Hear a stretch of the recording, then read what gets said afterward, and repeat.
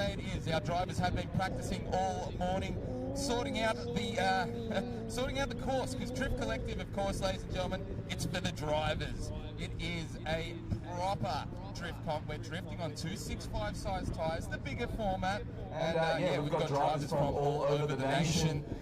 And I'm joined here today with Callum and Kai, and we're going to be reporting back on the battles. We're going to be enjoying ourselves, but right now we're getting straight into it. This is the seeded battle qualifying. So if you're not used to the Drift Collective setup, it is a different notion to your traditional qualifying setup. Drivers are paired, sort of based on previous results. And they're paired together. They'll do a battle run, but they're not actually battling each other. They're both just trying to do the best run possible. And yeah, judges will then give them a score out of 10 and work through that. So, boys, Kai, Callum, thanks for joining us. Kai, you've been here watching early morning. Callum, you were on the Red Bull run. Kai, what are your thoughts so far? Our drivers, Mr. C, Matt Harvey, and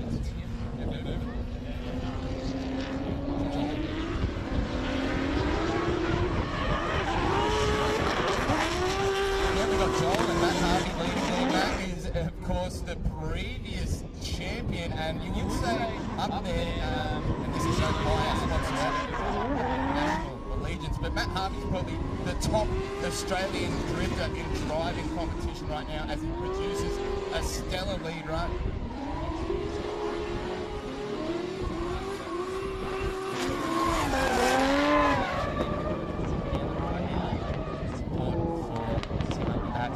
Keeping his proximity to Nat up front there.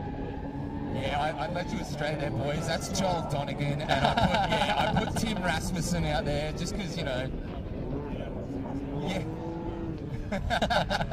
So, yeah, that we do have the pictures. Thank you. So, Joel, just drop back a little bit there, and you really can't blame that too much on Matt whatsoever. As just to really relay at home. This isn't a battle, ladies and gentlemen. This is qualifying. They are just trying to work together. So they'll switch around here, and Joel's going to do a nice big lead line. But Joel in practice before was doing really, really well, right up against that wall, nice and early, getting really deep into turn one. Let's hope he can do it again with someone behind him. But Matt Harvey, because he is an absolute weapon in the chase. Well, that's it. And Joel is no stranger to the Bend circuit, being a South Australian local. Yep, that's right. Yeah, he took a few years off actually, and he's only come back in the last year and a half or something like that. Come back with a vengeance, you know, with the state series. You know, won a few rounds. I think. So yeah, now he's a Drift Collective, showing him how it's done. All right, here we go. Second part, battle qualifying. You'll notice our start gate there for the drivers. That's just to make sure everything's even on the run in. Joel gets out nice to the wall. Lovely there. Matt just hanging in nice and tight. Goes for the dive, goes for the kill. He's a seasoned veteran. But this is a great sort of example of a lead and a chase run in the qualifying here. So this will score fairly nicely for both drivers, I reckon, as Matt just gets right up in there on that outer clipping zone as they head towards the wall. And just a real shadow type of operator, Matt. Matt getting real close there. You can see his experience behind the wheel. Absolute a weapon. Really, really good run from both the boys there. And this is only the first qualifying battle, boys. The first battle. We're on one today, boys. It's exciting, and it's what Drift Collective is all about. Of course, if you're not familiar with how the operation is run here, of course, it's a little bit different. We've got battle qualifying. That's already a little bit out there on the game, but the drivers absolutely love it. But when we actually get into the battles, this is where it's a little bit confusing, but it makes a lot of sense. We sort out the drivers in their qualifying order, and then the drivers who qualify in the bottom 16. That is any driver that qualifies from 17th to 32nd. They are then paired against each other. So all the drivers in the bottom 16, we pair them up, they battle it out, then the winners versus the middle 16. You know, they are the qualifiers from 9th to 16th. Yes, ladies and gentlemen, I understand how confusing this sounds, but bear with me.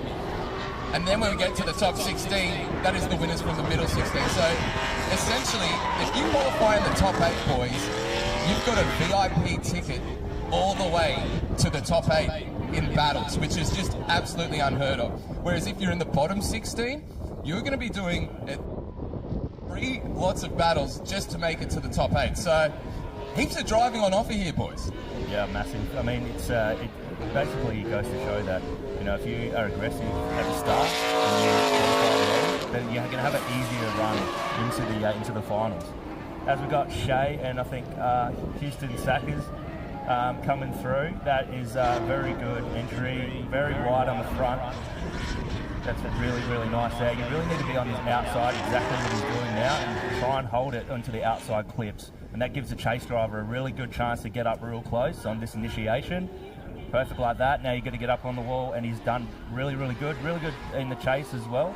But the best thing about you need a good chase. You need a good lead to do a good chase, and that's exactly what that was. Yeah, it's always a win to get that commentator cliche out of the way. Yeah, that's it. Let's do it. Just going to get it out early. And let's just get the other one out of the way. Hate to be the judges, right? Yeah, well, that's right. Hate to be the judges right now. I wouldn't have done it like that. No, you're exactly right, Kai. That was a great lead run by Shay Ponsby there. Yep. And then also Hudson in the chase. Hugh Sackers, yes, the Mount Gambier go-getter. He's here with the hometown crew, and they're representing. But yeah, it was pretty tidy. Houston did drop off a little bit, if I want to get real technical there. Yeah. Just sort of in that first section. Yeah. But still, nothing to shimmer at. And like we said, ladies and gentlemen, this is qualifying. So both drivers are just being marked on their individual efforts. Yes. Yeah, for sure. As they come back around again now, looks like Houston in the lead.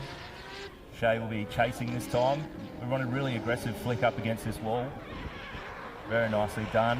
Good big angle. Oh, he's somehow managed to hold on to it. Done really well to get through there. Shay's done really well to emulate that and to not hit him. He's coming up now.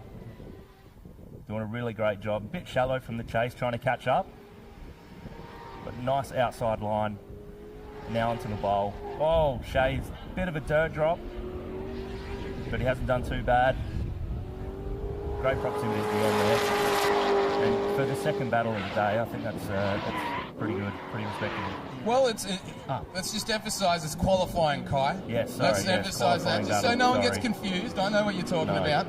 And as you said, big entry from Huey, and he held on to it. Just to dabble on that, but our judges were talking earlier, we were talking with them, and we all love a big, fast, hard flick, aggressive entry, big angle. Absolutely. Judges also love that, but they're not looking for that big, massive angle where you're going to wash off enough speed and it'll affect the chase drive. 100%, yeah. Anything like a hard throw, if you're going to look like you're going 90 degrees or more, or say a backy, then no, that's not what we want. We want the chase driver to have absolute confidence in the lead and also make a very chaseable run. So that's it's got to be smooth. It's got to be fast and aggressive, but it's also got to be like a snap and a hold, and that's what we want to do that. So exactly, yeah. You can't just bang it to full lock and hope for the best. Yeah, let Jesus take the wheel.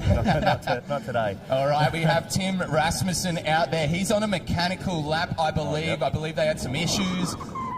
Couldn't quite get as much track time as they want, so fix something there. I mean, that's what I've been led to believe, but I'm also a commentator, so I'm absolutely making up whatever I please. Oh, big correction there. Yeah, we'll count that as a mechanical, Timmy. Yeah, that's just get your eye in, I think. Yeah. Just feeling it out. That's it. Warming the tyres up. So, yeah, I believe there were clutch issues there that I've just grabbed. Well, look, the big wada around the corner there sort of lets you know the clutch is doing okay. For now, anyway. Great to see Tim out there. Competed last year in Drift Collective. Fortunately, that car saw some bit of damage, I think, when it was at the hands of Luke Viersma. And here we go. Here's an exciting pair of operators. Caleb Sheehan from Tasmania in front. Will Argoon, South Australia's hometown hero, in the big wagon at the back. And what has happened there? That kind of, to me, seems like a mechanical thing. Bit too big, the wagon. It's Waich might have held it out a little bit too long there on the big bend. He's coming straight back. He's had enough. So, it looked like the front just kind of got baubled a little bit as he's gone to lock. But driving the wrong way on track's probably not my go-to move. But let's get back to the pits ASAP. Yeah, that's it. Bloody oath. Just Falcon things doing Falcon people doing Falcon things. I think Callum called it beautifully, like the rotating mass on that just sheared the rubber off the front. But definitely an exciting operator to watch, young Will Argoon, and just enthusiasm for days, boys. You'd love to see it. No, he's such a great human being as well. So positive, and the things he does with the Falcon is just unbelievable. Obviously he's got shockworks in there and a few other bits and pieces that make that car work really well. But yeah, he's an amazing driver. I was speaking to him yesterday, and it's funny because I don't think he mind me saying this, but he's a bit of a bogan. He's a bit of a bogan, and you go talk to him in the pits. And yesterday he was just saying, mate, I absolutely love getting nitty and gritty on my car setup. And to be honest, when you think about it, that fully explains how he's able to make that landmass object rotate the way it does, because he snaps to angle like any other import car you've seen. And look, I love a good Falcon, I love a good Commodore. They're not exactly notorious for being a nimble car. No, not at all. AU, Falcon and Bogan in the same sentence, you never hear about it. Never hear about it. But you can see as well, like, slight disadvantage having to be in that chase position with that extra weight. You really do just need to set those cars in, sit there and just hold on, hope for the best, compared to the lighter BMW there before. Definitely had that slight advantage. But again, remember, in this qualifying period, they are attempting to work together. And as we have a few more cars entering out onto the track, should be some exciting driving coming from these guys. Some similar match positions, similar matched vehicles. Very, very exciting. Looks like we have Scotty Roberts in the S13.4 in ahead, and then behind him looks like Jason Hayden. Thanks for that, Renee. So it looks like they're just warming up the tyres, getting ready to go. This will be good. So there's a massive V8 in the front of that Edwardstown powder coating S13. He got rid of the, I think it was RB25, I think, once upon a time, but it's big and loud and V8. So. Looks like both of them stopped in at Boeing and picked themselves up a couple of wings. They're ginormous. Do like a mighty big wang. Yeah. That's grip for days. That's right. And, quite the... Those poor 265 radials. They don't know what they're in for. All right, battle qualifying, of course. Drift Collective 26. Standalone event this year. Been run by Drifting SA, Stewie and Renee putting absolute work in. And of course, we're back here again tomorrow, aren't we, boys? Oh, yeah. Long weekend vibes here in South Australia. Of course, Drift Collective, brought to you by Drifting SA, and Dory Wheels coming through with the goods. Scotty's Tyres doing the magic there with Dory Wheels.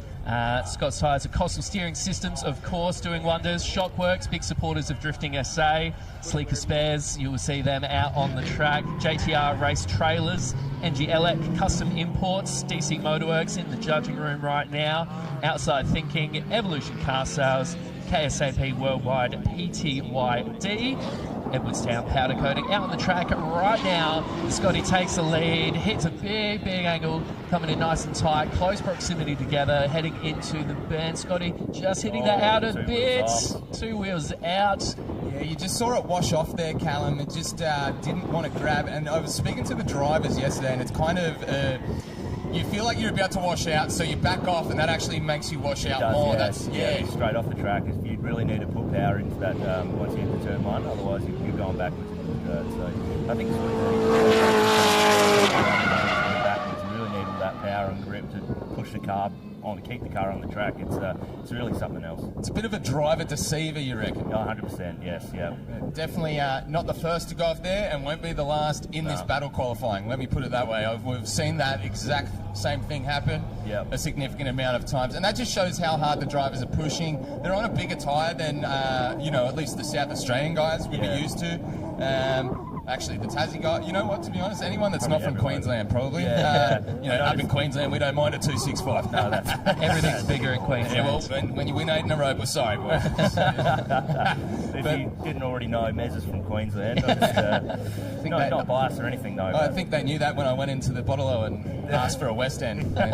Straight out. Those big fancy beers you keep talking about. Beautiful stuff here. And Drifting SA, look, let's be honest. sort of holding the title a little bit in Australia as far as driving events and going. But you know, there's other places coming. Tasmania's coming. Yep, Tassie's coming up. Yeah, Tasmania's coming. It's good stuff. But yeah, absolute great to be here at the Bend Drifting SA Drift Collective. Okay, we're in battle qualifying. If you just joined us, we just had these drivers go through. We're going to flip them around. It's going to be Hayden leading out, Roberts in the chase, and again, this is just qualifying, so they're actually working together, and that's a beautiful run.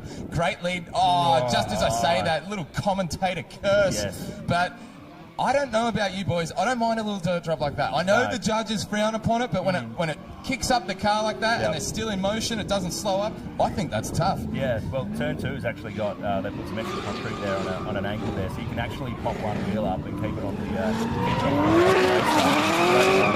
That's a great chase as well, but I think it just went a little bit too far then, just getting to it. And they've both done a great job, given that both made those slight mistakes on that big bend there. They've done a really, really good job to still keep proximity to make up for sort of lost time, so to speak.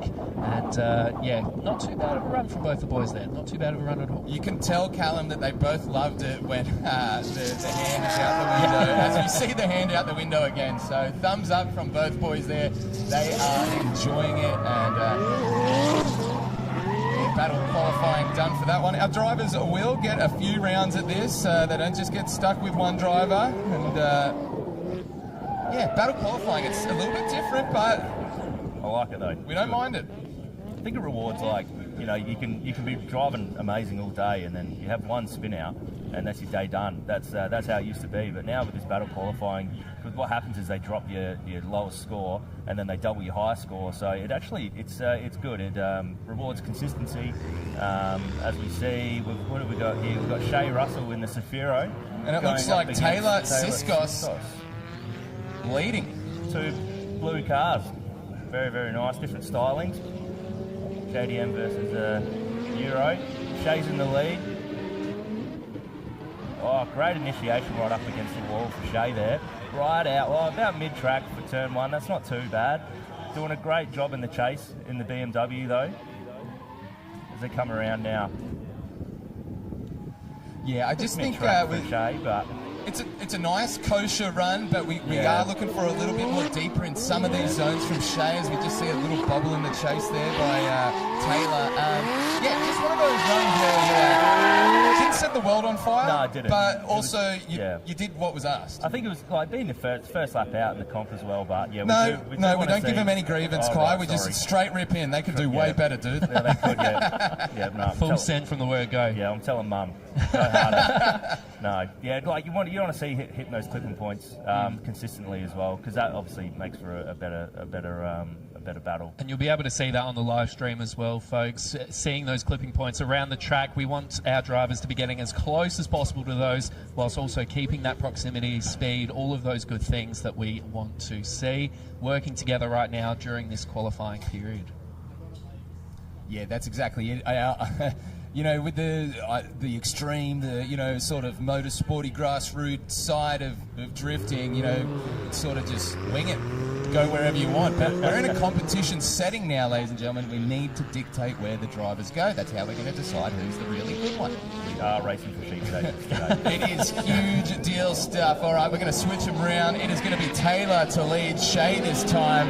Both rocking the Blues Brothers, and I tell you what, Taylor was out there nice and deep on the wall there. Shea just tucking in a little bit, although very shallow on the angle, but nice angle. Making it work and continuing the drift. But Taylor's on a bit of a winner here, going nice and deep, as he must have heard the commentators, boys. Yes, it must have the live stream on the car. I don't blame him. I used to as well. But no, that's a great run, right up against the wall, lots of smoke.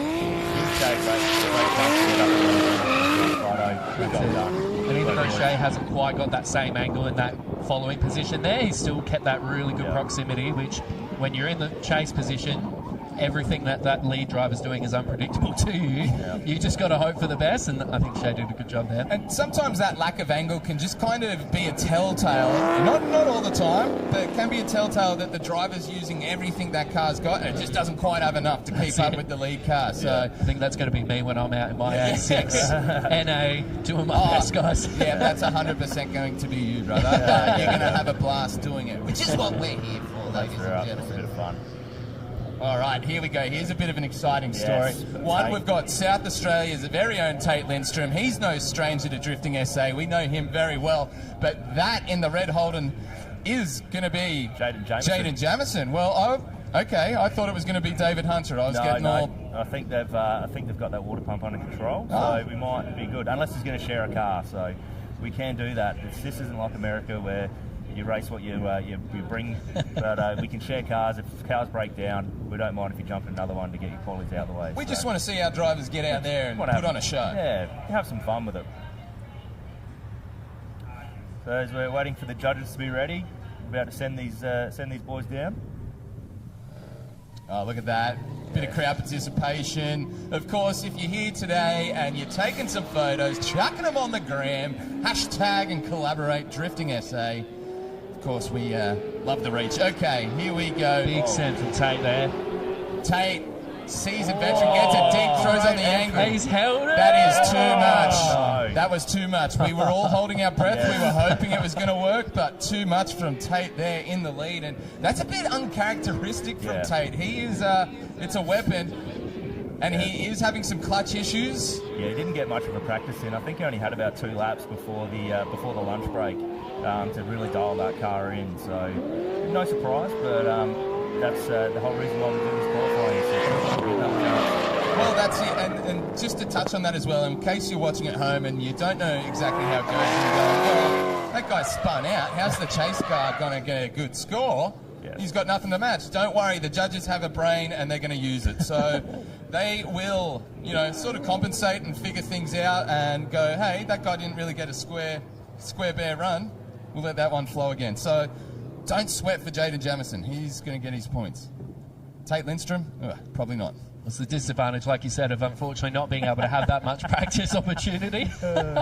All love for Tate. Yes. But we love Tate. We love Tate, but just do better. Well, the mental after that as well, if you haven't had enough practice, you come into a qualifying like this, and you're going to be thinking, man, I need to go full send right from the word go.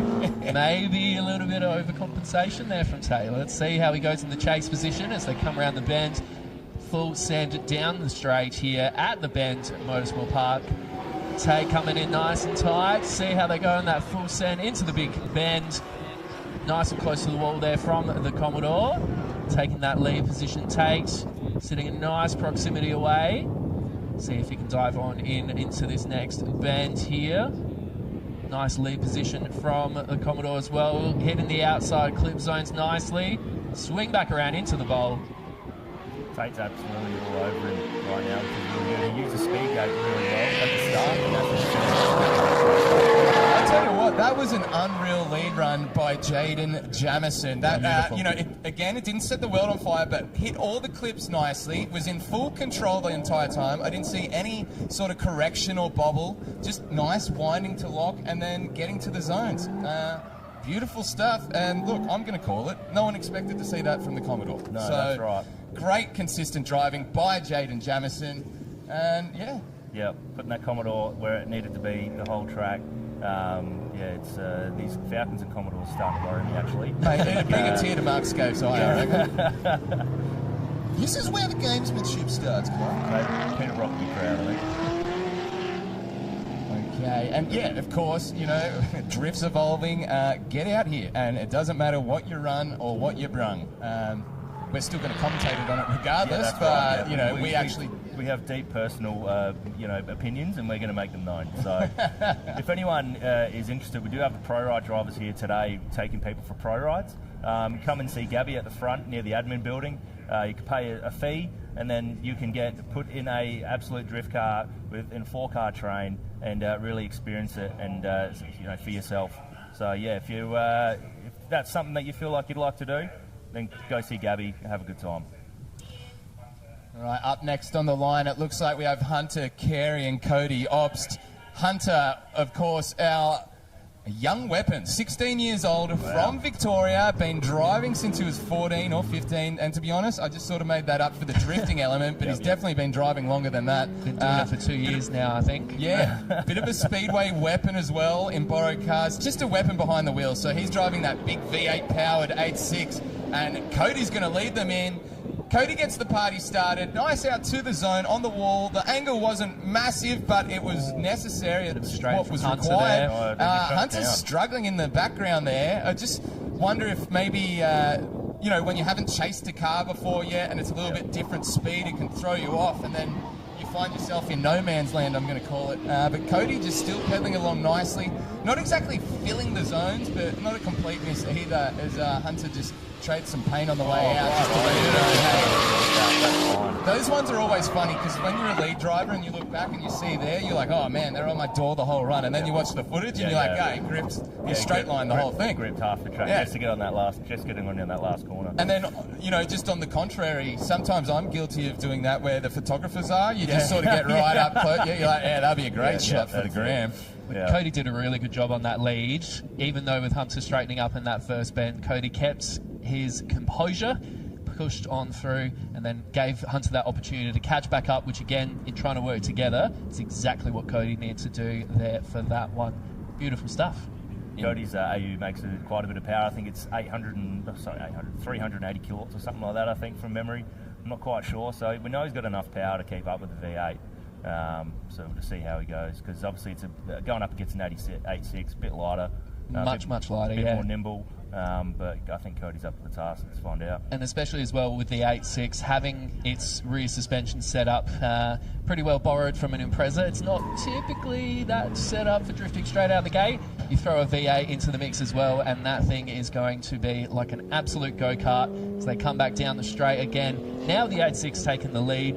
Here we go, Hunter in the keeper reach, 8.6. Cody in the chase position this time round. Hunter dives on in, nice and close to the wall. Oh, it doesn't quite give Cody the room to come in tightly though. Cody's doing his best to keep in close proximity as they come around the bends here. Cody trying his best to catch back up to that V8 powered 8.6. Hunter pushes away. Still a little bit shallow from Hunter. Dives in as close as he can to the bowl. Cody giving us that power to try and catch back up as best he can. Hunter pushing on through as he exits the bowl there. A bit hard. I mean, it squeezed him out on turn 2. It seemed really shallow. Didn't let Cody have that opportunity to get close to him. Yeah, well, there was that moment there around the sweeper, wasn't it? And it just looked like it washed out. It wasn't quite a straighten, but it was definitely a correction. And yeah, when you're already offline and then that happens. But, you know, Cody still hung in there, and I don't think, you know, it's going to affect his qualifying score. Of course, if you're just joining us, this is battle qualifying, where we let our drivers battle. That's how they qualify. Yeah, that's how they qualify. It's in the name. If you're says still what it does on the box. Go see a doctor. If you're still confused by it, subscribe for an hour chat with Stewie. Yes, yeah. Only Stews. That'll be the quick version. Yeah. Okay. It looks like DVD. We have Tim Rasmussen out there and Blake Abaya. Abaya, yes. In the S13 Vert. Yeah, isn't that thing something to look at? That is cool. Cool indeed. I was trying to think of something to say with cool, but it just didn't come. It's cool. It's cool. Blake driving Drift Collective and Drifting SA1 last year. He's been doing Keep It Read Ride with a pro for a little while now as well. Second overall, Vic Drift 2025. So a well-experienced convertible S13 there. Yeah, they've definitely done some, you know, not testing, but you know, they've done that word. You know that word that I'm trying to think of. And as a professional commentator, really stuffing up right now. So just about that word. They've done a lot of schedule. A lot of stuff. A lot of stuff and a lot of development. Yeah. There we go. R&D. R&D. I was hung up on the R. What's the R stand for? But I should have been thinking of the D. Yeah. Thinking of the D, man. All right. Thinking of the D. Mate. Here we go. Yeah, thinking of the drift. Always thinking of the drift. That's what he meant. Okay, Sorry. it will be Tim in the lead, Blake chasing, both drivers working together to get a good qualifying score. Not their first time with Drift Collective for either driver. They enter into, massive angle coming in there, courtesy of Tim. Massive angle indeed into that first corner. They come back in tightly into proximity with each other, entering into turn 2. Yeah, he's right up on the front door there. Beautiful stuff indeed. Close to those clipping zones, as we like to see, as they enter into the bowl. A little bit shallow into the sweep around into the bowl. Yeah, Blake almost transitioned before Tim, then just up into the car. It looks like that front bumper's hanging off. Did he hit him on the transition? I wonder. I just think maybe not enough development. Maybe more zip ties. Yeah, more time for some research as well. Yep. Yeah, we need to research how that front bumper's not hanging. Yeah, well, yes. It looked like he almost transitioned before Tim going into the bowl to try and maybe get up on him for some more points, and maybe just clipped him. We don't know. We'll have to look at the replay for that one. I mean, it does kind of look like Tim's rear bar, like a little bit off there, so it's possible. Definitely. Yeah, he looks like it's been pushed in a little bit, but having a yarn with each other here, swapping pains, swapping notes. It's always the set, bro. That was so sick, dude. That was so sick. You're both wearing helmets in loud race cars with stripped interiors. It's always a good time to start a conversation. Yeah. I think I'm going to start learning sign language. Yeah, moving forward. I think. Yeah. Thumbs up, thumbs down, 1, 2, that's about it. That's all you need to know. 100%. All right, Blake gets out. Yes. We've got to take that front bar off.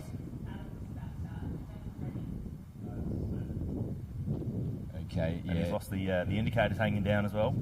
Yeah, that won't pass roadworthy. No.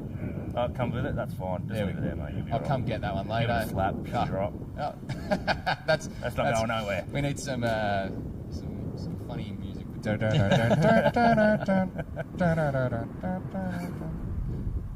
While the boys are getting themselves sorted here as well, a big shout out to Blackwood Hire and Rural IT Solutions, some of the sponsors we mentioned earlier on as well.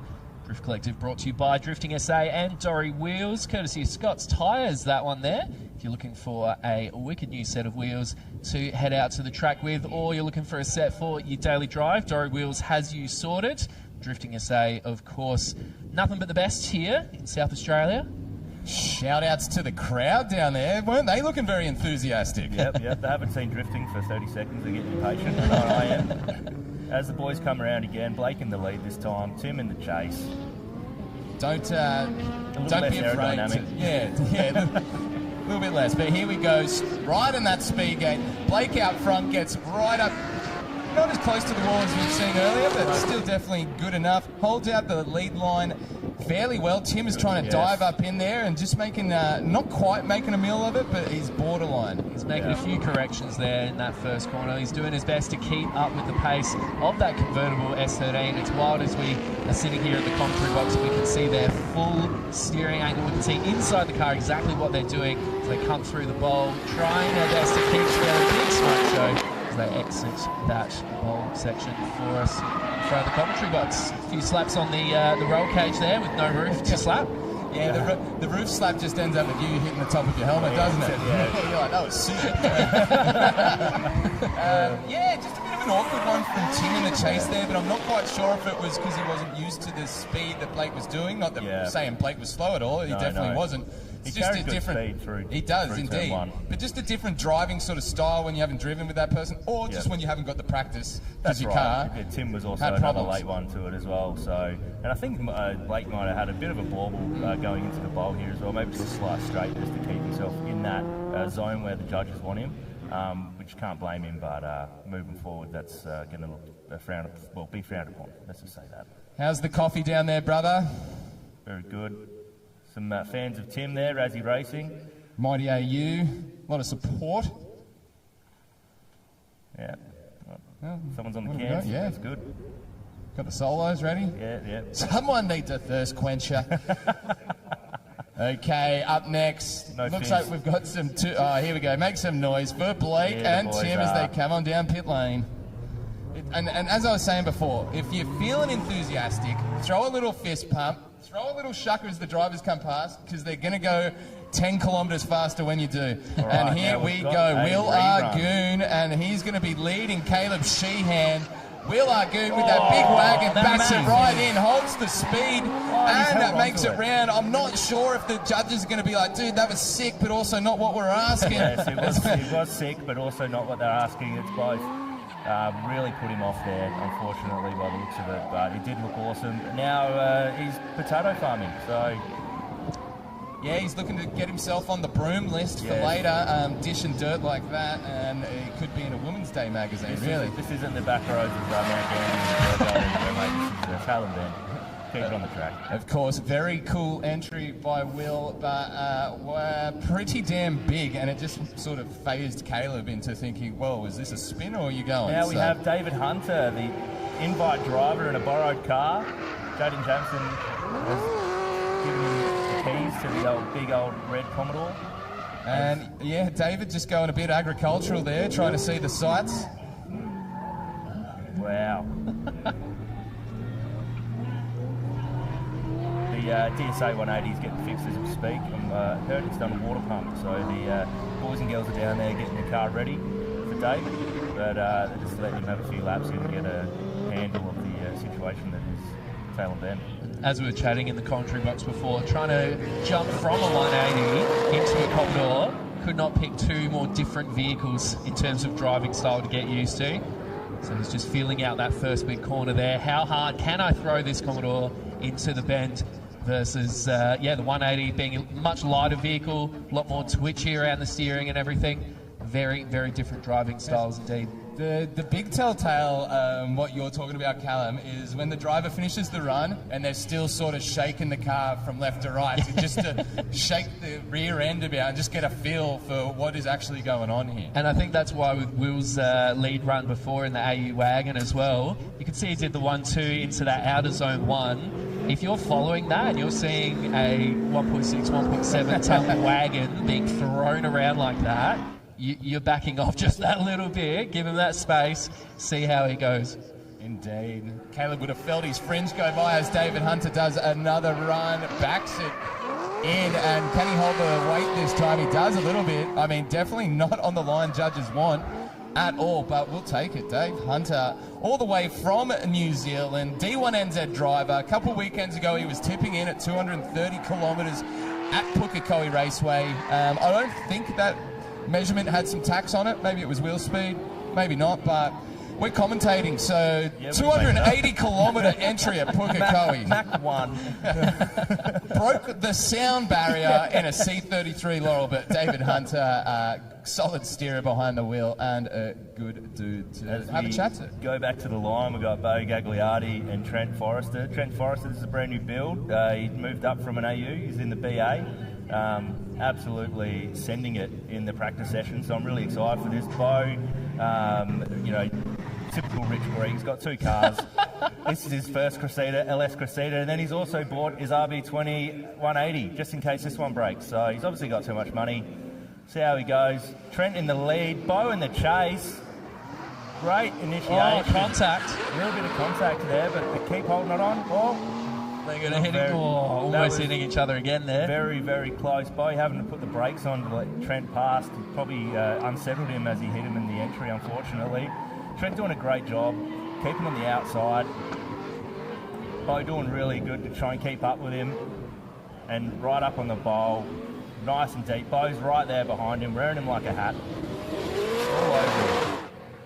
Oh, and Trent's just throwing a wheel up in the air. Great job, considering. Yeah, a little bit awkward there. A bit messy at the start, but they seem to come back and work it out in the end there. Yeah, well, that's it. You just can't set the world on fire from the get-go. You've got to ease in. That's right. If the rear of your car is hitting the front quarter of their car into that bend, it's not really what the judges are after, is it, Not quite teamwork we're looking for. But that's true. It's Bo Gagliardi's rear end kind of looks how I reckon Bo's feeling about that run. A little bit sad. A bit of sad house instead of madhouse. It's got a little frowny. Trent did a great job actually to not let that contact bother him too much into turn one. I was actually very surprised by that. So that's great driving from Trent to hold on to it. Probably for the best that we don't have microphones and cameras inside the vehicles, because yes, he from the outside we can see he held his composure pretty well and kept pushing through the run. But you wouldn't want to have any sort of vision or microphone inside the car if your vehicle is being collected onto that first bend there, having a bit of a freak out, I'm sure. Okay, judges just still sort of deliberating, but yeah, as you can see, both rear ends there looking real stoked on life. Car looks like he's had a stroke.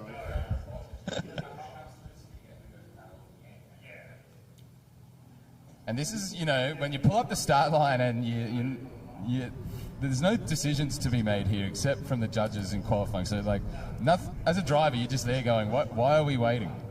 What's going on? But really, you should be thinking about, maybe I did stuff up that entry. Maybe. Just let him stew in it for a little Yeah. bit. At this point, when they're still meant to be working together and whatnot as well, you should ideally be thinking, oh, how did I go? How did my other, paired driver as well compete? How did they enter into those corners? How much angle were they able to pull? How much speed were they able to pull as well as they set off from the line? Let's see how much of that R&D they've been putting into at the start line there. Yes, Bo in the chase now. Bo in the lead now. Trent on the chase. Be a big send here from Bo, I'm sure, as he comes in nice and close to the wall. Tap on the wall. See the bonnet of the boot, fly up there. Nice and well, yeah, a bit about mid-section for Bo. That's good. As he comes through, Trent doing a really good job to emulate him through that corner there. Really need to see Bo wide here, which is... Oh, he's off, he's off. He's Good one, Kai. Good one, Kai. We need to see Bo go off track here. Yeah. I think he took it just that little bit too literally. He's going again. He wasn't happy with that, so he's going to do the whole thing. He's straight in. Yeah, that is... rear end's looking even sadder than it was at the start of that run. Trent did everything he could for that one there. He was actually doing a really, really great job, giving Bo plenty of space there. Yep. But unfortunately, the commentator's curse strikes again. Yeah, so I'm going to shut up now. I think it's safe to say Bo would not be stoked with that. So no. But like we were saying, this is qualifying, battle qualifying, so it gives the drivers a chance. You can have a not good run, and you can somehow come back from it. You just need to be really consistent, and then you keep let that be the worst lap. You'll lose it. It doesn't matter. It's gone. It's dead. Your best lap will get doubled. The points will get doubled, and then the whole score gets collected, and then you get put into the top 32. So it's not over yet. There's still chances. We'll be very, very keen on this run that's coming in here. Yep. So we see Scott Massari, I believe it is, from Victoria. Scott Massari in the yellow Ferrari. Yeah. Now, these guys were absolutely killing it at Locktoberfest end of last year here in South Australia. Yes. That yellow paint job, very, very striking when you've got a team of drivers all rocking the same lineup, same visuals, all that sort of stuff. Yeah, me pulling up next to them in the pits in my bright orange Toyota 86 was definitely a rough amongst the diamonds, I would say, in that sense. So they kick off the line. Yeah, watching earlier today in practice, Scott was absolutely doing some entertaining, exciting, big angle stuff. But some of the runs, way too much angle. But that was not the case. That was perfect amount of angle by Scott Massari. Gets deep there. That allows our Zed to dive on in by Blake. And Scott gets out to that second zone beautifully. No commentator curse here because he's going to go very well to that one. Yeah, he does. We've gotten through, ladies and gentlemen. We've made it. And this is just a great lead lap by Scott Massari as we unfortunately see the chase car lose drift. And Theo, he's in a borrowed car, so very new for him as well. I think he started borrowing it last night, so I think he had practice in it this morning. But don't hold me to that. Well, I forgot I'm a commentator to make it up. That's all right. He had all morning to practice. Say it with confidence, Kai. He had all morning to practice. No, it's. He did pretty good for what he's got given. And the two Vic drivers here in South Australia as well on foreign territory. As I said before, the yellow S13 180 there has been here.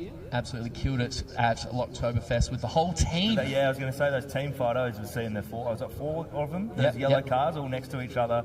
Reminded me of like a final bout of video. I do believe, if I'm not wrong, there was some controversy with the team around that time as well, around the whole Backy situation. I saw a bit of noise online. And I did the mature thing because I've learned and grown as a human, and I just ignored it. I thought that's what you did. Yeah, because I was like, I got no idea what anyone's on about. But yeah, some of those people claiming backies, if you get to a spin and then you just get on it, that's not a backie. All right, here we go. Oh. Theo is in the lead this time. Scott's in the chase, and Theo got the party started, but had to dab more handbrake to go, and he's off deep. Full off. And yeah, that'll be all she wrote for that part of the battle. But Sorry, we'll see. doing really well to avoid that as well. Indeed, but we will see Theo later. He'll get another chance. And look, this is. I'm kind of, just sounding like I'm on something here, but Scott's driving wonderfully. That was absolutely perfect. And Scott has always been a great driver, but I reckon this is probably the most consistent and aggressive I've seen it. And unfortunate there for Theo, because that was the perfect lead run. But unfortunately, if you're following someone like that, or you've got them right up behind you who is insanely confident, who doesn't mind getting within a metre of your front door there, if you don't have that same confidence and composure experience, then it can sometimes wig you out, which might have been the case there for Theo. Yeah, definitely. And just getting back on the backies topic, I mean, let's be honest, ladies and gentlemen, playing at home, a backie, you want, maximum angle, but I also want maximum accelerator. Absolutely, a lot of these people claiming backies, look, mate, you just spun out and just managed to get on the accelerator. Yeah, just to stop it from spinning. Exactly, So, like, I mean, in a photo, we've all claimed it. We've all done it, right, You can tell it's a spin out, but we've all claimed it. We've all done it. But in a video, there's no hiding in a video. You need, good smoke, good snap. I did actually miss all that noise. I had a quick look, and then someone made a page, and there's another page, and I was like, God. Jesus. People making pages again. Yeah. 2020, fucking 2008 again. And just see Mudgy, Sam Mudge in a borrowed car. I think he's just did some ploughing for a little bit, but this is a solo qualifying run for Sam. Ooh, big straighten up, and he's off. Big straighten and a lock up, and he's off the track. Stay into it there. He's on a good rally line. There it is. Track, the rally cross track getting a workout. Yes, it is. Colin McRae, eating your heart out. Oh, and this is who Sam is, right? He's an entertainer. He's a character. He's in his teammate's car, which I reckon he probably knows his way around. And he's a solid steerer. There's more dirt coming out of it than there is smoke at the moment. Not quite the smoke show we're expecting, but if commentators could award points, I'd give him 10 points just for that. Just for effort. It's about entertainment, and boy, did he entertain. As we watch the dust just float over the main Bend track as there's Porsches driving through it. We're going to hear about this later. It's the bloody drifters. Bloody drifters again. And you can see here on the replay, Here just he a goes. straighten up. I'm going to take the road less travelled. Yeah. You can't get bogged if you don't stop. Exactly like the V8 supercars back in the day. Do not stop in the kiddie litter. Keep on going. They said they wanted it deep in the clipping zone. I'll show you deep. Okay, second solo qualifier for Sam Mudge in the borrowed car. The big V8 is purring. He holds on to it this time. About 5 business days from the clipping zone there, but he'll get out to this one. That's very nice. Just had that little wheel poke up as he hit his back wheel into that little gutter we were talking about before. He's come around right on the edge, right outside of the clipping zones. A little bit shallow there. Back onto the bowl. You want to see the guys on the bowl as early as possible. That's probably that move there. That's a pretty normal thing in South Australia, isn't it, Kai? Yeah. Just in some of the lower regions of South Australia, so I hear. I wouldn't know what you're talking about because I'm a northerner. Sam Mudge absolutely doing well in the borrowed car. Murray River Motorsport boys, they know how to do drifting. That's for sure. Yeah. There was a little bit of sort of wheel twitching in that second run there, coming into that first corner. So trying his best to give that a little bit more steer and make sure he's not heading off the track once again for that second run.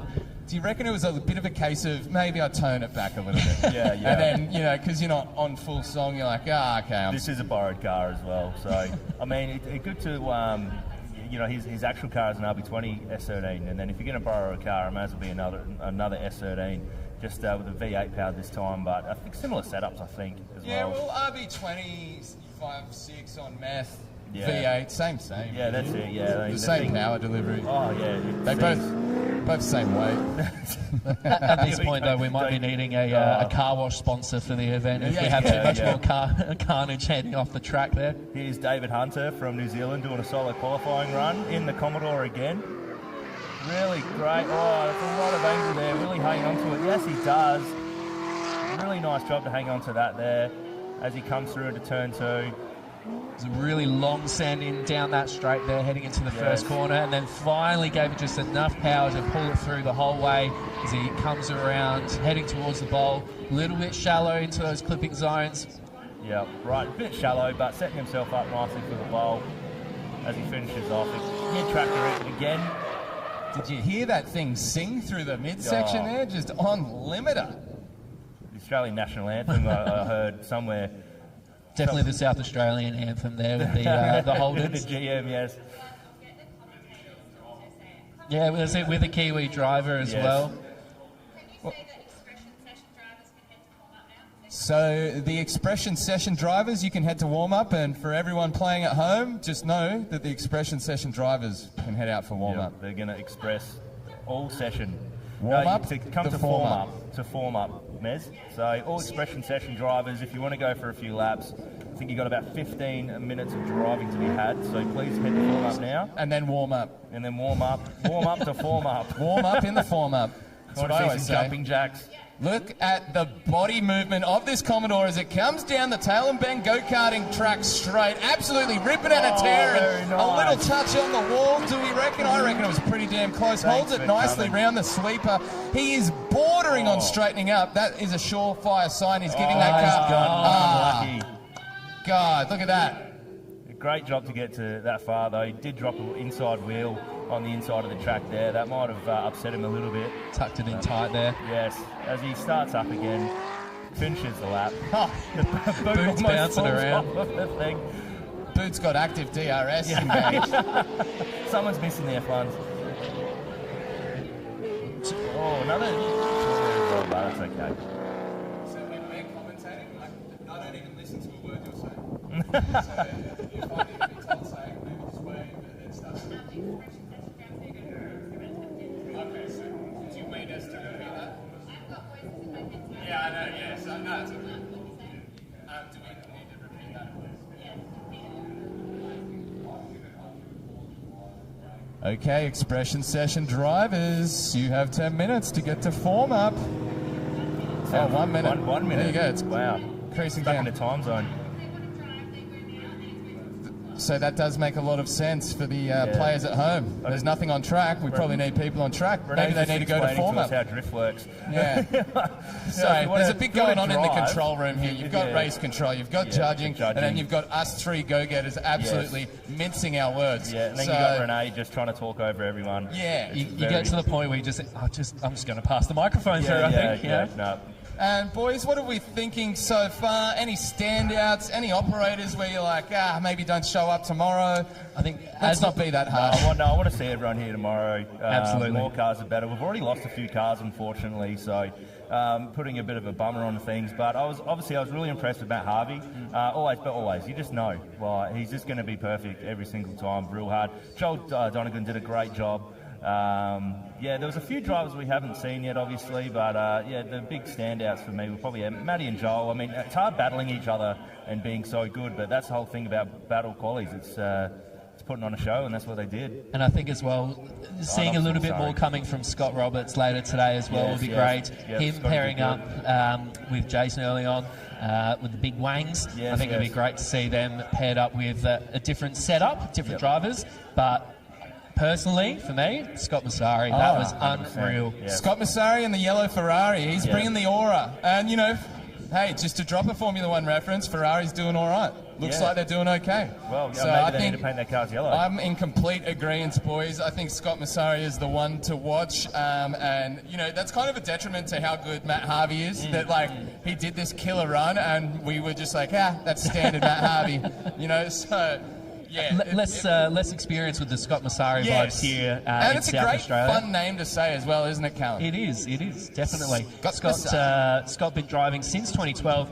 Apparently he's never gone too crazy on the comp side of things, but definitely wanted to give it a go last year. Super experienced. Plenty of keep it ride with the pro action over the last few years, different drift demos. Been to Japan a few times, so you know he's had the good stuff coming his way. Plenty of good vibes from Scott Massari. Definitely one to watch today here at Drift Collective, brought to you by Drifting SA and Dory Wheels. Sorry, Callum. Speaking over the top of you, that is the worst commentator move ever. Sorry, but drivers, expression session now on track. There we go. Look at that. Commentator just summons a car. All right. Words. Yeah, we've got 2 whole cars. Callum, we're having fun here. And, absolutely are. Can't wait for these battles to start. We haven't even finished the qualifying battles, but we are just having a little interim break here while we organise the rest of the drivers that need to do their runs. And of course, if you are here at the Bend, it is a beautiful day here. A little bit of cloud cover, but on the drive up here, it started to rain a little bit. Thankfully, that's been avoiding us today. It's a beautiful day. We've got food trucks. We have family fun vibes. Even saw some fantastic colouring in the sheets, which I think at this stage we might be whipping out here in the commentary box unless the drivers give us something to kick and scream about, get us excited. The colouring in sheets, of course, for your favourite drivers. You can start filling those out. Maybe even get a little signature if you're out in the pits as well. Yeah. How good. Drift colouring in books. What a time to be alive. If I was still like 7 years old, I would be cheering, I tell you what. Be a right old treat. Okay, we've got some drivers out there, and I believe this is just expression session, just a little fill-in as we organise some people. So, you know what, maybe we pause on the commentary for a little bit. We just listen to the smoothing tones.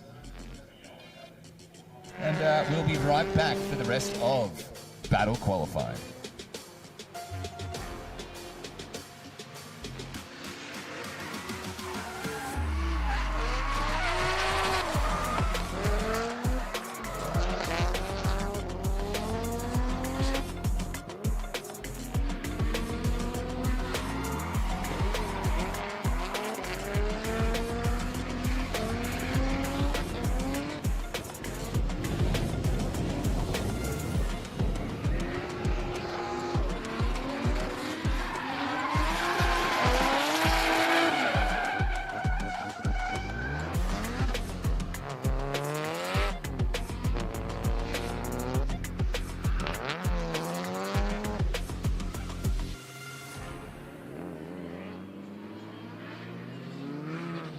Shut up and sit down.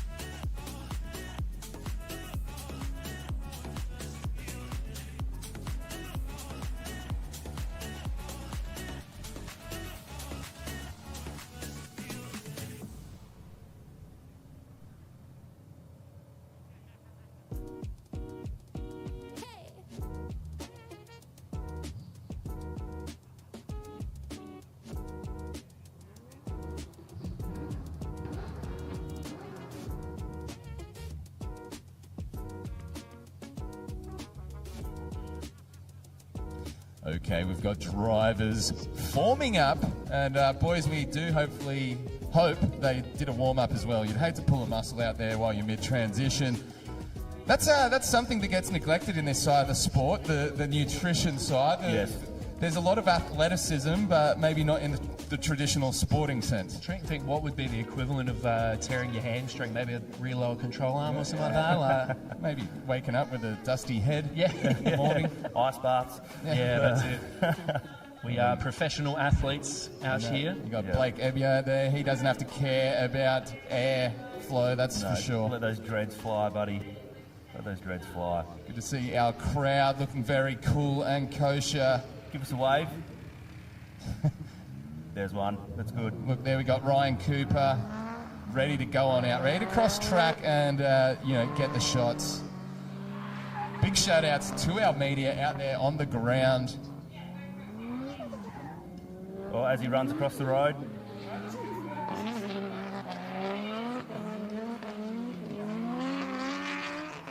All right, battle qualifying. Welcome back. This is, I will say, like sort of part 2, round 2 of our battle qualifying, and I think we get to 3 rounds, and then if someone stands on their left leg but raises their right hand, they go through to the top 16. No, that's going to summon some sort of god as well. Rain god. Zeus is in the mix. Yes, it's only on the 3rd Wednesday of every month. But if you're just joining in, just quickly, just to rehash, it's battle qualifying. Our drivers aren't battling one another, they're battling together. So they'll do the traditional lead, change it round, do the chase, and drivers will be given a score out of 10 by each of the 3 judges. And then, we do the classic, drop the lowest score, do a little spin round on the dance floor, and Spin-a-rooney. voila, we've got quali. So they're not messing around. We're straight into it. Straight into it, Kai. And Blake who do we have? We have Blake versus William Argoon, all the way from Mount Gambier. Blake in the lead, Argoon in the chase. Nice flick initiation down into turn one. Will is right there with lots of angle, and he's off. Big and back on, and he's around. And then Will makes it through. Big rattler from Blake, fair enough. As Will keeps the lap going, puts the hammer down, real good. Out on the outside, clipping points have just got readjusted slightly. Right nice and early up on the pole. Will presses the smoke button. That's all she wrote. Blake, a valiant effort to try and catch back up. Yeah, Blake was coming in hard, fast and aggressive, but just couldn't quite hold on to it around the sweeper as it just washed out wide there and dipped in the dirt.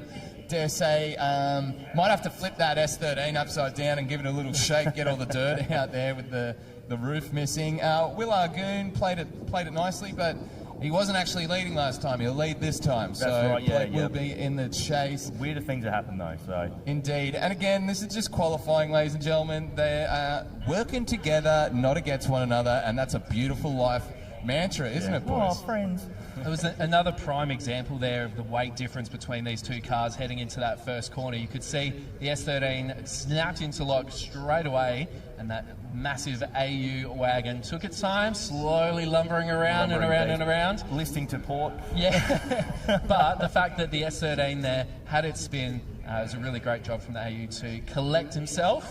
Make sure he wasn't drives this halfway. thing like an S13, so it's so crazy to see, like such a big car gets thrown around with no mercy whatsoever. It's called Walter, by the way. I was trying to think of its name all day, but no, he's called that AU wagon Walter. And Walter Wags. Walter Wags, and it's here he goes again. So we've got Will Argoon in the lead, Blake in the chase. Blake, wow, that is a massive snap, massive throw by Will. Really good job there, right on the outside of T1, giving him Blake plenty of room to get up on there. Great job. A bit of a straighten from Blake to try and catch up with Will. Will has put a lot of power in that car recently. So as he's coming around now, right where he needs to be, Blake's right up over him. Right on the wall, lots of smoke. Blake's on his door, can't ask for more. Blake on the door, can't ask for more. Give him a tap. Beautiful stuff. Will Argoon, that was a great lead run. That was very clean, very clinical. Didn't over-rotate it on the entry, which we've sort of seen a couple of these drivers. I mean, they're doing fast, big, aggressive entries, but we can't have them affecting the chase. Just watch as he gets, and I love the aggression on the flick there. Little dab of the handbrake. Look at the axle trim. The axle just jumping up in the air for life. It's really, the axle's joining in with the party, but he gets nice and deep out to that second zone. Blake just shallow there in the chase, but didn't quite straighten. He was just a little bit, he was borderline. But it's all eyes on Will Argoon as he gets out to the clipping zones there and then gets right into the bowl. Again, just qualifying and doing himself wonders there with that run. Yeah, really good. Obviously, the first battle he had a few spins, a few mess ups, a few mistakes. He's come back. He's solidified his spot, I think, in that run. So hopefully he scores some good points and we get to see him again. You can tell he's excited because the drivers actually drive through underneath our commentary box, and each time Will Argoon's had a ripper run, he's absolutely let the Falcon wagon sing. It's so absolute like an earthquake going off. As we've got our next battle coming down now, we've got Joel Donegan and Trent Forrester. Joel in the lead in that V8 powered S13. Bit of a shallow entry into the turn run there for Joel. Mid-track. Trent's doing a really good job to stay up on him. As we see him come around now, Trent doing a great job to emulate. Joel really needs to come out yet. He's hitting those outside clips like we want. And a really great aggressive entry into the bowl. And Trent is just right behind him, doing a great job to keep up on him. That big V8 up and keeping up with the S13. Great job. As the hands come out, the slaps come out on the roofs. He's very happy with himself. Well, that's how drifting's measured. It's how many roof slaps per minute, and you know what? Those boys getting their quota, that's for sure. RSPN. I love it.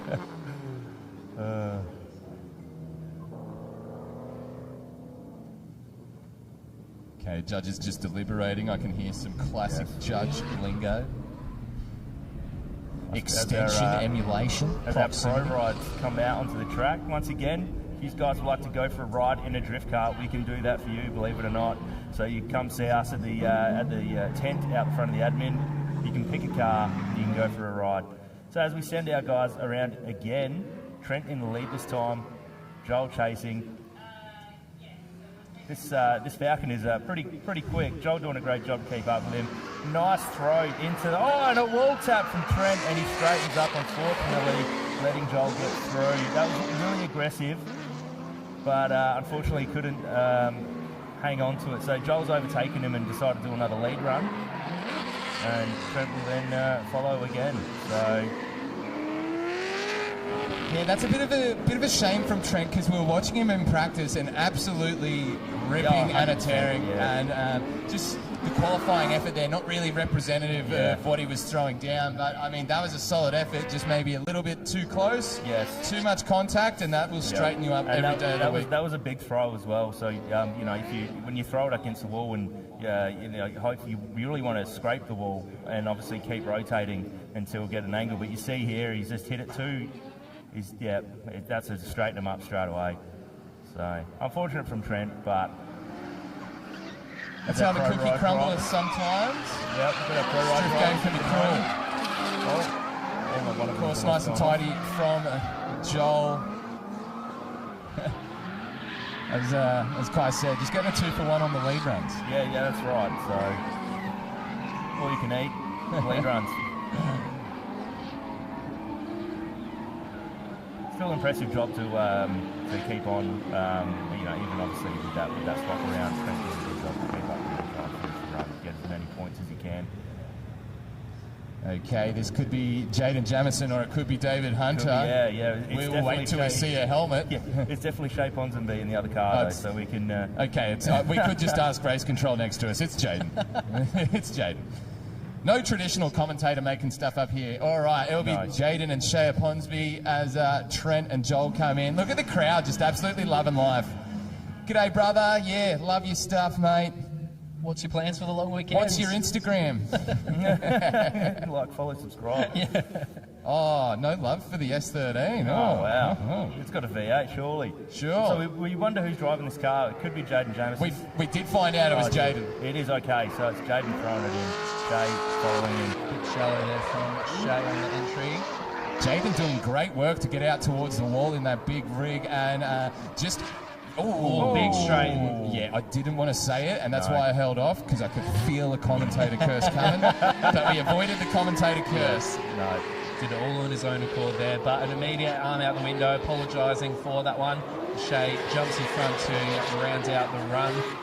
Going back onto the driving phones last year at L'Oktoberfest, managed to stitch my best mate up driving in the passenger seat with Shay here at the Bend Kartdrome. And if you have never been inside a drift car before, as the pro drivers come around once more, this is what you are missing out on. These guys are the best of the best here in SA, is that they absolutely throw it into the first corner. 1, 2, 3, 4, pulling the tandems, coming in nice and tight together. As I say, if you've never been inside a drift car before, it is like an experience like none other. If you're here at the Bend, definitely go check it out at the front office, sign yourself up, or do as I did, stitch your mate up and say, mate, you were getting in the passenger seat whether you like it or not. And no, I've never met this bloke, but I've heard he's a great driver. Put this helmet on, enjoy. Yes, that's right. And 2 of the best rigs in the world there, leading the Pro Tour. K70. Love to see a Corolla in action. Oh, we're going to see more Corollas in action. Here we go. Mez is really excited. I am big Kev excited, Kai, and I actually think they're coming into pits. I'll simmer down on the enthusiasm. Yes. Guys, it does look like Jaden Jamison's made his way back into the pits. I don't know if he's just there to talk tech talk with looks the like fans. He's ran out of fuel, apparently. Well, that's a rookie error, Jaden. What are you doing there, brother? Fuel prices have gone up for the long weekends. Mate couldn't pull up in the end. No, mate, I need to go drifting, but if you want to go for a passenger, I need $10 to fuel up. This car doesn't run on thanks. Need some fuel money. If I can get 10 followers on Instagram, then that'll be $10 worth of petrol. That's it. 10 exposures. We've got a few more cars coming out, warming up. It looks like we've got Houston Sakers, and we've got Cody Obst. What's the Obst? The obstacle. Sorry. We're having fun here. Yeah, we hope you're having fun. Yeah. Drift Collective, Drifting SA at the Bend. Where would you rather be? Okay, so I think we're just going to park the Shea and Jaden. Second half of that, let's get Jaden topped up with some fuel. Maybe we can all pitch in and 91. Get him a full tank. What do you reckon? Yeah, well, let's treat him. How many 10-cent cans do we need to recycle to fill at least 5 litres? We are in South Australia. All right, it's going to be Cody Obst and Houston Sakers. Houston leading out. Houston came up earlier. Just want to know what the judge's deal was and why they hated him. Yeah. But he was looking for some clarification. He's come out swinging. He's left nothing on the table. Awesome. Gets right out towards the wall. Feels deep, and it was aggressive, but not in a way that was going to affect the chase. Gets out to that second zone nicely. Fills it. What can he do here? Third, we're going wide, but not too wide. Oh, he is making a statement here, ladies and gentlemen. And usually if a driver comes up, speaks to the judges, they want to back it up straight away. Otherwise, the judges know straight away, hey, never take this dude seriously. Best thing that we did, right, is when he left, he had the door, he goes, watch this, and just closes the door. And he has shown us. That is incredible. A young shredder. Yes. And, good to go. Good for a laugh. And representing Mount Gambier. Big Scots guy, this guy. It's good at least knowing we don't have to lock the doors on him. He came through with the goods. No, he was fine. We won't be midnight running the blue water. Blue Lake runs at midnight. It's like legal moonshine. All right, we're going to switch them around. This time it's going to be Cody. He's got no obst. No obstructions. And judges just a little deliberation here going, hey, do we actually give Houston a proper score or, I don't like the way he spoke to us. Yeah, I don't like how he showed me I was wrong. If you're playing at home, Houston is an absolute angel and definitely was just doing a normal thing. Hello there, representing on top of the four-wheel drive. Are you dual wielding on the four-wheel drive? Are we BCFing? It's a great way to view the whole track view from here at the Bend. Okay, guys, we're looking at you on the live stream right now. If you've got your kid hanging over the wall in pit lane, so kids hanging over the wall in pit lane, and it's kind of like you're not listening to me at all, we need them off. Not a safe place for the kids at a racetrack. No. They're going to get a great view, but only once. Okay, let's get back into the action. We've got Cody leading Houston, throwing gangster angle in the chase, but can't quite hold on to it. Hold on to it. That would have been the run of the day if he could hold on to that. That was incredible to throw in to catch Cody. Unreal stuff there by Cody as well, but yeah, he's doing really good. It's a great angle from Cody in that lead. Still giving him plenty of space to hold up as well. Yeah. Just missed that outer zone into the bowl, but I won't tell the judges. No. Oh, very great. Yeah, the roof slaps per minute are high there, boys. Yeah, that's over 9,000, I think. He's still going. I think he's hurt his hand. Like one of those wind-up that's it. toys. He's dented his roof in by how happy he is. Now, Cody was L2 state champion. Mm-hmm. He performed beautifully last year. He's had a few seconds for first, fourth for fifth. He's a very, very fast car to chase. Very, very fast, very competent competitor. Absolutely what performed. But now you're in the commentary box, we can it, talk as much stuff as we like. Yeah, I quit while I'm ahead, so I knew I wasn't going to win anything, so I thought I'd just do this instead. So heaps cheaper as well. It is. But damn, am I itching to get in the driver's seat. Oh yeah, I've got FOMO. A day like today. Oh, let me at him. Yeah, if anyone wants to lend me a car. As we got Scott Massari, this is going to be exciting. This will be really beautiful. Great in round one. Scott v. Scott. Yeah, that's Scott's. Scott squared. Okay, Massari here we go. and Roberts. So Roberts leading Masari as they come down. Very quick. Great entry by both. Masari all over Roberts at the moment. Roberts doing a great job just to keep trying outside and give Masari as much space as he can. As they come through now. Great transition. Right up to that all outer over zone. Scott. It is a Scott sandwich at the moment. It's a little bit mid-track from Roberts in the lead, but as they get onto the bowl. Sorry, tucked in there, nice and tight. Bring out your kilts. It's the Scots. They have absolutely smashed it on that run. Beautiful work. And a nice slap on the roof as well, from one Scot to another. It was a petite slap, wasn't it? Yeah. That was very race car. Bravo, Yes, bravo. quite good. Yes, I'm happy with that one. And look, we're pretty happy with that one as well. As we if I'm turn honest. around, we'll have another Scott sandwich pretty much straight away. So, And again, knowing that this is still just in the battle qualifying phase, that was textbook. You know, it wasn't... That's what good Scots do. Yeah, it Stick was together. It wasn't some massive, huge send. It was just perfectly executed driving by both the Scots there. We love to see it. Okay, just a bit of a judge deliberation, but they're ready, and we're going to get this second part underway. Scott to lead. I haven't heard that one before. No, definitely original stuff up in the booth today. Great Scott. Flying Scott. Yeah. Here we go. There you go. Oh. Scott Masari in the yellow Ferrari, Nice throwing swing down of up Masari. against the wall. Scott in the chase, just a little bit shallow, and he's gone for the stab there. But Scott gets out deep into that lead zone, and Roberts in the chase. Just sort of what I call it chasing the chase. You kind of stuff up from the get-go, and then you're just chasing from that mistake from there. And You see Roberts big, deep dive on the Almost inside. overtaken him there. just on the complete wrong line, fellas. But I mean, not a bad run still. No. Textbook way, again from Masari. way off on the line. Look, I'm no judge. Not for Masari, sorry. Masari in the lead, great. Move on from that. Roberts just in the chase there. Just was shallow at the start, and then it just happened the whole rest of the run. But the proximity, Yeah. still cool. Scott would have got a lot of points in that battle. I think Scott's going. I think Scott's doing well. Going through.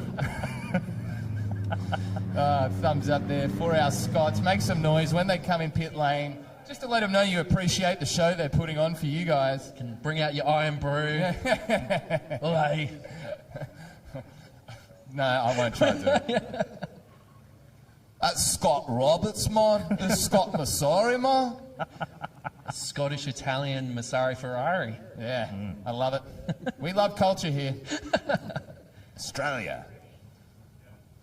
Next we got Sam Mudge and Tim Rasmussen Yes. lining up for us. Tim had a bit of an unfortunate fire before, but I think it was just a bit of rubber stuck in the back bumper Yeah, or something like it was that. a bit of G Unit. We on Yeah. fire. Yeah. Up in here, it's burning hot. My car's on fire. All right. Moving on from that terrible Yes. take, here we go. Tim. All right, back to the drift. Two S13s. Tim throwing it in hard. Oh, big straightener.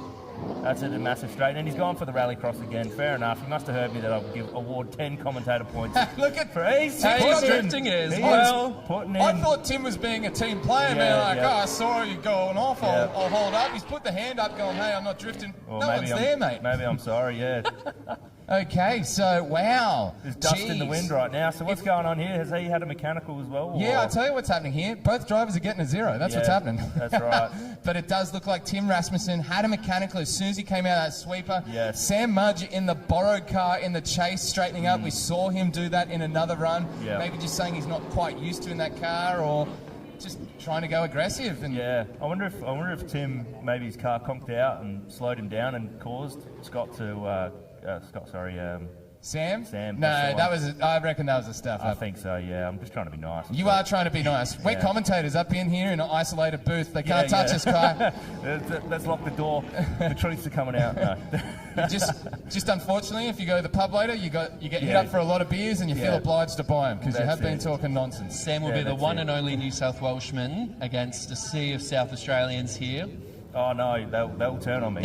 And can we get the recovery team out there to help Tim? Poor Tim's pushing his own car. Oh God. He's out there doing the He's hard trying yards. his best, that's fine. And as we said, he had that big fire in the pits. He'd had car issues earlier this morning with the clutch, so unfortunately, just not Tim's day with that car. And that is really unfortunate because he's a driver to boot. He's a great fun to watch, and yeah, we love to see our drivers have a nice, easy time. So.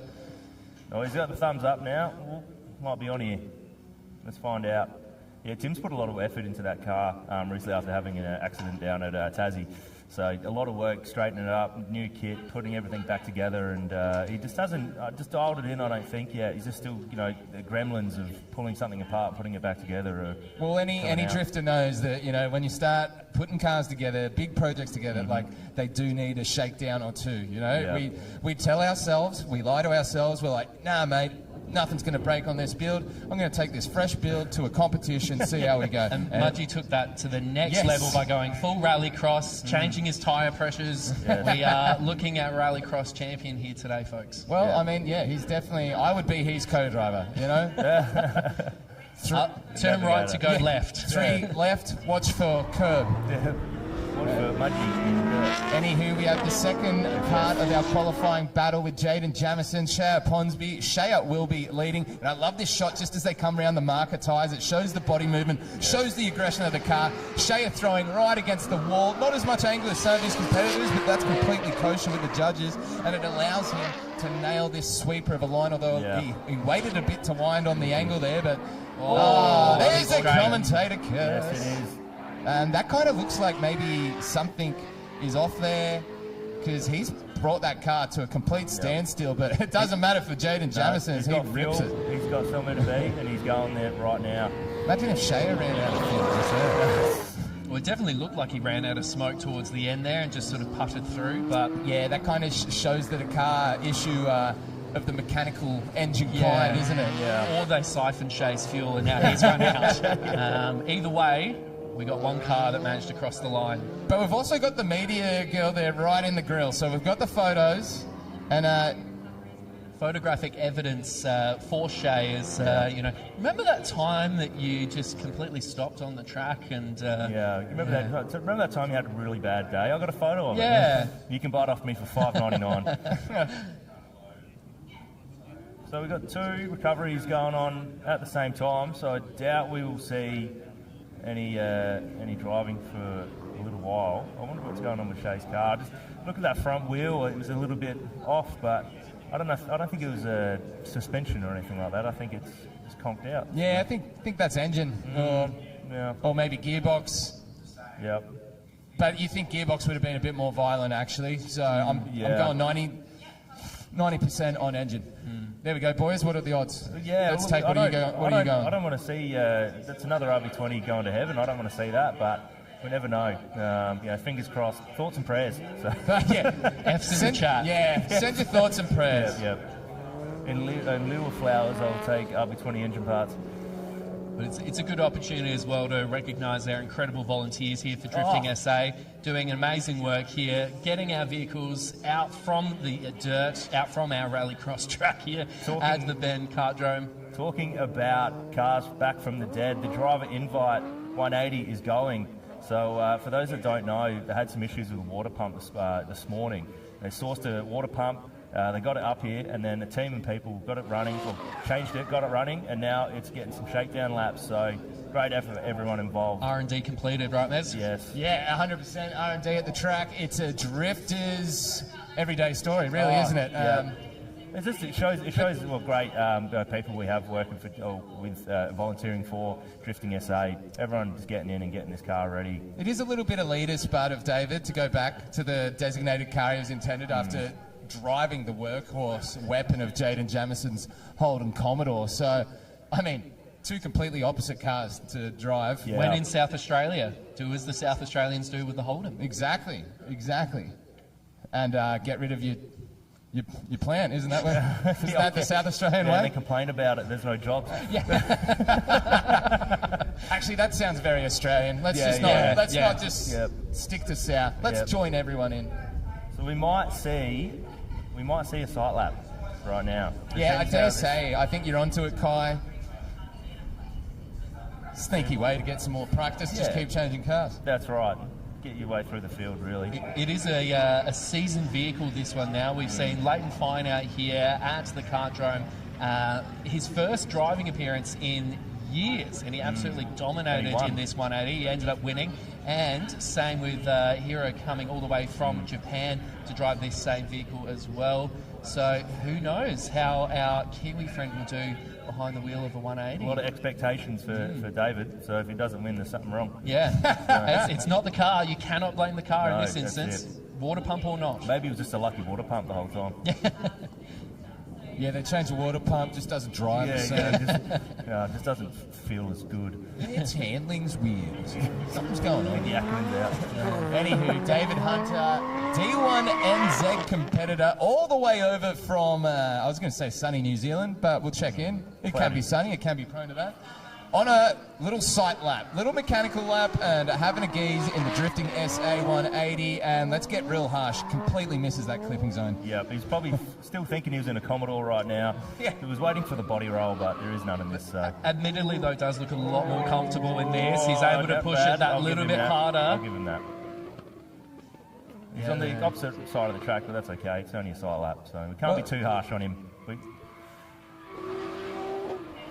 But definitely still pushing it a little bit more comfortable than he was in the Commodore, it seems. Still is happy.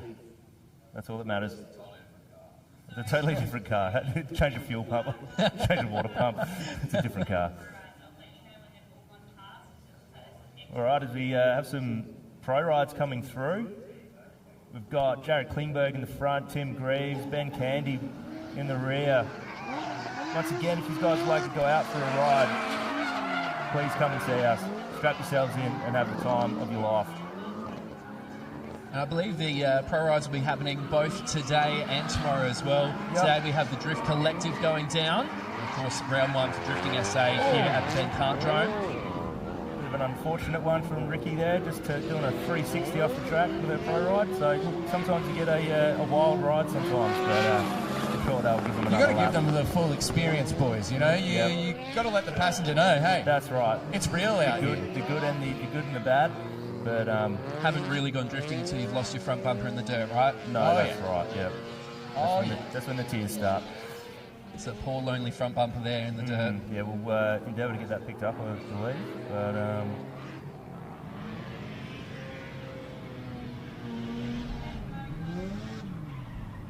okay, just doing a little bumper recovery, just on the sweeper there. We've got a bit of kit.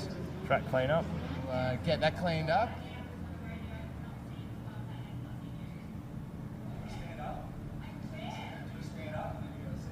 Renee's arguing with everyone about there is no bumper, but we can all see a bumper there. And we have like a mirage. A lonely volunteer going for an afternoon jog here on a Saturday. Thank you, good sir. That's his workout done for the weekends, folks.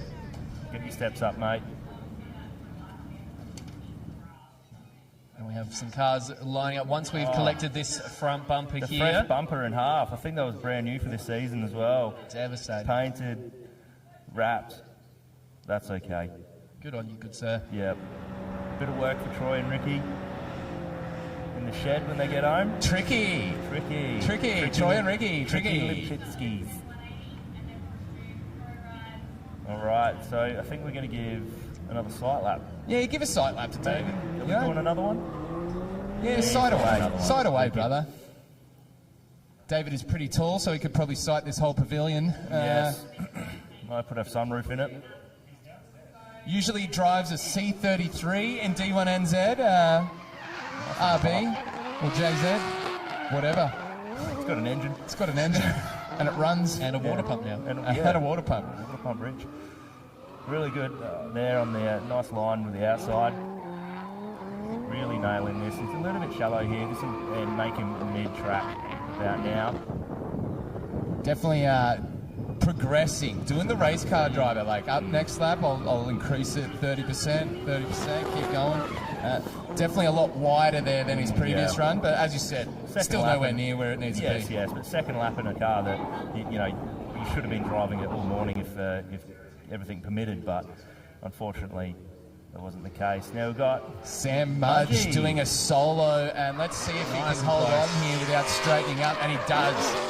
He does. He's done enough dabbling in the dirt, and he's ready to drift. Right up near those outer zones. Ben's told him if you go off the dirt again, that's it. So great job around through here. You've got to try and keep wide as much as you can. Does not too bad of a job. Starting to think that that final clipping zone before you switch into the bowl is extremely hard. I don't think I've seen very few of our drivers actually get all the way out there. Yeah, because as you come around, so if you the corner into the bowl there, it's very abrupt. It doesn't. It looks like it's the same curve the whole way. It's not. It's actually more of a tighter curve. So if you want to have a really nice edge of the bowl here, you really need a lot of speed. And that's then going to be a massive risk if you get too close to that clipping zone. The chances of you then continuing straight into that barrel wall. You don't want to be doing that too early in the qualifying part. No, sirree. As I see our pro rides go around for one more time. The Lipinski racing team, drift team behind, helping us out. Thank you very much, guys. The car's looking very nice. And that's always a good one. I love the transition when you've got a passenger that has never been drifting before and you transition on the door. Like, the first time you experience that, boys, you're like, whoo! Oh, yeah. Yep. This is drifting. I've had some funny experiences in drift cars that take people for pro rides. We had one lady pull the handbrake on me. She got scared. So halfway through turn one, and then she's gone to grab something, and she's just grabbed the handbrake and said, "That's mine. Give it back." No, too soon, Junior. Yeah. So good times. I can't say I've ever, reached give pro ride status, but I did take one of the boys passenger when I was learning early on. Actually, extremely early on. It was like my first track day. And he jumped in the passenger seat, windows down, and I just washed out wide into a track that had received some rain, and then spun it round, not on purpose, and then a big wall of mud just came through the passenger seat and just completely soaked my mate that was just there trying to help me drift. So part of the experience. Yeah, he wanted to be brought in straight away and was like, "You can figure it out yourself, mate." I've got a sunroof in my car, and I remember I went off down, so it was turn one actually. Went off turn one, windows down, sunroof open. I was spitting dirt out for about 3 days. It was everywhere. Yeah, you always come with quite the grin. Yeah. When you get home, you know it's a good day when you smile your teeth. It's darkness. Chewing on rubber and dirt. Okay, right, here we go back into the battles. We've got Hunter Carey. He is chasing Taylor Siskos in the lead, both Victorians. And that's all I had. I didn't even have anything smart to add. It was just, they're both Victorian. Great job from the beamer in the front. Nice and tucked in from the 8.6 there. Yeah, hold big angle there from Taylor. Great to see. But Hunter Carey, you can't even see him. He's in the smoke. What's he doing on the transition? That's He's nailing incredible. That is really good. That is cop cheers all around here in the judges control. Are very, very happy with that one. The lead car wasn't really in that. It was about mid-track into the bowl, which really gave the chase car not much room to go, and he just nailed it. Yeah, very cool stuff. Very impressive from our young driver as well here in the 8.6. Only 16, you're saying? Yeah, but as I was saying, let's throw back to when we were 16. You kind of don't give a stuff, do you? No, that's it. Especially when it's not your money fixing the car. So I might have just had my L plates at that point. Yeah. No track experience whatsoever. Probably a good 96% on Gran Turismo 4 with a controller. That's probably about it. For some reason, I don't see my Mazda 121 doing that. At 16 years old. Hunter and the family and the team there, they run a tight ship, working on the cars, getting it done. And as I mentioned earlier, Hunter dabbles in some speedway and some borrowed cars and just wins. He is a real proper steerer, one to watch, so that's exciting. Must be nice. We've got Jaden Jamison on the line, and for a solo, surely this isn't David Hunter just getting back in for more laps. No, not David Hunter saying, you know what, I actually prefer the Commodore.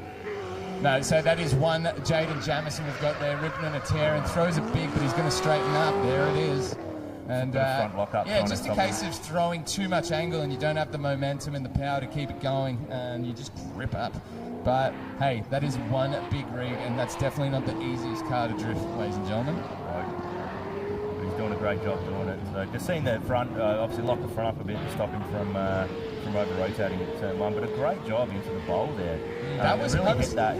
Probably the best we've seen, right? I'm glad we were all just sitting there like, huh, oh, wow. That was beautiful. Yeah, admittedly, he did have to sacrifice that little bit on that previous clip, but to then get literally centimetre perfect to those last 2 clips, maybe that's the move today. Yeah. And I don't know if you guys saw him as he continued out of the judge section, but he decided to put his hand on the door and then on the roof, all while he was still drifting. It was just kind of like Jaden was a bit bored out there. Didn't actually know what to do with his other hand. I've done it perfectly now. What do I do now? And there's the family sussing out the broken Mustang. Always a treat to take the kids and watch. Yeah. We can say he's doing the Ricky Bobby of I don't know what to do with my hands. 100%. Go fast. Got the ear protection. Oh, the bottom flip. What have we got? Here, come on. Oh, okay. We got some visualizing technique. Here we go. 3, 2, 1. Oh. I'm looking for a bit of a slowdown. Slow down on the spin. Too much over-rotation, I think.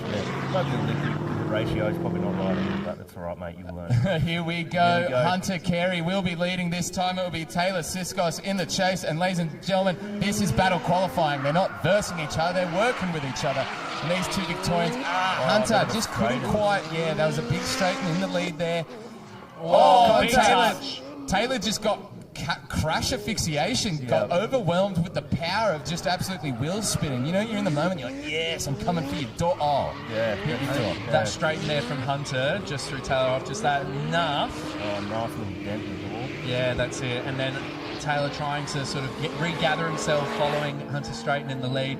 And, unfortunately, the 2 ended up coming together. Not quite able to sort of perceive what was happening in the front there. Just carrying a bit too much speed, I think, in the chase, trying to get up on that door. And as Hunter went to slow the car down to get around that corner, he's just given the old boop.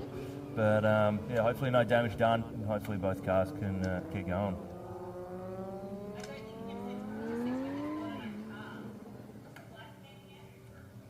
As we have more cars coming out to track, this 180 is... oh, hang on.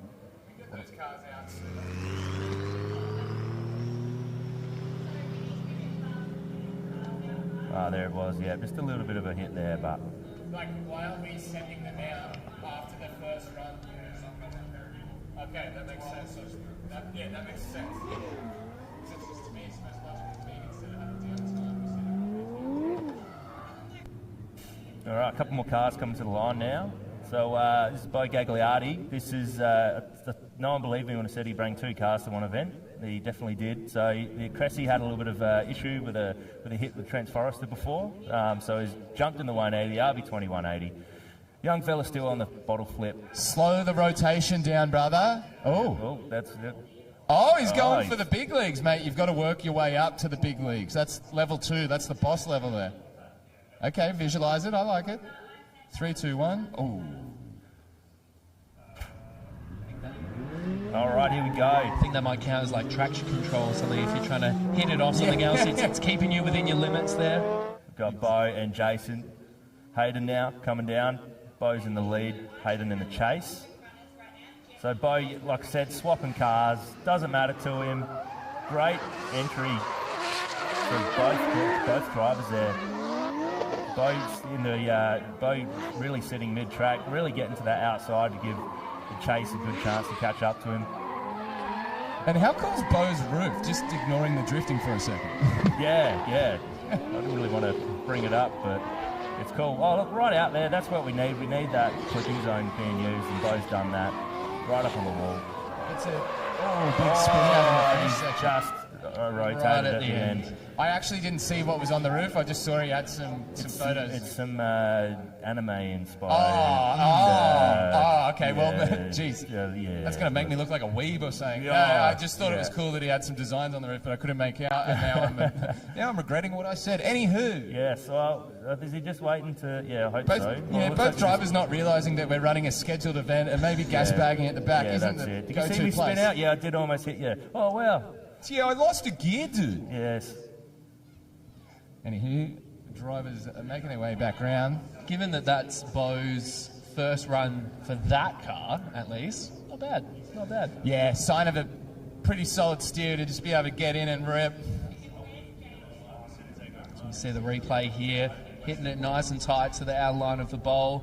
But as we'll see right at the end here, just that little bit too much as he hits the dirt, collects just enough to over-rotate the rear of that 180. You actually saw that happening about 20, 30 metres back, and it was that little bump, that little wobble, and he wound on too much lock and then stayed into it. Sent him, So great job by Jason to avoid that. He obviously seen that happening as well. I think it was that wing that pulled him up. Just...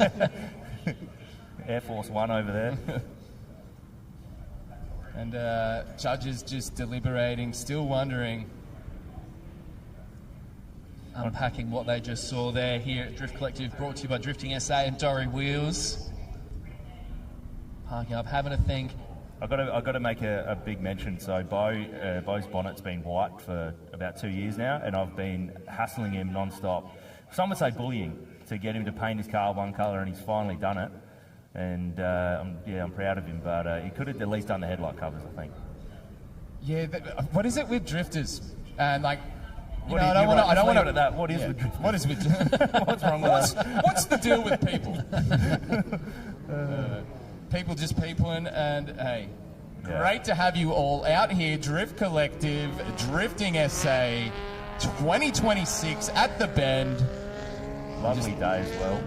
We're in for a real treat here. I mean, last year was an absolute smelter, 45, 58 degrees. Low mid-20s today. Yeah, mid-20s, nice and cool. All right, here we go. Speaking of cool, it's going to be Bo in the chase. Aaron in the lead. What's Hayden got? A bit of slow there, but right out wide is what we're looking for here. Yeah, that was a lethargic entry, wasn't it? Yeah, it was very, very like a lot of handbrake maybe, but yeah. Nonetheless, as they're coming around now, Bo's kind of getting left behind a little bit there. It's all that downforce from the big wang, giving him that extra push forward. Exactly, barely any, like a little bit of smoke, but barely any, because he's just on the cusp. Hey, look, just one of those runs, didn't set the world on fire, but wasn't bad by any means whatsoever. Got out to the zones. Do we like to see more aggression? Yes. Do we want to see a bit more angle? Yes, but that was a run. Got him through. I think especially when we compare to Bo's first runs in the previous car and the amount of aggression that we've seen with that, he's dialed it back just enough there, maybe. That's right.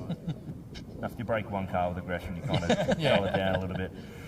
So, all right, Jason. A quick shout out for the sponsors: Scott's Tyres, Coastal Steering, Shockworks, Leaker Spares, JTR Race Trailers, NG Elect, Custom Imports, DC Motorworks, Outside Thinking, Evolution Car Sales, KSAP Worldwide, Edward Sound Powder Coating, Blackwood Hire, Rural RT Solutions, and obviously Dory Wheels. Thank you for supporting Drifting SA, and to all of you out in the crowd right now. You can see you down here from the commentary box. Make some noise if you're down here. We can see you loud and clear. All right, another one. We've got Shay Russell and Theodore, yes. All right, Shay getting the big RB wind-up from downtown. Going to have to pass Theo on the chase there, but I don't know. It's like Theo might have missed time that. He's a big gap behind, but Shay, anywho, got the party started. Again, not crazy angle, but getting to the zones nicely, and not seeing too many corrections there as it just starts to wind out a little bit wider here, gets that zone nicely. Dips away from that final one before the switch, but gets out to the zone on the bowl there. So it's kind of like a sacrifice on that mid-switch there, but pretty kosher run from Shay, and kind of not sure what happened with Theodore just on the chase. Completely gapped. That was almost a full corner gap in the end there. Yeah, so shut it down just here for a little bit, maybe just to get a bit more speed up to reinitiate. I don't know if that car's NA, maybe that could be the reason why, but that's going to cause quite a bit of a block up for the Seffi, I think, then in this second go when he's in the chase. I think we're going to see a few RB Wadars in the chase now from Shay. You can see it here in the replay as well, just how big that gap was. Of course, here in Battle Qual, we still want to see the drivers working together. So unfortunately, with a gap like that, it actually ends up working as a disadvantage. We want to see them nice and close to each other, even though Shay has got that beautiful run there in the Seffi. Unfortunately, with Theo so far behind, that could end up as a disadvantage for the two of them, which then holds them back from progressing forward in today's competition. Drift Collective. That's exactly it. All right, it will be Thea's first time. Jesus. He's time to lead. Shay in the chase. Shay's in the background, but he's closing in hot. Yes, and there we go. Theodore right out to the wall, running that nice deep line. That's allowing Shay to get in the chase, but it's so deep he's dabbling in a bit of dirt. Jumping the curb there a little bit, but Shay doing a really good job to hang on to it and stay behind him. There's the LADA. There's the clutch LADA. Yes, yep, we called it. Shay did a really good job. Shay did a good job through that speed gate, gave him plenty of space, knew that Z is going to just be that little bit slower. Yep. So Shay gave him plenty of space so he could go full send right at the last second and hold it tight throughout this run. Can all Expression session drivers please go to form up for a warm-up? Mez will be down there with some jumping jacks. No, if you want to go have a drive, get in your cars, get ready. Expression session coming right up. Great stuff, and good to see the car boot's always a good spot. Hey, it's shade. It's like a hat for your car. Yeah. The fact that you can pull up your car's boot, or if you're in a full drive, pull the whole car up and set up on your roof and watch this drifting action here at the Bend Kartdrome is pretty unreal. Or if you're joining us from home here on the live stream, we hope you are cranking the AC. Thank you for choosing Drift Collective over, well, I don't believe there is any other motorsport whatsoever. There is nothing else happening in Australia that is worth watching aside from the Drift Collective here today. Right. Isn't that right, Mez? Yeah, definitely. I'm not going to go missing at 4 o'clock, that's for sure. Yeah, love motorsport, love drifting, and love to see you all enjoying it. We have our pro drivers back out on the track once again. 1, 2, 3. We've got the KE, we've got the Skyline, we've got that beautiful blue Momentum Motorsports S chassis. It's all happening. We've got the KE, we've got the wagons. Come on down to Drifting SA. I've got Bend. I've got 2 V35 Skylines I can sell you right now. Get on Marketplace, everyone. Come join us. Yep. Someone buy my automatic V35, please. Please, I've been trying to sell it for years. My wife's going to leave me. All right, looks like Caleb Sheehan about to head out. That's your 2024 Drift League Tasmania champion. And see another lap from the pro rides. Klingberg doing a great job at the front there. John Simmons and Tim Greaves. of course, if you want more information on that beautiful Corolla wagon, it's got a bit of power behind it, head on to Jared's YouTube channel. Klingberg Motorsport is what I'm going to assume it's called, but I feel like if you just YouTube that, you'll find it out. I know it's 2026 and a lot of stuff just automatically gets done for everyone now, but no stranger to Google search, you know? Sometimes you can actually just research stuff for yourself and not just listen to ChatGPT. And if the algorithm gods work in your favour, he may just appear in your feed, but you know what? If you whisper into your phone Jared Klingberg 3 times, it'll start appearing in social media. Like a K70 Beetlejuice. Okay, I can see one Matt Harvey about to make a run. He is arguably the in-form Australian driver right now, and you can see just why. Just tapping the exhaust on the wall as he comes through. Thanks for coming. Just a light scrape, just says, hello, I'm here, and then fills all the zones whilst holding angle, bulk smoke, and speed. And to be doing this in a test lap of all things, absolute full sends. There is no middle ground here for Matt Harvey. As mentioned just before, one of the in-form drivers here today. Definitely one to watch as the day progresses, as we move from the battle qualifying later on. Absolutely unreal there from Matt Harvey. Poetry in motion, that is. He's going to be one to watch, I think. This young Matt Harvey bloke is going to be he's going places. He's something special. Caleb Sheehan on a little cider and throwing down a big. Comes away off the wall a little bit sooner than he would have liked, but still gets out deeper to that second zone, and then a nice little straight. He's off, unfortunately, yeah. A lot of commitment there. He was trying to push that car through that corner. Just didn't make it, unfortunately, but you can always count on Caleb being committed to throwing down. And the KDT boys here representing. You could see there with Caleb's entry into the first outer zone. Managed to hit that first outer zone, tucked it in really tight though. It was really surprising, but then managed to just sneak it back out to the outer zone. That might have impacted him later in that first long sweeping turn. As we're watching a replay here of Matt Harvey's run, absolute textbook driving. And again, to see something like that in a test lap, sight lap, that's pretty unreal, if I'm honest. Mm-hmm. It's unreal, and we're about to see it in the real, because here comes Matt Harvey in the lead, Tate Lindstrom in the chase, and this is only battle qualifying.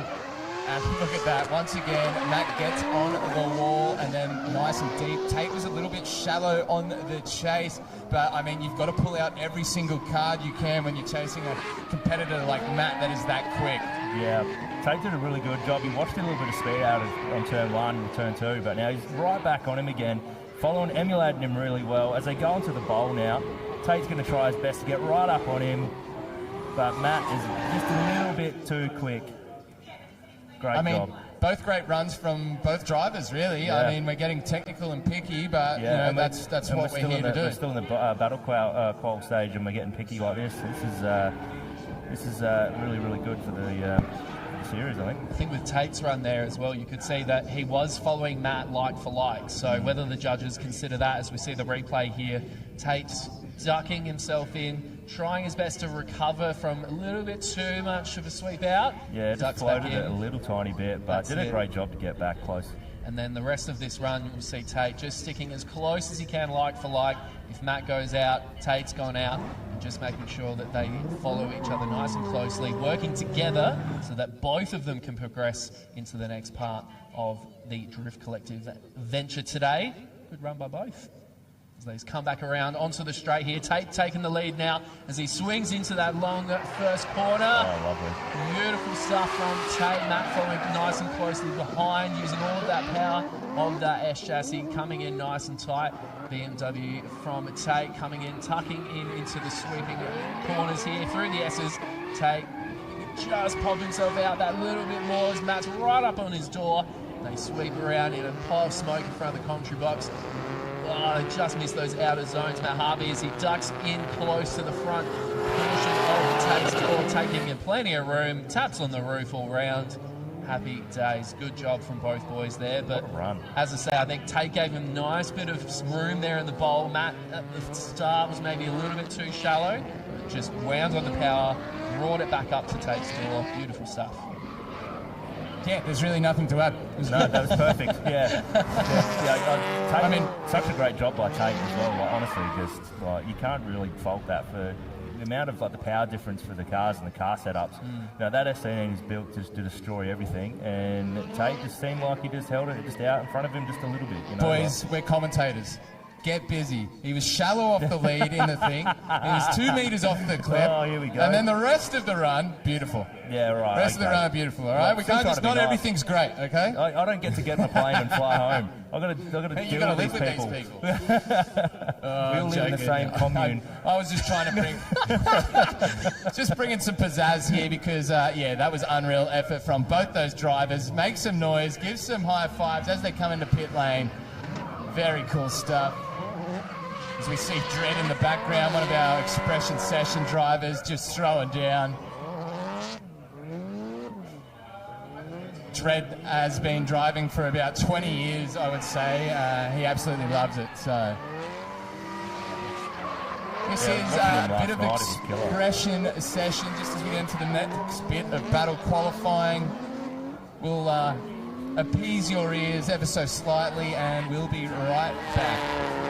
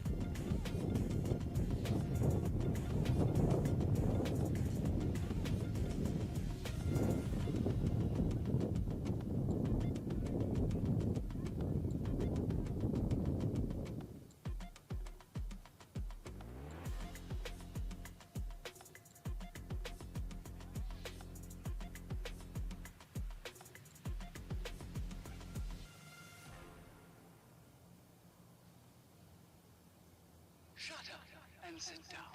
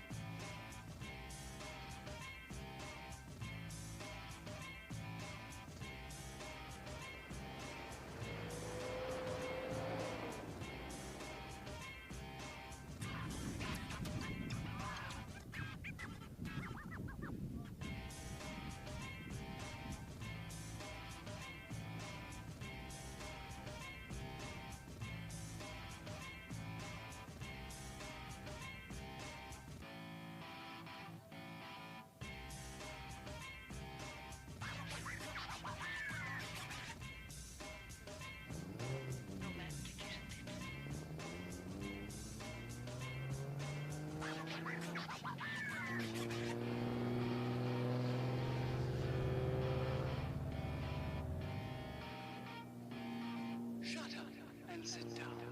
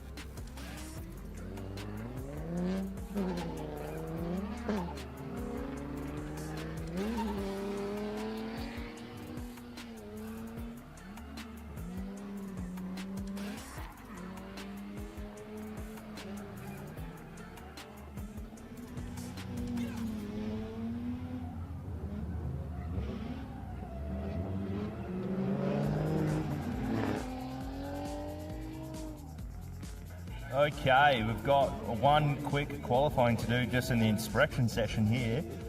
Got Caleb coming down for a solo. Great entry. Oh, is he going to hang on? He's a bit of a straighten, but he actually does a really good job there to hold it all together as he comes through. Awesome line there through there, doing a great job. Obviously not much pressure on him when you've only doing a solo run, but he's got to hit all the clipping points to get maximum points, and that's what he's doing right now. Really great aggression into the bowl there as he gets up to the bowl. He's straightened up and he's shut it down. Unfortunate.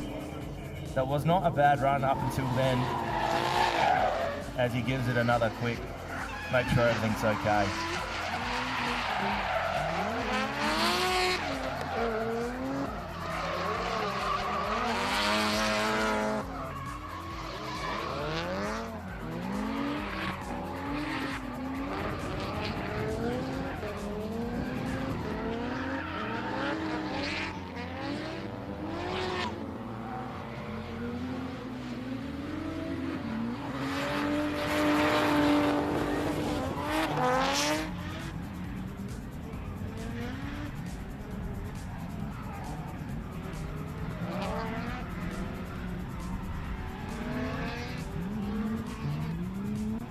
So we're back on the line now. Looks like Caleb is going to do another run. Another solo run.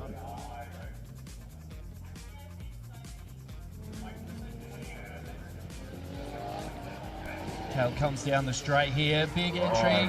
Massive right up against the wall. A little early there, but hangs onto it. We can see the bystanders up on the wall, their hair flowing in the wind of that BMW. Oh, big straight. Just not enough speed to get through the corner there. I think he wound on maybe a little bit too much angle, a little bit too much lock, but trying to maximise the points he can get from his two solo runs. Mid-track into the bowl there. He's come all the way from Tassie, put on a show, and just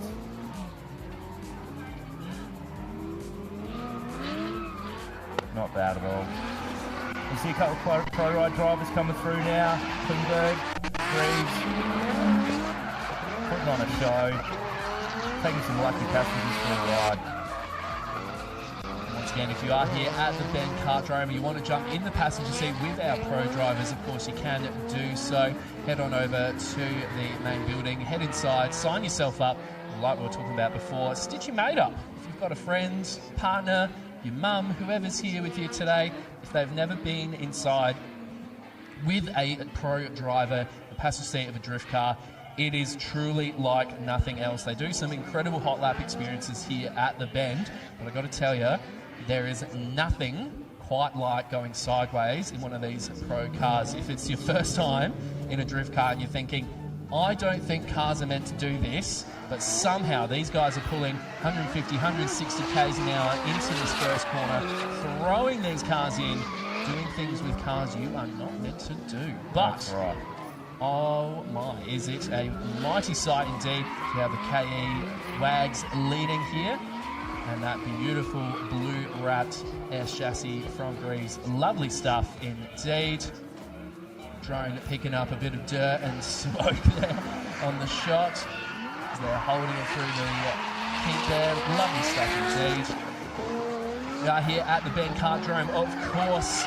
Drift Collective today, brought to you by Drifting SA and Dory Wheels. Big shout out to our other sponsors as well. Scott's Tyres, Cosm Steering Systems, Shockworks, some of the best coilovers in the business. Sleeker Spares, local business here in South Australia. JTR Race Trailers, NG Elec Custom Imports, DC Motorworks. Of course, Davey, one of our judges for Drift Collective today.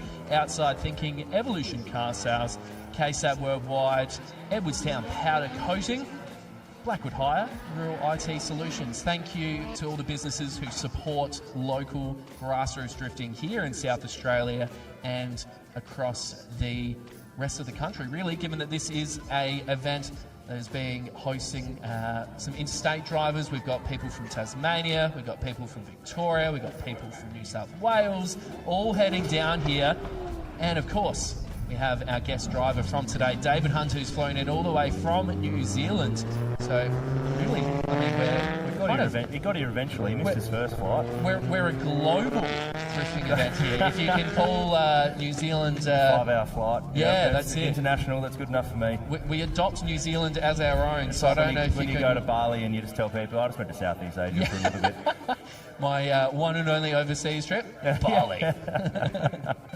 And if it's not going to be Bali, if you're a drift fan, it's going to be Japan. That's right. As we can see as well here on the live stream, plenty of people here at the track. If you are not here today, you're checking us out on the live stream, be sure to come down to the Bend Kartrome for tomorrow. We have round 1 of Drifting SA. And of course, it's a long weekend, so if you're heading up to the river or if you happen to be nearby, pop on in, check out some awesome cars, some awesome drifting action. So we see some of our cars heading back into pit lane, copping some high fives, some shackers and all those good vibes from the spectators. A lot of limiter. Absolutely. Like Mez was saying before, the cars actually drive under where we're commentating from, and literally the entire floor shakes. It feels like an earthquake when they're getting on the limiter and having a good time. Driving behind the wheel, and they talk about the bum feel. And they talk about how you can feel the car underneath you. Yep. We're here in the commentary box, and I can feel the cars underneath That's right. me. I feel like I'm there in the action right now. I feel like I need a harness. Buckle up, kids, that's for sure. It is an absolutely jam-packed day today for Drift Collective as we are rounding out some of the expression session action. We start to move forward into the competition portion of today. Stick with us here on the Drift Collective live stream and here at the track. We'll be back with you just shortly.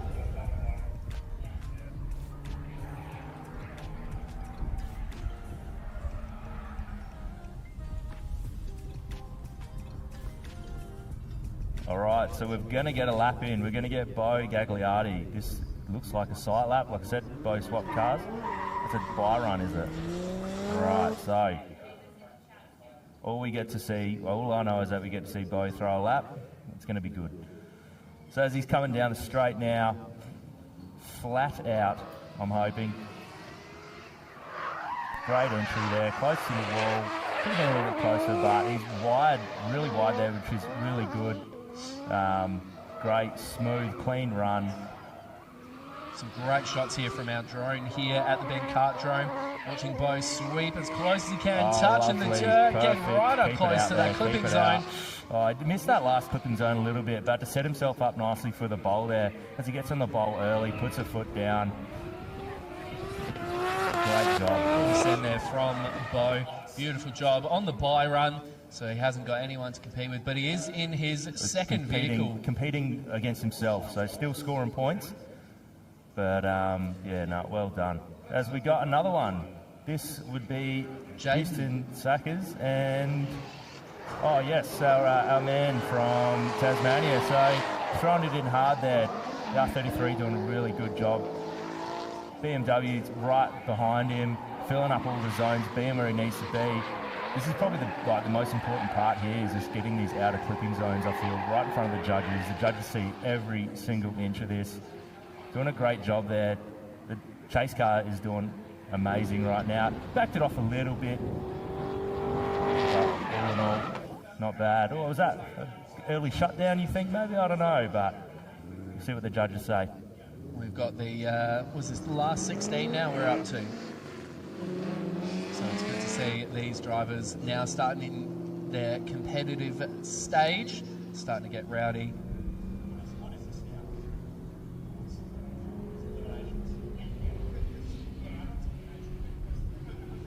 Right, so we've, I think because we didn't have more than 32 cars, I think we're going into eliminations right now. So we'll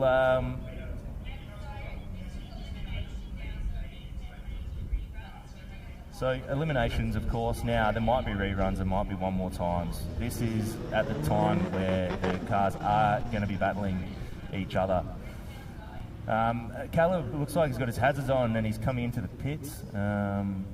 Hopefully no issues there, but we might have to do a quick reshuffle.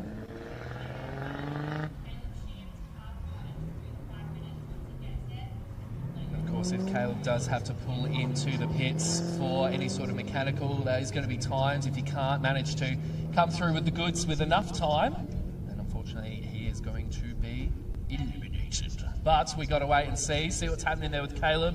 We've got Jaden and Theodore out on the track as well. They're about to come up to the queue. Holden versus Nissan, as the Americans call it. Nissan. Yeah, the 370Z up against the SS Commodore. The guest driver, obviously, David, was bothering that this morning, and he had some interesting things to say about it. Said it was a big car to handle, but he ended up enjoying it. So most of the cars compared to a 180 are going to be pretty hefty. That Commodore, the AUs, all the other Aussie-grown beasts out on the track. So we see the Commodore leading the way here. Nice fast entry, absolutely flowing through, really pushing it outside of the turn 1, turn 2 area there as he comes through.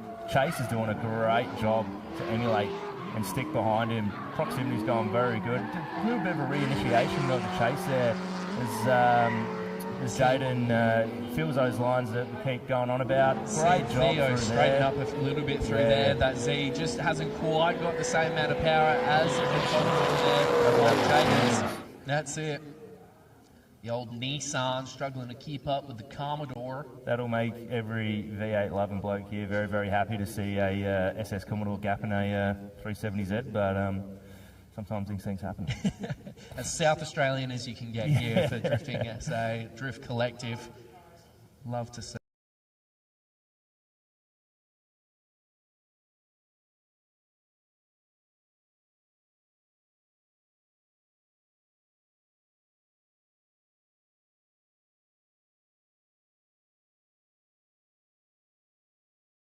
You are taking that tyre stack home with you embedded in the front of your car. So You can start to see Theo start to sort of straighten up a little bit. He sort of came back throughout the bowl there, just enough, but sacrifice an angle would obviously get some drive to try and close that proximity, but it was a little bit too much. But yeah, what's the cliches? Lucky I'm not a judge. Yeah. As the roles are reversed, the 370 is in front, absolutely hauling. Jaden Jamison doing a great job. That hooked it. Yeah, so that was a bit of a late-ish entry for the 370. I think he was trying to put a lot of effort to keep a lot of speed going through that corner, and Jaden just had nowhere to go. The Commodore of Jaden's just not going to be agile enough in those situations there. As you say, was just that little bit late, sort of hopping and jumping along there, not quite enough power to push it on through. And then, the Commodore unfortunately just had to rip it up and send it into the dirt. His DRS wing activating there, the boot bouncing around. Yep, active aero. He did a good job to avoid the accident. So, but the judges will deliberate over that and see if anyone was at fault and make a decision. So. It'd be very interesting to see how the judges pair with that one, because there was sort of a little bit of mistake there from Theo in that first run, which maybe might have done him a little bit harder. And then in that second run there, unfortunately, the big off from Jaden. It'd be interesting to see how that gets scored. Straight back to the pits, so maybe there maybe no need for a decision, but we'll find out. Maybe worst comes to worst, we'll bring him back out. So if we see a replay, we can have a bit of a look. That's it.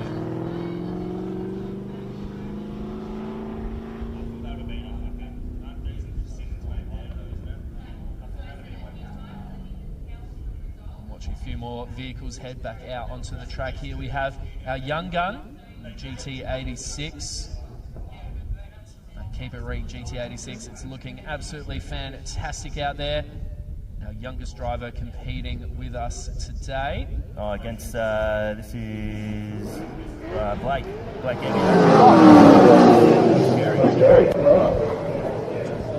Sorry, bro, I got your attention too late. No, you're all good. Just pull forward a little bit, but I need to announce you as the winners. Yeah, pretty impressive on the dreads there. All right, so we're waiting for a decision for the previous battle. We've got Mez down with the drivers. He's just setting up, getting ready. So when we're ready, we'll cross to Mez at the moment, but I think we're just the judges are still deliberating at the moment, so bear with us. I wonder what kind of nickname. We got Roaming Brian for the AFL. I'm not sure what the equivalent's going to be for our friend Mez today. Roaming Mez, maybe. All right, well, we're going to send a battle while they work that out. So, yeah, we've got Blake in the lead. Young Hunter Carey in the chase. Massive throw by Blake. Really good. A bit shallow there, though, but carrying good speed. Hunter doing a great job to stop any contact there. That was a bit shallow through there. As Blake comes around now, Hunter's right behind him. That short wheelbase in the 8.6 allowing him to just duck straight up against him. Look at that. That big meaty S13 engine pushing him through.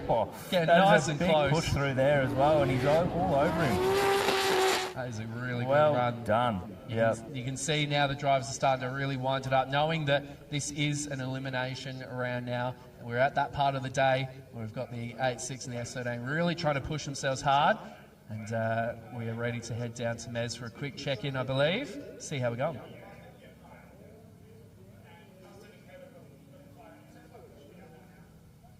Theodore in a... Here we go. Oh, my God. You're up. Yep, I thought we were up, and so we're just talking to myself. Good stuff, live stream, we're doing it. These boys have been waiting too long, and going through is Hayden. Jaden, with Hayden. Jesus. We're off to a flying start. Jaden, mate, you've already rented this vehicle out. It's D1NZ improved.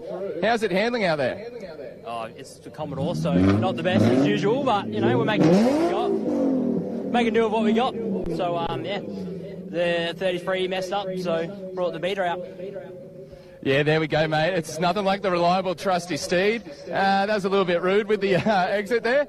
Not the happiest, mate, but you're going through to the next one. Keep the good run going. All right, we actually have a bit of a repeater here, and it's throwing me off. So back to you guys in the booth. Thanks, Mez. Yeah, we watched that whole thing as you were miming it, so we didn't know what was going on, but. You do make an excellent mime, Mez, I got to say. Not being able to hear a word you were saying there, your interpretive dancing was fantastic. Really appreciate your work. Good use of the imagination, mate. Thank you. All right, so we're just waiting on form up to release the next battle to line up. Got young Hunter Carey still out in the track, parked up there. Might be waiting for a result, maybe. I'm not sure there, but. Looking around now at our spectators. Thanks for coming out. Thanks for spending some time with us on your Saturday. Some pretty good setups there. The couch. We see you, bud. The esky. Great work. It's the Australian dream right there. That's sitting it. in the back. Oh, that's one of those eskies where the handle comes up and turns into stumps. Amazing. My man. And he's got the hat, and he's got the, is it Flanny he's rocking as well? Yeah, cool, or a fishing shirt or something. Mate, you cannot get more Australian than That's it. Is of course a long weekend here in South Australia, so if you are watching it here in the live stream and you're in South Australia, there is literally no excuse for you to not be here at the Bend Kartdrome today or tomorrow, round one of the Drifting SA Championship going down. And then you can pull up stumps on the Monday, put your feet up, relax. For those of your friends who are out there interstate watching us, welcome. Thank you for joining us. This is the Drift Collective, round one today, supported by Drifting SA and Dory Wheels. Big shout again to our other sponsors, Scott's Tyres, Coastal Steering Systems, Shopworks, Sleek Spares, JTR Race Trailers, NG Elec Custom Imports, DC Motorworks, Outside Thinking, Evolution Car Sales, KSAP Worldwide, Edwardstown Powder Coating, Blackwood Hire, IT Solutions. Speaking of Edwardstown Powder Coating, we see the man himself, Scotty, out on the track right now, ready to tear it up with the Drifting SA 180SX. Yep, so we've got Scotty Roberts leading at the moment. Great, nice, fast entry, very flowing. Wasn't a massive snap, but still nonetheless pretty good. Our guest driver doing all he can to hang on. He's doing a great job. This is probably his third lap in his car at the moment. So a stitch up for our friend David here, up against one of South Australia's best in Scott Roberts, leading the way into this elimination round. David doing his absolute best in that 180 to push. He's just so good behind that beautiful blue Edwardstown powder coating S chassis. An absolute beast of a car. David following in behind. That's it. He's a bit of speed knocked off as he came into the bowl. Maybe just, that bowl was pretty intimidating as well. So coming in a bit too hot, it's always, we've seen some pretty hectic accidents over the years. Well, it becomes the point here for David. He is in the borrowed car. He has been flown in. It's his 4th lap. Yeah, is it? And you'd be thinking to yourself, how hard do I really want to be able to send this car that I don't own? Yeah. Just knowing, though, full well that you're going to be staying in the same house as Stewie tonight. So, is it really worth it? We'll find out. Versus Scott, who, of course, is driving this beautiful blue S13-14 setup. That's the one. So we got David Hunter in the front. Scotty Roberts in the back. Nice throw, right up against the wall. No, absolutely nailed it, Stewie's saying, as he's coming through. Scott's right behind him, doing a great job there, hitting all the zones, on the loud pedal. Bit wide at the front at the start there. Close. See if he can hold this the whole way. He does. It's the straighten from Scott as well. Bit of course from David. Bit of mid-track there, but not too bad. Scotty again trying to overtake on the bowl. Seen this a few times, just too much speed, but great job. Oh, a little bit contact. of a kiss. A little bit of a kiss and a hand out the window. Sorry, mate. Welcome to Australia. Don't do it again. That's the Australian way. A little kiss on the cheek. Welcome home. Pro rides coming down now. We've got Ben Candy, Jerry Klingberg, Tim Greaves. These guys have probably done about 10,000 laps of this place through pro rides over the years. If you want to go for a ride with a pro, these are the guys to do it with. 150, 160 k's an hour into turn one. It's hectic as a driver, and even worse when you're a passenger. You're definitely going to want to make sure you bring a change of underwear if you're riding passenger. If you guys are wearing shirts and shorts, don't worry. We do have long sleeve clothes. We provide helmets. Anything you need to get yourself out there to have a good time. Fantastic. As we sit and see how the judges deliberated on that one with results here from that drivers, Scott and David.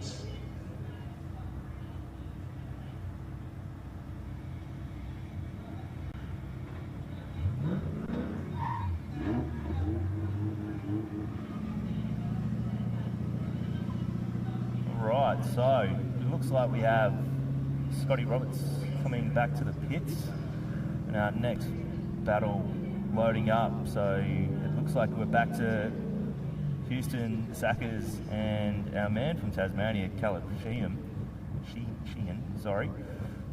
on the line. Judges still deliberating over that last battle, just waiting for a result. It was a very close run between both Scott and David there. We could see, I think Scott might have had the advantage on that first run, but David on the second was very, very good. And that little kiss right at the end there, they've sort of switched it off by that point. I don't think it will impact the judges' scores too much. Right, as we've got a battle on the way. So, right, Caleb's in the lead. Houston chasing as they come up the straight now. Full noise. BMW unsettled a little bit as they throws it in up against the wall. Great job there. Houston absolutely emulating him. Again, I say that word a lot, but exactly what it is. He's just copying him completely. Great proximity as they come through now. A little bit wide there, but not too bad. A little bit of dirt popping up.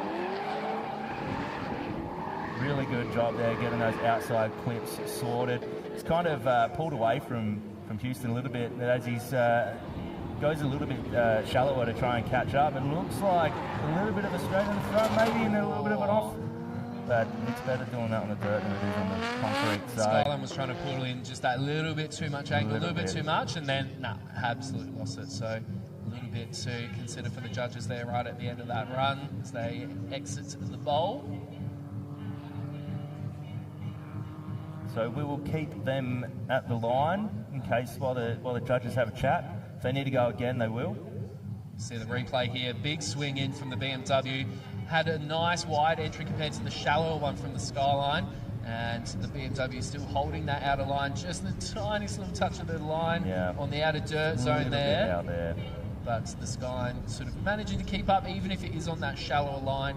Good to recover. That's it. We'll see through here into the bowl. That Skyline trying to aim more for the outer zone clips into the bowl versus the BMW holding it in just that bit wider, missing those clips. So like we were saying earlier on, do you go for the wider line, risk being shallow into the bowl, or do you go shallow then push yourself wide into those two outer zones for the bowl? Yeah, I think that I think like hitting that outside clip, especially because the judges have wanted it. I think that's more important. And then once you're on the bowl, you can really use your throttle control to, or front foot left foot braking as well as good technique to get yourself up in that bowl and set your line. So it's just a practice thing really.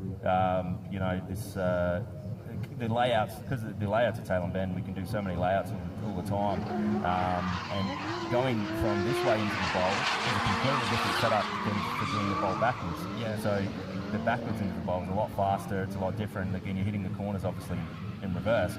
So it is very hit and miss to get it perfect. And for those who are watching at home, you can see the whole track up on the live stream. Technically, this first big bend forms sort of multiple tightening sort of kinks. And there's actually 4 clips that we're hoping for our drivers to hit through that first long sweeping as they then flick it left, and the next clipping zone isn't until the end of that corner, so you really do have to make sure you're not washing off too much speed through outer zone 4 as we hit the track might again. have a rerun. So we've got the young fella versus Big Dread Brady.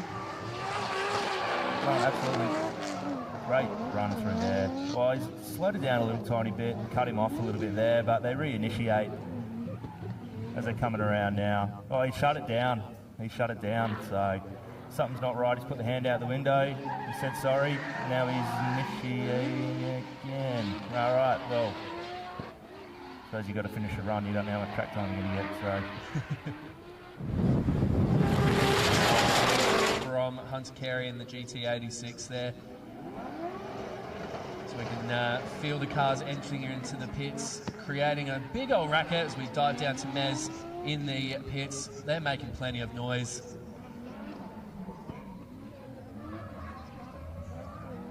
And the winner, ladies and gentlemen, is young Houston Sackers. All right, Caleb Sheehan was fighting some issues. And Houston, mate, you went up to the judges, you asked them, hey, what am I doing wrong in qualifying? And you've come, did you put it into practice, or you just go do what you wanted to do? I kind of drove how they wanted, which is a bit not that cool. But anyway, we'll give it to them.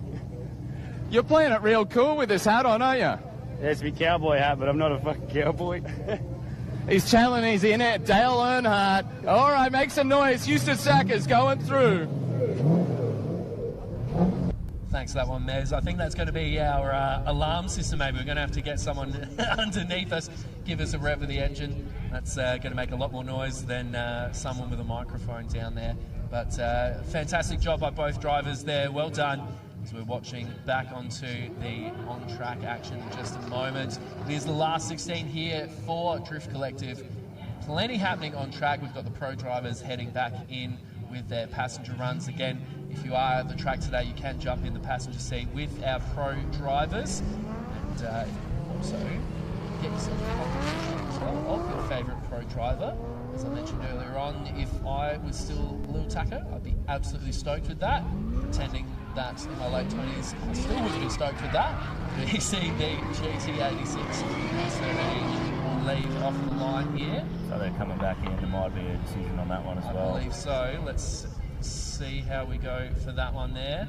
Looks like we have another one more time for our guest driver and Scotty Roberts as well. So Dave and Scott, they're going to go again by the looks of it. Try and get a clear result, but great driving for both. Good to see them back out. Good to see Dave doing so well after 5-6 laps now in the 180.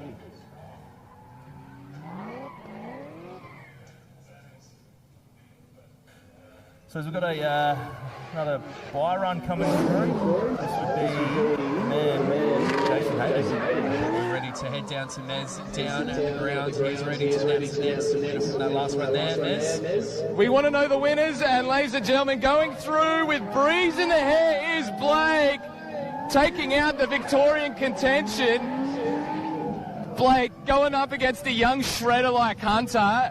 Full faith? Yeah, always. We always have killer battles together. I think last time we versed each other, I went to a rerun as well, so yeah, it's killer. And have you dialed in this Corvette a little bit more, you know, this little race rig you got going on here? Oh, yeah, you could say so. I'm struggling with the first corner, but other than that, we're all right. So once you get the first corner, look out the rest of the competition. Blake's got it. Make some noise, Blake, going through, and make some noise from Hunter, young shredder all the way from Victoria. Thanks for that one, Mez. As we're jumping back, Scotty and our guest driver, David, coming around one more time for the boys. There was an epic runs before. Let's see if they can pair it up again as Scott takes the lead, heading in nice and close proximity from both of our drivers. David trying to get in nice and tight there. Lock the front a little bit just to get upright, but it worked. He's in and out. Oh, he's been gapped there. Scott just being consistent in that lead, but David in and out. Not sure if he's coming or going. Scott just needs to keep pushing through on this run, and he'll have that advantage. David doing his best to try and catch up, whilst also being super shallow on the outer zone 5, pushing into the bowl, doing his absolute best. But Scott Roberts just that little bit too good there.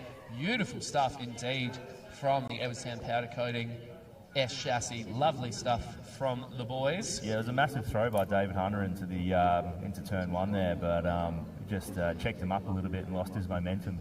And then from then on, it was just an absolute battle to get back on. What's the mindset? If you're in that chase position, Kai, and you're coming in, you know you're up against a competitor like Scott Roberts, who's absolutely just going to send it as hard as possible every single time.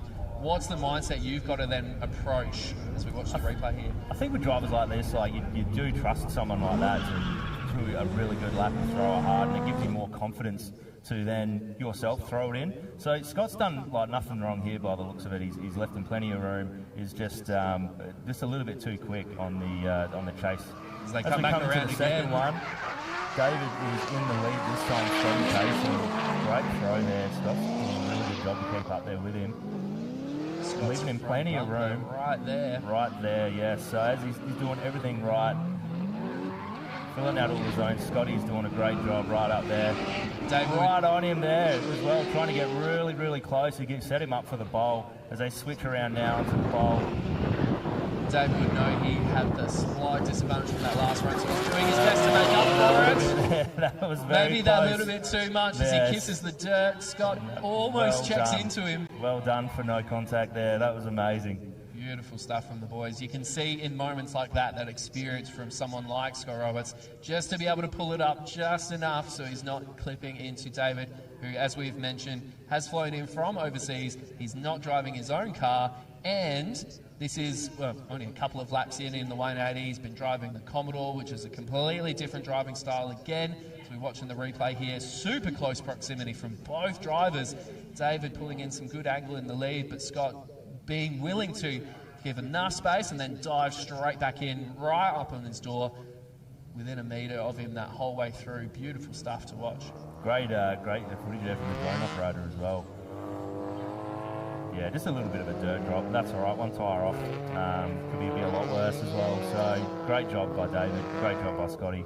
And we're able to head back down to Mez to have a chat, and then expression sessions. We're ready for you again, expression sessions. Head over to formation if you are wanting to dive over onto the track. Back to you, Mez. There's nothing like being cross to and having no idea who won that battle, and you're just waiting on the internet, just one of these ones. So hopefully that message comes through. But let's talk to Scott, because he's got this neat little number. Scott, what was it like to drive against a D1NZ weapon in David Hunter? Unreal, mate. He's very aggressive, very smooth. Just it's always a pleasure to drive with somebody that's just pretty predictable with what he's going to do, but at the same time, it's just like he's aggressive as. It's awesome. Yeah. And we kind of got to give Scott some props. He was pretty aggressive and pretty clinical. What do you reckon, crowd? Yeah. Oh yeah, come on, crowd. There we go. So much enthusiasm, mate. What are your thoughts? Who do you reckon won? To be honest, mate, I think it's going to be close. I felt like I made a mistake into the bowl there at the last minute there. I felt like my tyres are getting a bit slippery because I didn't change them. I think if they're going to get me for anything, it's probably going to be for that. But for the rest of it, yeah, I think I've got me pretty close. Well, it was definitely close, but we'll announce the winner, and it is David going through. So make some noise for Scott, but we're going to see him tomorrow, and we're going to see him in the expression session absolutely ripping. So There we go. Back to you boys in the booth. Thanks, mate. Appreciate it. So, yeah, you heard it first, David, for the win. Unlucky to Scotty Roberts, but right at the moment, I think it's expression session time. Is that true? It is indeed, and that's a really tricky one to pick from that battle. David and Scott both absolutely nailed it. As Scott called out himself, just a little bit into the bowl there. So when we are at this point of the game, the last 16, but not just that, two of the best drivers in this competition today, Drift Collective, up against each other. Judges having to be really, really picky between 1%ers between each driver. And they spent a lot of time deliberating as well, which is good, so it wasn't a clear-cut decision. So, yeah, look, you know, unlucky for one, lucky for another. So. And that's definitely... So just a shout-out to all the drivers who are in the expression sessions. If you'd like to join us on the track for a few laps, get in your cars and please get ready, because otherwise we're going to give Toilet Pinsky way too much track time. That's it. Expression session. If you are at the track, you want to go for another drive, jump in your car real quick, go to formation, get behind the wheel, expression session, back on again, and make sure you're keeping an eye on the timetable as well. There are plenty of handouts out, down on the ground, from here in the commentary booth, down the ground, or head inside to the front office to be able to check in when those expression session times are, so that way you can be ready to rock and roll. As we do that, just a quick run through of the sponsors. Obviously, these events like this can't be possible without the help of some very generous people. So, of course, the number one, Drifting SA and Dory Wheels. Got Scott's Tyres, Acostal Steering Systems, Shockworks, Sleeker Spares, JTR Race Trailers, NG Elect, Custom Imports, DC Motorworks, Outside Thinking, Evolution Car Sales, Case Up Worldwide, Edwardstown Powder Coating, Blackwood Hire, and Rural RT Solutions.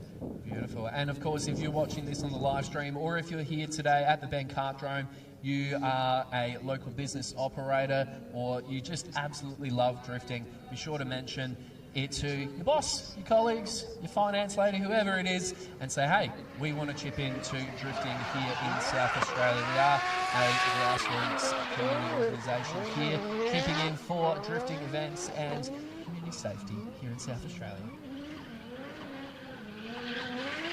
Once again as well, if you are looking for, whether it be electrical work, tyres, you name it, we have some fantastic businesses supporting grassroots drifting here in South Australia. So support the businesses that support us. We're watching some beautiful driving here in the white and yellow 180. Lovely stuff. Yes, beautiful yes. hold on the bolt there.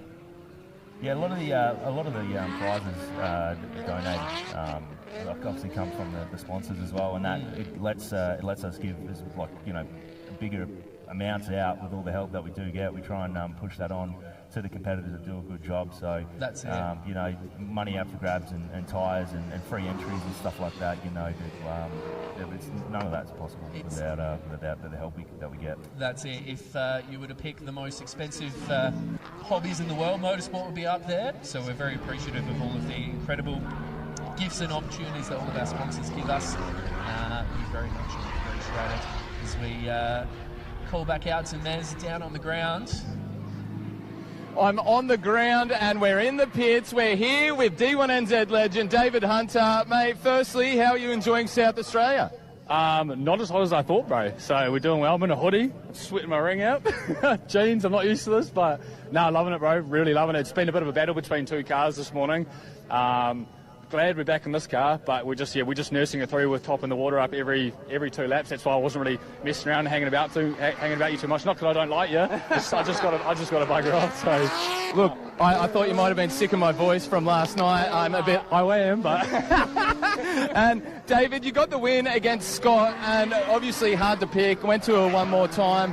Absolute shredding driving out there. What are your thoughts on it? Oh, thanks, bro. Appreciate it. I haven't even rewatched mine and Scott's runs, so I'm not too really sure how to deliberate on it, but I felt like I just pushed hard with it, and just for what I'd done, like seat time wise, so hopefully a few more battles in the tank. He said you were very aggressive and very precise, so I think they're the best compliments you get as a drifter. Okay, thanks, bro. Yeah, I pride myself on a bit of aggression, you know. No, try to anyway when the car's running. If you want aggression, watch this guy enter Pukekohe a few weekends ago, and then the dirt drop and the 360 kickflip. Yeah, flipped it. Almost flipped it. That could have been the end of D Hunter. All right, ladies and gentlemen, that is David Hunter. He is our guest driver all the way from New Zealand, representing D1NZ. Back to you, boys. Thanks for that one, Mez. It's a bit terrifying, really, if you're talking about a drift car doing a 360 no-scope. But, I mean, David behind the wheel there is a bit of a menace. It's been fantastic to see him flying all the way from New Zealand to join us here at the Drift Collective and take a win against Scott Roberts in the Edwardstown Powder Coating S chassis. Edwardstown Powder Coating being a sponsor of the Drift Collective here today. Of course, if you're in South Australia, we have both the Drift Collective and also Drifting SA Round 1 happening tomorrow at the Bend Cartdrome. So get in touch and come on down to see it here from Coventry. Yeah, we've got the top 16 battles coming up. I think. So yeah, grab a drink, get comfy, come back, put your feet up. Put your feet up, enjoy the... turn the sound up, enjoy the sights of our Expression session drivers. These are some of South Australia's and Interstate's best drivers, those who've already been knocked out or they just happen to be here on the day with their cars ready to rock and roll. So kick back and enjoy some driving action. We'll be back in a sec here for Drifter Collective.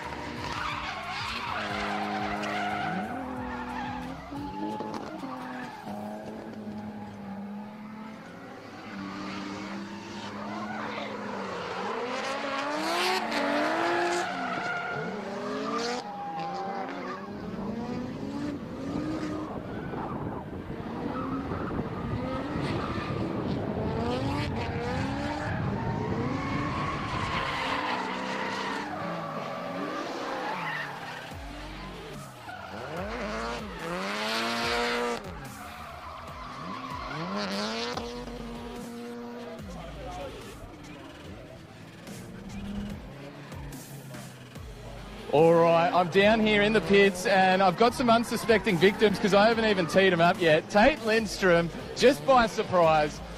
Mate, how are you travelling out there? Okay, I got about 4 laps of practice and spent most of the time forcing Joe under the dash of my car so he could fix the master cylinder for the clutch. Went out in my first run and pirouetted off the track. It had about 2 degrees more lock and I would have been golden, but didn't have it, and did a nice big burnout in the middle there. Then, yeah, waited a lifetime for Matt Harvey to get his gearbox back together on that last one.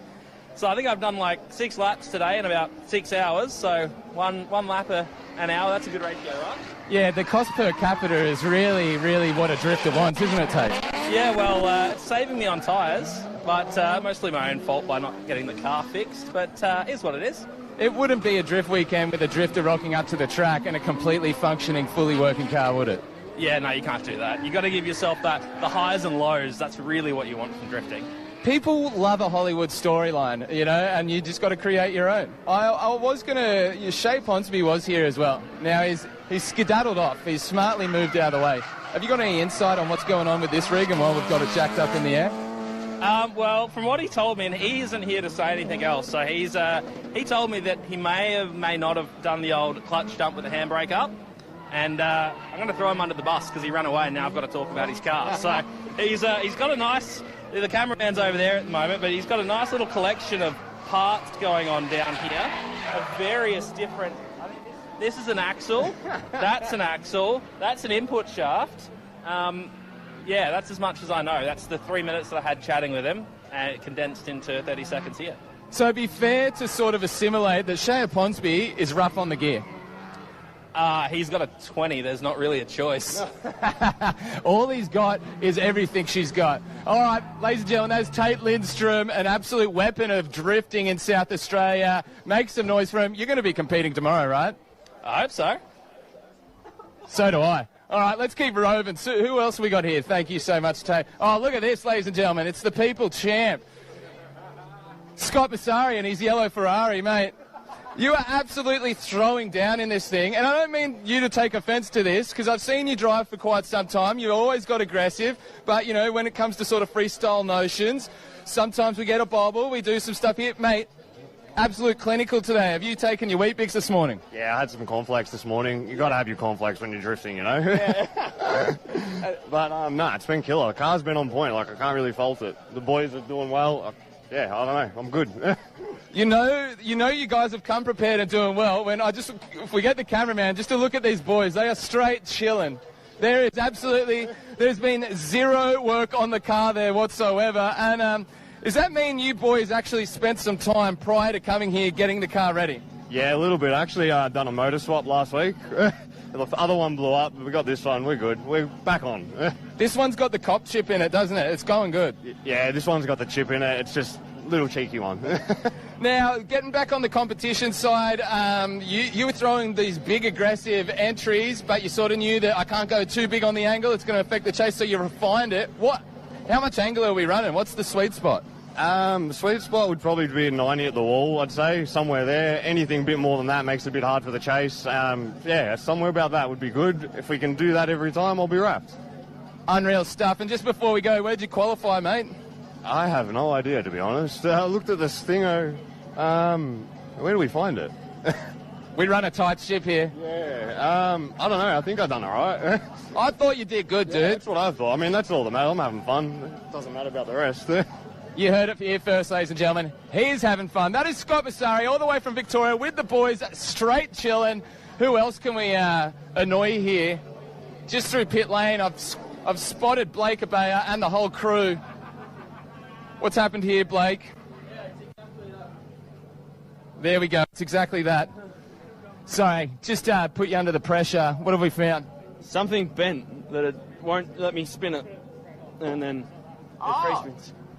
Yeah, that's not how it's meant to be. All right, well, I think we're going to let Blake get back to it because we want to see him back out there. And it's not fun having a camera dude and some annoying mic in your face. So we'll keep moving down. We'll keep going around. And, yeah, as you can see, the team here, they're getting the tyres changed. Drifters need...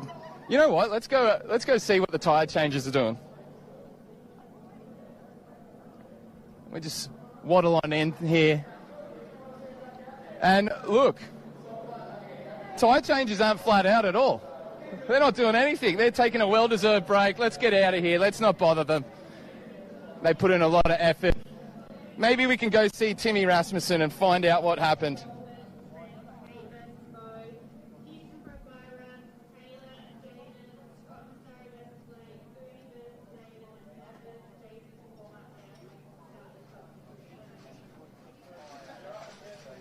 Nah, we can't find him. We can't find him. All right, we've got the crew down here. Jaden Jamison and the team. He's going through. We got Cody, absolute weapon, L2 champion, and yeah, the guys are getting busy, and I actually don't kind of want to annoy them. I don't want to be that camera interview guy that's like, hey, I see you're busy doing something. Let me annoy you. So maybe we throw back to some downtime, get ready for this top 16, and let's go.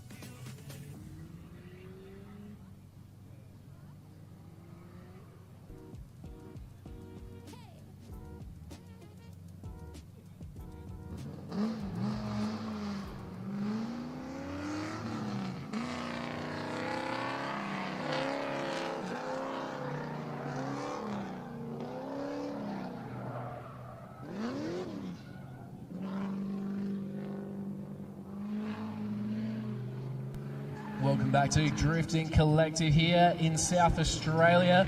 Drift Collective, of course, brought to you by Drifting SA and Dory Wheels. And a massive thank you to all our other sponsors for today's event. Scott's Tyres, the Costal Steering System, Shockworks, Sleeker Spares, JTR Race Trailers, NG Elec, Custom Imports, DC Motorworks, Outside Thinking, Evolution Car Sales, KSAB Worldwide, Edwardstown Powder Coating, Blackwood Hire, Rural IT Solutions. Massive list of incredible businesses that support local drifting, and the bigger their support for us, the more that we can then give back to the local drifting community, the bigger the prizes that we can give for our drivers who do compete in these local grassroots events. So if you are a local business owner, or you happen to know one who is really into motorsport, into their cars, into all things JDM, what would it be, AUDM for all the AU Falcon lovers out there. Yep, but whatever, whatever you're into, be sure to support local drifting, who supports you as we line up for our top 16 battles here. We are ready to rumble. We are underway. Trent and Joel heading out first, Kai? Yeah. So Trent's doing really good to get back up into a position now. Joel's just been smashing it all day, doing really, really well. So, it's going to be a good battle. Obviously, once again, Falcon versus Nissan. It's becoming the norm. But as the guys leave the line here, Joel will be leading. Trent will be chasing, obviously. Joel in the third place of 2025's Drifting SA Championship, coming down the line, big speed as they enter in. There. Trent's got a little bit shallow just to keep the proximity with him, but Joel's doing a really great job. He's right little onto touch him. on the door. Little tap. Trent just trying a little bit too hard. He's taken the tyre out around the corner, but he's kept into it. Joel doing really good to not let himself get unsettled there with a little tap from Trent. Great composure from Joel in the lead run. Trent doing his best to make up for lost time there with that door hit. Another one close. Very close. Bit of a straighten from Trent to make sure they don't collide. But again, a great job from Joel, but Trent is pushing a little bit too hard there, unfortunately. And Joel doing his best to push on despite the risks there. Great lead run from Joel, but as you say, Kai, Trent just pushing that a little bit too hard, as we see on the replay here. Massive throw as well. Everything was going really good until that there. You can kind of see that he kind of lost a little bit of angle there, and as he's trying to push in to get a little bit more, or close the gap a little bit, he's just unfortunately tapped him. Also taking the tyre out in the corner as well. It looks like not too much damage, but props to Joel for hanging on and still filling out all those angles, all those lines, and pushing forward. You sort of have to ask in those moments where you're trying to sort of make that big leap, make that big catch up, but as you can see there, Trent just does that little bit too much, ended up colliding with the front driver door there. Joel was already slowing down to get into turn 3, so as he's sliding, winding angle on to take a little bit of speed off to get the right line, Trent's put the foot down and try and, dive in on him, inside. And it just didn't pull it up in time, unfortunately. It'll be interesting to see how the judges fare that one, as our two drivers here swap places. For those of you new with drifting, of course, at this point of the game, it is elimination battles. Each driver has a go, taking the lead. This will be big from Trent, because he knows that if he doesn't do something good now, his day's done. So I expect a massive entry here. And with no surprises, massive entry. He's just got a little bit over 90, but he's held on to it. So I must have my crystal ball on, because I knew that was going to happen. I know what Trent's like. He's a massive, he throws it in. Joel did such a good job to hold that angle and manage to keep with Trent as well. Yep. Trent saving that massive angle. Yep. But then, as I say, Josh also holding place, holding that speed, and doing his best to get right back up on Trent's door there. Epic run there. I'll be very keen to see how the judges fare with that one, because, Trent dived straight in super hard. Somehow Joel managed to hold his own, and both drivers, I guess, sort of after that massive angle, as we see here in the replay, both drivers ended up slowing up quite a lot.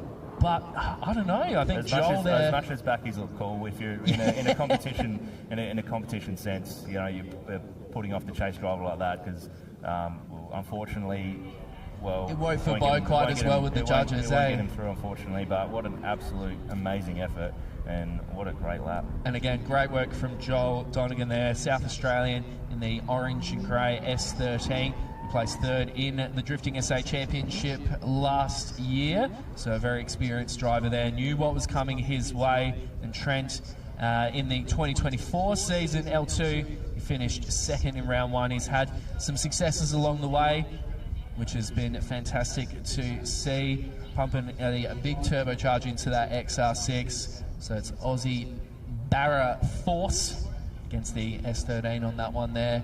Great competition. Again, very keen to see how the judges see with that one, how they fare, those two drivers. As we see the judges having a bit of a deliberation here in the commentary booth. That's how you know that it was a tricky decision to make, where they're having a yarn with each other. No one's throwing fists just yet, but it is getting heated already here in the top 16 battles, Kai? Yeah, that's exactly what it is. I mean, like, just because it looks so clear cut to us doesn't mean that I'm not a judge, so I don't know what I'm talking about. But like it might seem clear cut to us, but the judges have been doing this for a long time, and they might see some things that we don't. But it looks like we've got another solo run. So this is Houston coming down, big huck, big throw, bit of a backy. How you going? No one's behind you, so you don't have to worry about it. As he comes in, great line through there, filling all the zones. Well, it's the thing as well, Kai, with being actually at the ground here. If you come out to the Bend Kartdrome, you're actually seeing the drifting for yourself with your own eyes is a completely different perspective to what you would then get on the live stream versus up here in the commentary booth, where we can see the full track in a completely different angle to everyone else. It gives a really unique perspective, and again, completely different again if you were actually in the driver's seat. Yeah, we're pretty spoilt here, but it looks like they've got a decision. So once the cars pull up, we'll go talk to our good friend Mez, and he can have a chat to the drivers and tell us who's going through. And I think, Mez, we've landed on a solution. We're going to pass it down to you, mate, for the Mez round. Boys, it is absolutely hot down here, and so is the action on track. But going through, ladies and gentlemen, is Joel Donegan as he checks the rear there. And, mate, is the rear still all kosher? The brand new door's got a bit of a mark on it, but we'll be right. We'll push on. You'd rather Trent try push with aggression than just rock up and try to do a lukewarm run. We certainly sent it. That's what we're here for, though. Absolutely unreal, Joel. You're going through, mate. All the best. Make some noise for Joel Donegan and Trent in the VA. Congratulations to Joel. So Mez on the move. Oh, Mez on the move. Yeah, we've got to come up with a good name. So roaming Mez is the it's sort of DT like, isn't it? It's low hanging fruit. We've got to come up with something good by the end of this weekend. We've got another elimination battle coming up now. We've got Shay Russell versus Cody Obst. Cody's been doing beautiful driving earlier on today. He's coming through now to the main straight, ready for this initiation and the flick. It's a bit of a lazy, slow throw, but really good. Got him out to the end of the track there as they come through turn 2 now, slowing it down. Cody's right behind him, doing a great job there. Shay at the front, absolutely got the hammer down.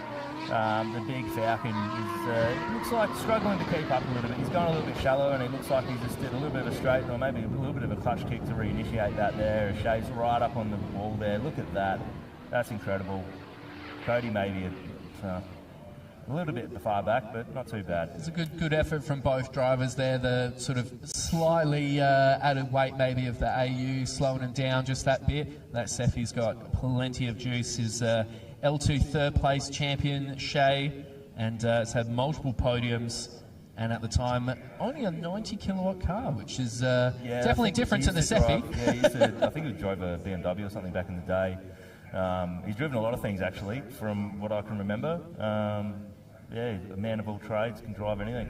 There's Cody being our L2 state champion from last year. As we mentioned earlier on today, just a slew of impressive results from last year. Plenty of podiums, plenty of force and fifths as well. Has been doing a heap of different burnout events, demos, all of that. Yeah. And like we keep saying here, Drift Collective today, we're in the top 16. Every single one of these drivers is incredibly deserving, super talented, as we can see that both of the boys lining up here, waiting for the word go to swap places. Of course, both drivers get a chance at a lead run and a chase run, and they are underway. So let's see what happens now. We've got Cody in the AU, who is going to be taking the lead up against the Seffi from Shay. And let's see if Cody can give us some nice big angle, nice and close into that outer zone. Let's see what he can do through the speed gate. Both nice and close as they come through outer zone 1. Pushing hard up against outer zone 2 is Cody. Shay using maybe a bit of foot brake or something like that just to try and get himself closer. He used the speed gate really well to give himself a really good dive in on him on turn 1. Cody's just absolutely got the loud pedal on and a lot of smoke, but not a lot of speed, unfortunately. The AU making a lot of all that power that's leaving it easy for the Seffi to get back onto the door. And that is exactly what Shay's doing as he pulls him right up close up against Cody's door. Wow. Yeah, beautiful nice stuff there. Well done. It was important to call out there that Shay was coming in really, really shallow on outer zone 5 and 6 into the bowl there, but yeah, it's only doing that just to but that clipping point's more for for like the lead guy, and you really want the chase guy to, I don't know, almost have like a sixth sense of like, right, he's going to throw it this time. I want to preempt that and then put myself on the door for when he's on the bowl. Exactly, so, because if you're not going to be able to do that, you're going to be throwing yourself 100%. Into the wall. Yeah. No one wants that. We want to see some close, good fighting, drifting action here at the Bend Kartdrome, as you can see on the live stream. Beautiful proximity for Shay there, diving straight in, right up against Cody's door, right at the end there. Probably a little bit more angle from Cody, but it wasn't very deep on the bowl there, but a lot of smoke and a lot of angle. So that's it, and Shay needing to do that just to give that proximity. We'll see how the judges fare between those two drivers.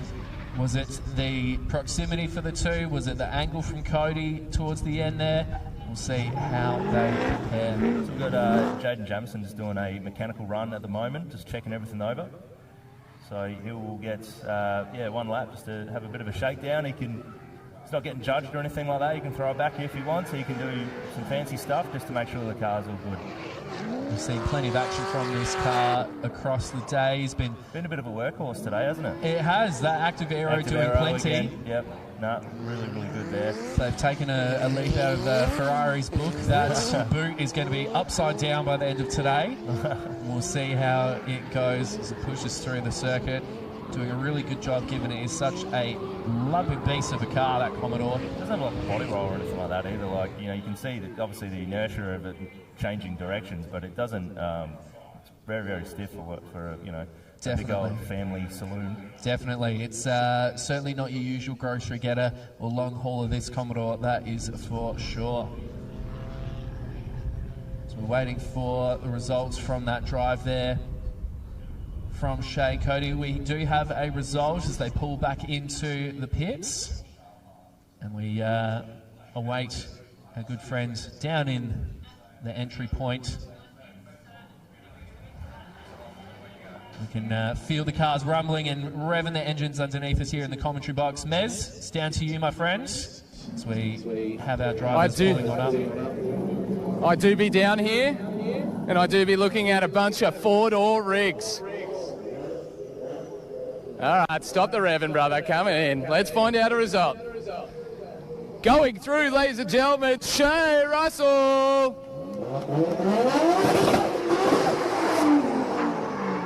And Shay, there's people with ears here, brother, that want to hear. He's excited. Shay, you're in the zone, brother. You loving it out there or what? Yeah, need to start turning it up. I heard the judges saying that I wasn't hitting the marks or wasn't on angle, so top 16 need to start putting in some bit more effort. And there we go. He's going to pull out his finger for the top 16 because he's going through and he's going to keep on hunting, keep improving, make some noise for Shay Russell, ladies and gentlemen. Yes, you definitely hope by this point in the top 16 you pull your finger out of wherever it was before. Well done to the boys there. He was doing pretty good before and to get to the top 16, so I don't think it was...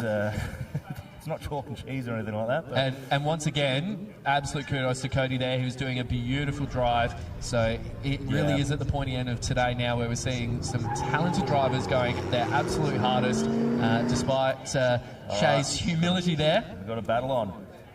Jaden Jamison and BMW of, I'm trying to look at it now, it's the Taylor Siskos. So Jaden in the lead, Taylor in the chase. Nice throw there. Doing pretty good, getting right wide out, so give that chase driver a really good opportunity to get on the door, which he does. BMW hitting the dirt there just on the outside as he tries to dive back in close, try and bring that proximity back to the Commodore there. Jamison is pulling nice and tight in. Really great job, yeah. That's really nice by the Beamer in the chase, but like I said, it's the age-old thing. You can't do a good chase if you don't have a good lead. And David Jamison's done a fantastic lead run there, so props. Beautiful work from the boys there.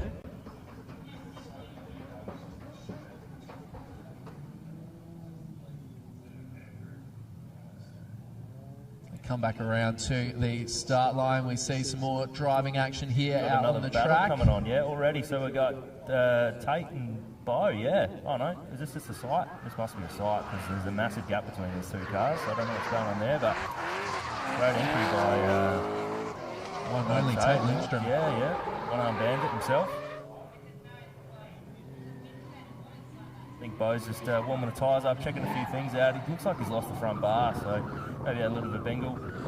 Yeah, sure. This is car number 2 there for him as well. So the tweaking things, testing things. You might not have expected to be driving this car today.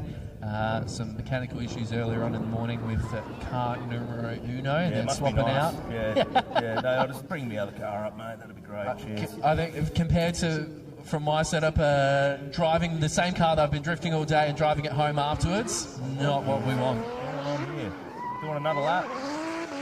I'm not sure. Judges aren't sure what's going on. Jaden's gone inside. He's in the pits. Taylor's just living his best life.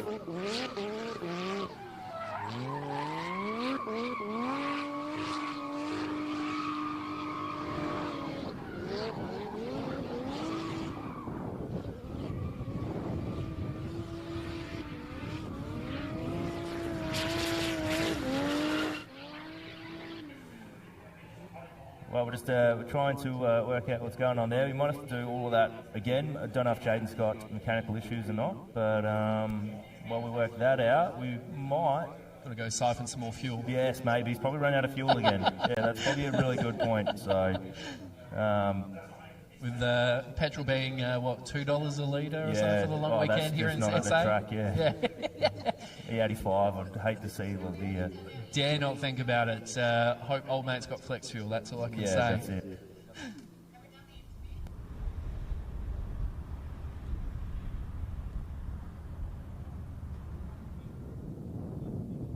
All right, we've got a battle on our hands. We're working this out. So the first round of the year, everyone's a bit rusty. Got a few cobwebs, we've still got to get blown out, but I don't know what you're talking about. We're all professionals here. Yeah. It's my first day, all right? It is. So we got Tate and we got Bo. Tate in the lead, Bo in the chase. LS1, BMW versus RB20, 180. Great entry by Tate. Really on the wall for a long period of time. Bo doing a great job there to try and catch up with him, but Tate's leaving him a lot of room, hitting those zones, getting those outer zones sorted. Bo trying his best to hang on as we come through now. Tate hitting those outer zones. Wow. And then hopefully, Bo will get right up on him for the last corner, but it looked like he was just playing catch up the whole time. That was amazing by Tate. That was just perfect. Well, Bo was holding something back a little bit there because there's a fair bit of a gap throughout pretty much most of that run. It's a fast car, but I think because of guys, some of them, with 265 radials and stuff like that as well. These guys have been competing on 235s in the state series for a long time. So for a lot of them, this is new, different grip levels, different. Different everything. And for those playing at home who maybe don't know the difference in sort of how those two tyres might compare, a 235 and a 265 car, just give us a rundown on what the difference is going to feel like as a driver between those two tyres. Yeah, it depends. So obviously, like the bigger tyre, you get more of a footprint on the road. But you can also mess around with pressures and offsets and camber setups and stuff like that. And But looks like we're going to get straight into part 2 of this battle. Bo in the lead, Tate in the chase. See what Bo can do. Bit of a slow bit of initiation for Bo, unfortunately. Tate was really right up there and on him. So quick initiation. Yeah, Bo's doing a good job though. He's filling out those zones, giving Tate all the room he needs to do a good chase run. Right on that outside clip. That is exactly where we need him to be. And as he comes up into the bowl, Tate is right there with him. He is not letting him go. He is all over him. Great job from Bo to hit that last clip. What a great battle. Yeah, Tate is... that was very impressive, but great job by Bo as well. Like, obviously, driving one car for the morning and then driving another car for the afternoon is never going to be ideal. I mean, it's happened probably 4 times now. We've had, David has done it, and Sam Mudge has been doing it, and Bo's been doing it. So, yeah, a lot of car sharing, but it's good. So we are getting a result, and people are having a good time. So, yeah, down to Mez. Sorry, I was having too much fun, Mez. No, you're all right, mate. You're underway. And the winner going through, Taylor Siskos. Mate, going up against Jamison, absolute weapon, consistent operator. What was the mindset? Oh, look, I knew he was going to put on a good lead. We were playing around this morning, and he was actually really good lead. So I was expecting him to push it real wide and fast. And Spill, he didn't get the chase, but yeah, this shit happens. We'll take it today. So yeah, you just got to work through them. Unreal stuff, mate. You keep peddling, and you're on your way through, mate. Make some noise, Taylor Siskos. Beautiful stuff, as we can hear that Beamer scream. Had a bunch of the drivers doing some sight laps, had a bunch of drivers doing some comps. It's all happening here at the Bend, and you can see in the distance from the kartdrome the Bend hot lap experience. If you haven't experienced that before, you can either jump in the passenger seat or jump in the driver's seat of a Mustang, Holden V8 supercar, engined beast, all sorts of fun things there. Can recommend the Porsche passenger ride if you want your insides rearranged. You definitely want to be prepared for that one because they go full send in that thing. And yeah, look, you don't want to have had lunch before that, is all I can say. Same for here with the Pro Drives. Yes, indeed. So it looks like we've got a result now for the Tate and Bo battle. So they'll make their way into the pits and have a lovely interview with Mez. And while we wait for that, we might have another battle. Looks like we've got Scott Massari, and this might be Blake Evia, maybe. With the S13 vert versus the S13 with the 180 front. So Very, Scott very Massari did really good in the quali rounds before. As they come in now, big send from Scott Massari. Really how good is that? What an entry! That was fantastic. He held that angle. Held it, yeah. But a great job in the chase as well to emulate that and hang on. But Scott is just doing all the right things. He's going out. So a bit of mid-track there. It's not too bad. But as he's coming through now, trying to get to that outside zone. A little bit shallow there, but not too bad. Blake in the chase, absolutely doing a great job there. I'd hate to be a judge. Yeah. Beautiful stuff. Hands are out the windows, they're happy. That was brilliant. We're happy. Sorry. The crowd's happy.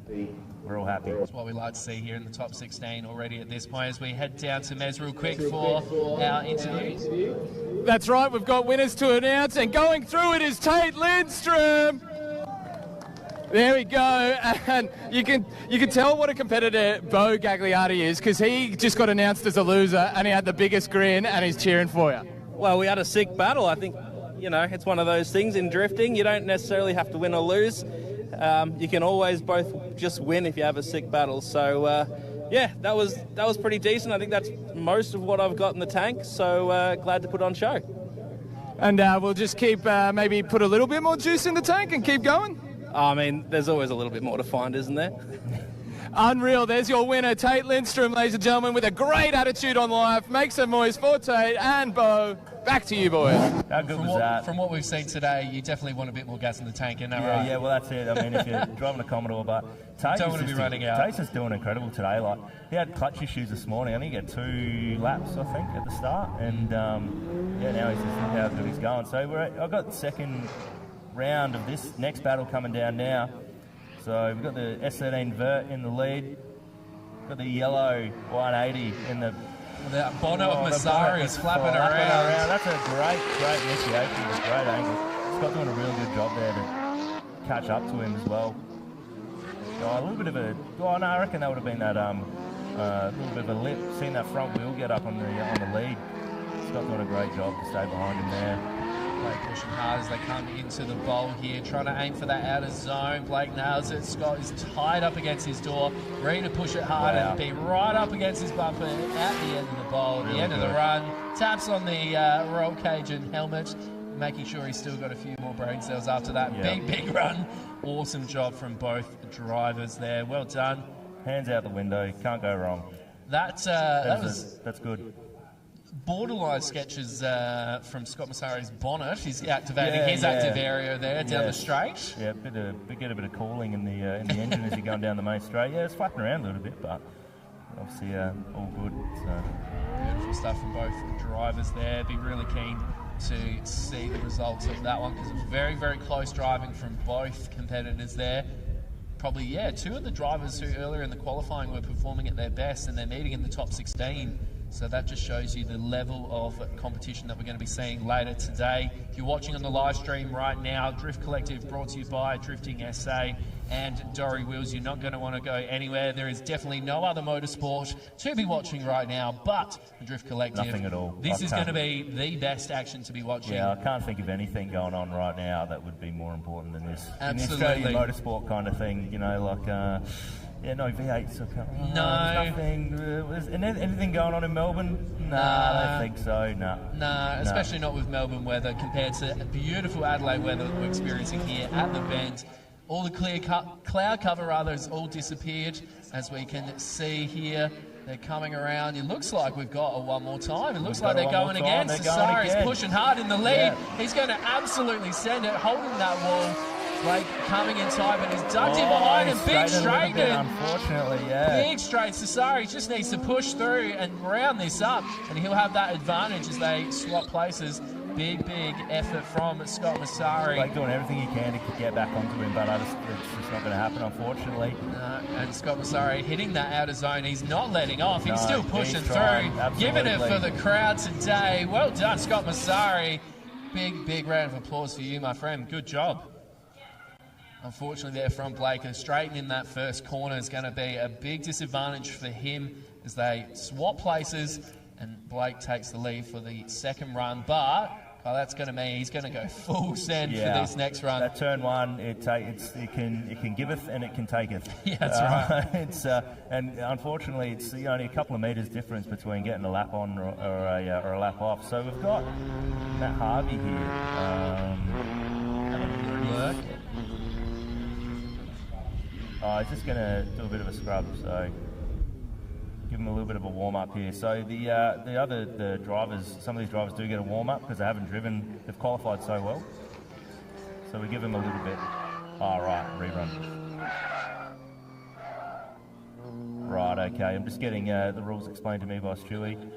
We are professionals. Yeah, so it's all new to me, but it's a good point for those watching the live stream right now. You're wondering what's happening because we've had the one more time. It's then meant that our other two drivers who were out on the track, rather than keeping them there and letting their engines completely roast themselves to death, we just get those cars moving, especially with turbocharged or big V8, a lot of heat, a lot of energy that's just sitting there ready to go. So you want to move around, let them cycle the cars, get the cars moving a little bit, all the fluids flowing through, then pull them back to the line as we see our two drivers, Blake and Massari, leaving the line again.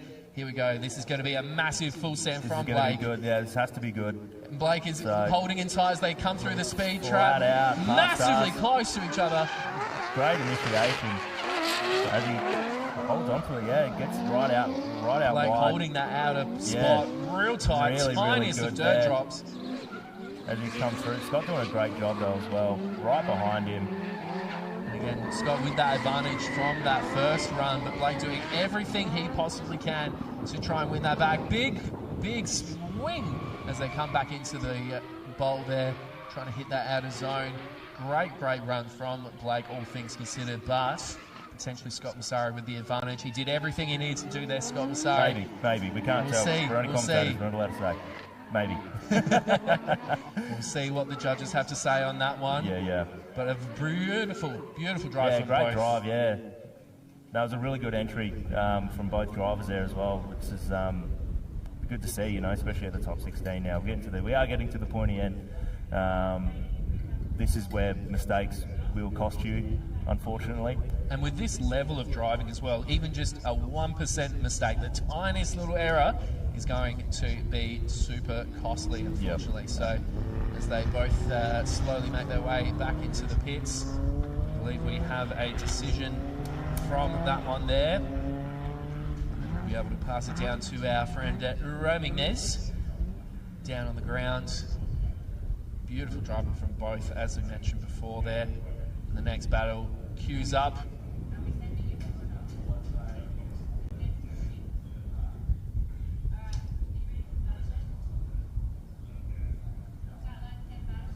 All right, so we've got another battle first while the boys get set up. So we've got Matt Harvey, and we have the big wing himself, Jason Hayden. It's going to be a massive, massive show, this one here. Matt Harvey's going to want to pull it real fast, real hard, coming in down the straight in the lead run. Let's see how they go. As he comes in. Absolute textbook entry from Matt Harvey. Big smoke, holding the wall.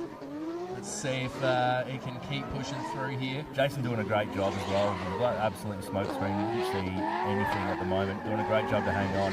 Keep that proximity. Harvey's just doing Harvey things, just perfect. Jason is he's actually doing a great job to try and keep up with that powerhouse of a car. Jason hasn't got that massive wang in front of him, because it'd be blocking his view even more than the smoke from Matt Harvey, who absolutely smashed it on that lead run there. Did textbook driving. There's down to you, my friend. Okay, we're here with the two Victorian heavyweights. They had to go at it again, but going through is Scott Vasari. And you boys put on a hell of a show, Scott. You do my best, do what I can. Why not? And how did Blake go? Blake done such a good job. Chasing him is always fun. I love driving with him. I'm keen to get some more laps with him later today. Unreal. And the car's still all sweet, eh? So the boys don't have to make moves. They can keep chilling. Yeah, the boys can keep chilling for now. They've got to change some tyres, but other than that, they're good to go. Sweet, boys. Get on the tyre change for him. Back to you in the booth. Great team effort there. Scott Masari with the win. As we jump back out onto the track, we have our drivers queuing back up again. Matt Harvey ready to hit the ground running against the ginormous wang, the S14. I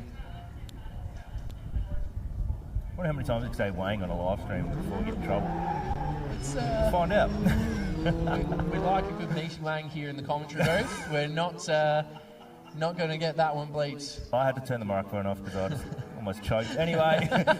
Choked on the meaty wang. Big wang versus Harvey. Massive throw. Harvey's just all over him. Wearing him like a hat. I know I've said that once, I'll say it again. Oh, and the wang. Is that the wang guy? That was. No, it's bit of still connection. there. A bit of a hit.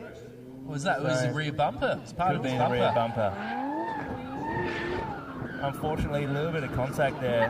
Not sure what happened. Looks like maybe just the lead car just slowed down a little bit too much, and Harvey had nowhere to go. But we'll look at the replay and we'll see what's going on. See what if it was anyone's fault or was just one of those things. It would be pretty devastating if it was any fault on Matt Harvey's end there. I was just thinking, right, like how hard of an impact would you have to do to break the wing when it's so far up? Here we go. Here's the replay of that one again. Shallower entry. Very shallow not entry, to the yeah. wall. Trying to keep a lot of speed, I believe, but a car like Matt's where you just go full send and he ducks in. Yeah, he's got the hand out the window before the contact, so must have had a mechanical issue there. Harvey doing pretty good to wind the angle on to minimise the damage. That's it. Not much you can say really about that one. Matt did everything he could to... Matt diving in as the hand goes out the window, say stop, I don't like it anymore. We're resorting back to grade 2 levels here. Stop it, I don't like it. Right, don't touch me there. No. No, hopefully both cars are okay. We'll see if Jason can get his car sorted. The drivers do have a 5-minute rule, so they can go back to the pits and work on their car for 5 minutes. they can't get back out of the track in 5 minutes, and they do forfeit the battle. So see the replay of that one again up on the live stream. Yeah, so it's tricky that because you can see Matt has dived in, he's given that power, but hand out the window, unfortunately, from the competitor there at the same time. Already ready to apologise, not really giving Matt much that he can do except pull up a little bit more and try to minimise the impact, like you said, Kai. Yeah, so I mean, it's just a racing incident, unfortunately. So looks like they're coming back now. So we might have a result, or we might be taking the fight. We don't know yet. Yeah, I think we do have a result after that one there. So we'll be able to see what the judges have to say around that one. As I say, real tricky that when you've got Matt Harvey, as strong as his car is, diving in, but his competitor putting his arm out the window straight away to apologise. See how the judges fare with that one. I think we're ready to head down to you, Mez, see what the results were there, my friend. Microphone, Mez. Still waiting. I go by Mez and I have a microphone. Let's rock it. Just while we're waiting for the drivers to high-five the kids, it's absolutely lovely to see. Bring it up closer there for us, Haydos. All right, let's get into it. Let's not stuff around. Going through is Matt Harvey. And look at the sportsmanship there. You love to see it. Great driving. Matt, had to do a bit of avoidance technique there, or just another day in the office for yourself? No, he's a really good driver, but just he looked like he made a mistake, maybe missed a gear. He was doing really well until then, but unfortunately, not the way you want to win, but we'll go through and see how we go. Them's the brakes, he says. All right, Matt Harvey going through, make some noise. And again, a great effort from Matt Harvey there to save that one. Like you said, might have just been a gear slip up, he might have missed something, but his opponent there immediately knowing that he'd made that mistake and apologising. Yeah, it's a bit hard sometimes. You've got to go back down to second gear there. It can miss it. So as we get another battle, we've got Will Argoon, David Hunter, all the way from New Zealand. Will Argoon and Walter in the lead. DSA 180 chasing. A massive throw in by Will. David super shallow. Almost contact there. And David's off. He's off, unfortunately. That was a massive throw by Will. And Dave knew he had to do something pretty special to keep up with it. Just could not hang on, unfortunately. Will not phased at all. Throwing big Walter around like a rag doll. And it looks like bumper might have even come off there from the drifting SA 180 SX towards the end of that clip. Will just riding the bowl the whole way, right up, real deep, real high, perfect. So bumper there, out of zone 3 for the 180 SX, unfortunately. David, big throw there to try and hold his own up against the weight of that AU Falcon, as we see on the replay. The AU came holdering down right up near the wall, but David super shallow, and then just bit straight too much off. angle, I think. Yep, and a bit too much angle and a bit too much speed, and just looks like I just washed it off. I washed it out straight into the dirt. Yeah, but lucky to not hit Walter. To be honest, I think I'd be more worried about the 180 than the AU. To be honest, could have been a lot worse than it was. So. A little bit of dirt in the wheels, a little bit of dirt in the chassis rails, and wash it off, keep going. And Will just kept going full send throughout the rest of that run. Big smoke show through the bowl. He placed 8th for the season in Drift Collective 2025. And David, of course, our international driver all the way from New Zealand. Let's see if he can make it up from that last one. Hopefully the car's all sweet. He have been fixing that one throughout the day, water pump and all sorts. He probably can't use that as an excuse for what happened there as a water pump mechanical failure, but it's more than likely down to driver, unfortunately, in that one.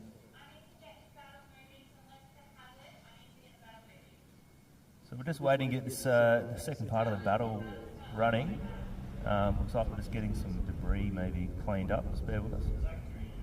We've got to make sure, of course, with our volunteers that they are safe as well as the track is safe before we can send our drivers back on our way, which is as we're doing now. Will Argoon, who's going to be in the follow up against our international driver here, David who's going to be trying his absolute hardest to make up for that one. Straight David down the Hunter's gotta do straight, something big pretty flick, special here, yep. holding the wall Great beautifully. entry by David Hunter.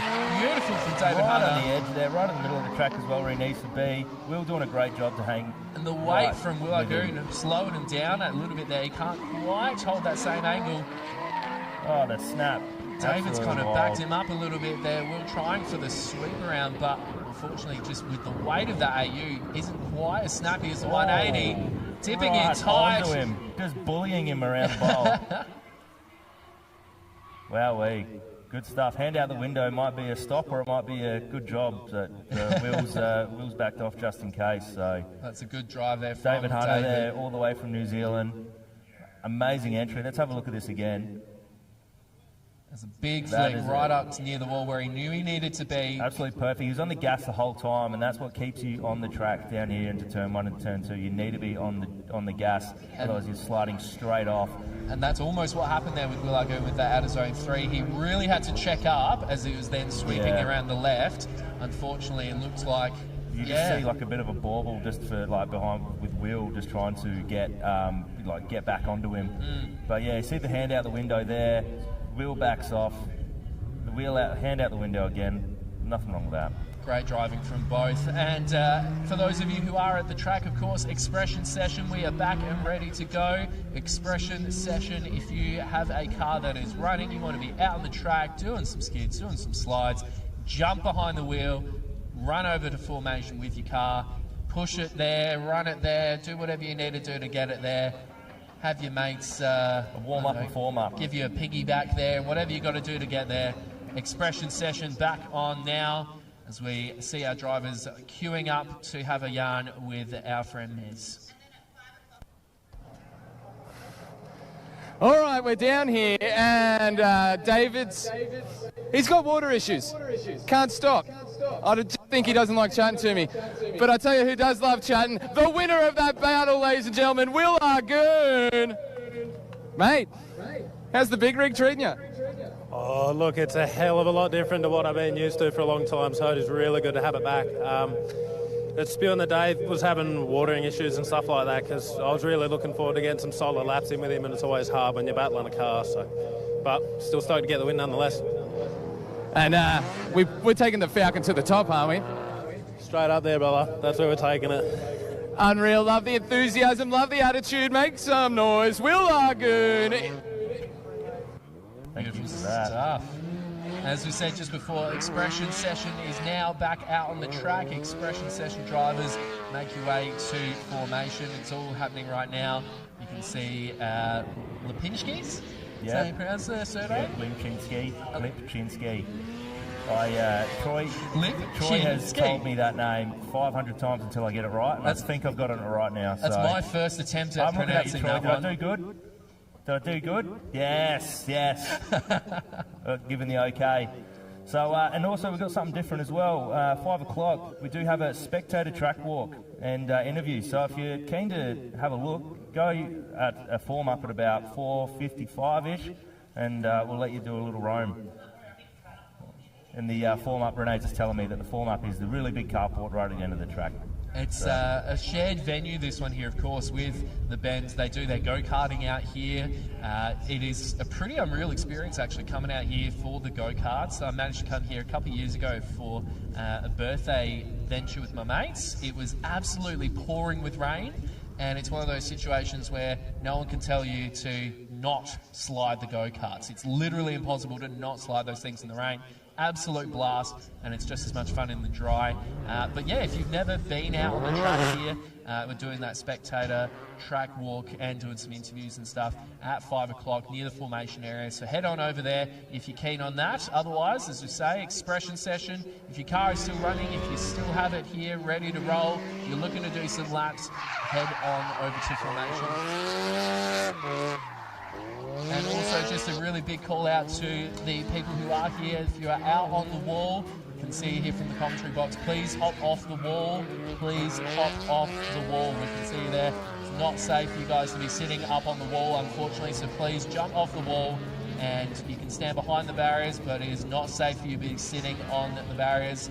I know you can hear me, so please get off the barriers. Get off the barriers. You tell them.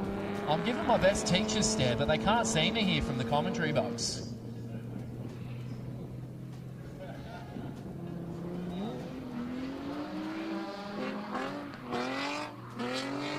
Thanks for that one, gang. Appreciate it. No more sitting up on the ledge. Of course, motorsport is dangerous, and we want to keep all of our spectators safe. This is a family fun event. Seeing here from the commentary box, we do have a bunch of little kids around as well. They got the earmuffs on. Drifting is quite loud as well, as you've been able to tell from the live stream. Some big V8s, big turbocharged motors. It's all going on here. And yeah, we want to make sure that spectating is fun, but also safe. It is pretty unreal. If you haven't been to a drifting event before, you want to come on down today or tomorrow. Of course, Drifting SA Round 1 is happening tomorrow. This, of course, Drift Collective, brought to you by Drifting SA and Dory Wheels. A big bank outs going out to all of our other sponsors. Scott's Tyres, Cost of Steering Systems, Shopworks, Sleeper Spares, JTR Race Trailers, NGLF Custom Imports, DC Motorworks, Outside Thinking, Evolution Car Sales, KSAT Worldwide, Edwards Town Powder Coating, Blackwood Wire, and Rural IT Solution. Also, a really big call out that if you are at the track and you're hanging for some earplugs, because of course these cars are very, very loud, you can head on inside into the admin building. We do have some earplugs available for you as well. It's not just about your physical safety, it's also about your ear safety. Safety message brought to you by Reed. We do, as I say, have the expression session going on right now. We'll leave you for just a moment and we'll be back in a little bit for some more drifting action.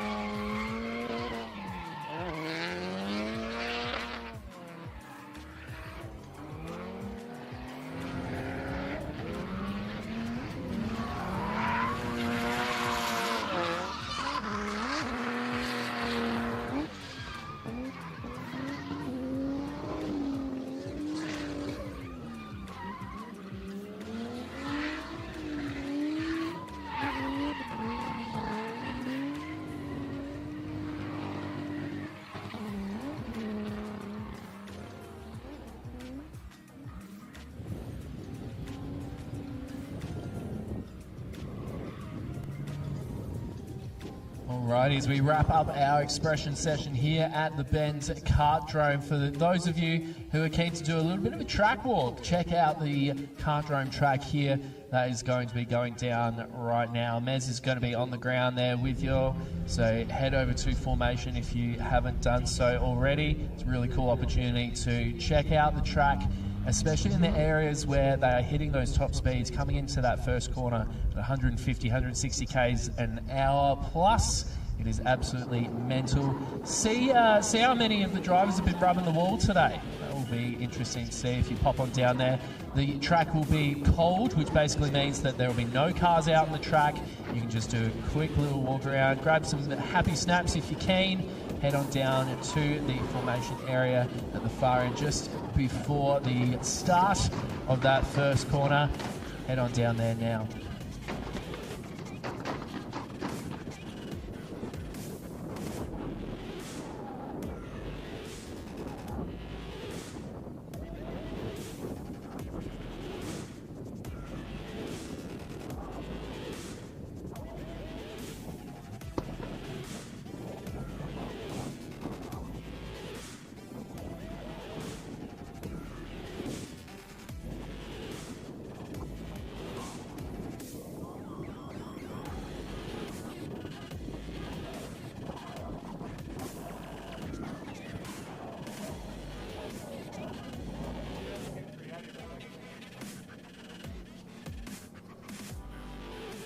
All right, I'm down here on the ground, and I'm just going to insert myself into an unsuspecting conversation here. Fellas, this looks like a tight circle. Who are you going for out here? I reckon Tate. Well, before, I don't know if he's up. I don't know, but I reckon he's doing pretty well. Tate is still in it. Tate's in the top 8. Top 8 Tate. What about you? I just want to see some good drifting. This guy's good. Just wants to see good drifting. We all want to see good drifting. Boys, what's the play this evening? Maybe go have a few beers? I think I've already had a few beers, mate. Well, yeah, they can always have more. You can. But no, I reckon top 8 Tate as well. That'll be good. Top 8 Tate. So we're all Team Tate here. Yeah, I reckon so, yeah. I love it. All right. Top 8 Tate. Team. All right. I've annoyed you guys enough. Thank you for playing along. All right, let's get out of their hair. Appreciate that. Oh, these weapons, they know a thing or two. This is the Mount Gambier cohort, right? I'm from Renmark, mate. Renmark? Mate, that's so country I don't even know where that is. Me neither. Mate, how do you think Huey went today? Not as good as Goonie, clearly. No, Goonie's got something going on. Huey needs some of that. Yeah, but Huey's style. It is, I mean, yeah, it was pretty cool. Any motivating thoughts? Have you been getting Huey's ear? Like, are you guys running a real spotter to drifter type setup? As long as he hucks the backy every second lap, he's on. Hucks a backy, Huey. I mean, look, he is pretty on. And he is in there as well. He's taken on some movers and groovers. It looks cool. As long as it looks cool. No, as long as it looks cool. As long as the car's cool, looks cool, angle's cool, it's cool. Hey, we're just a couple of cool guys here, aren't we? Yeah, these guys get it. A couple of cool dads. Why are you dad? Dad? Speak for yourself, brother. All right, you legends. They are from Mount Gambier, and they'll hopefully be there later. And, yeah, they're enjoying themselves. We got some fluoro vests here. That's always exciting. Mate, what are we doing today? We're taking photos. What are we running? You got the Sony AS. Oh, and you got one of those cool little cameras there, little 35mm. Have you got a shot today in mind that you had in your head and you absolutely nailed it, or what are we working with here, boys? Well, it's mainly been us just mucking around with the little cameras, just trying to see what's the best photo we can get out of all of us. Seamus, the other photographer, walking off. His camera stopped working altogether. Yep, love you too. His camera stopped working altogether, so it's just us mucking around, seeing what photos we can get with these things. So there's always some good photos. We'll see when we're editing them, but always a bit of fun. Yeah, exactly. And, for the players at home, we're all social media types. Where are we going? Where are we going to see these photos? Well, I'm Miracle Media on Instagram and Facebook. Miracle Media and? And Ghost Media on Facebook and Instagram. And do we give Seamus a plug? He walked away. Like, do we bother doing that, or? Yeah. I guess we should. He is a friend, I guess. So that's about SDB. I nearly said STD. SDB Media. Yeah, one is a tasteful name, the other not so much. All right, these legends absolutely put in work every event. I mean, the fluoro, the added extra protection, they're carrying camera gear just so you can get a post to post online and crop their logo out and then never tag them, because that's what heaps of you guys do. So give these guys some props, give them a follow, give them a like, and yeah, let's see what these weapons produce. All right, legends, thanks for chatting along. Just who I wanted to speak to. This is Sam Mudge, ladies and gentlemen, and Sam Mudge, as we know, is an absolute weapon. Sammy, what happened with your car, mate? We had some major dramas this morning. Snapped the crank. Oh, they really don't like working when they're snapped in half. Too much power in the old girl, or? Yeah, I think 600 horse on a 25-year-old Nissan cranks. That's the limit on an RB21 too. So. Now you got in your teammate's rig. You know, an extra couple cylinders to boot. What do you reckon? Are you sold? Is that what we're changing, or are you staying RB? Nah, we'll stay RB. We'll go to the billet crank. Jeweler will fix it up, and it'll all be okay. Make a bit more power. Geez, that Murray River Motorsport don't muck around, do they? Nah, we got to get it done, mate. Unreal. And you competing tomorrow? No, I don't think so. I'll let Ben drive his car, so I don't ride it off. That's my teammate. I tried to do a few laps in it earlier. Obviously, visited the rallycross course a few times. That was fun. I did wonder what the technique was behind straightening up mid-corner, because you nailed that a few times. Yeah, that's just the car. It's actually terrible to drive. So I think we've fixed a lot of that now. So hopefully he has a better day tomorrow. So, yeah, Brendan's going to get in the car and just be like, wow, this is how it should drive? I think so, yeah. We'll see how he goes. I'm really not sure how he deals with that all the time. Absolute.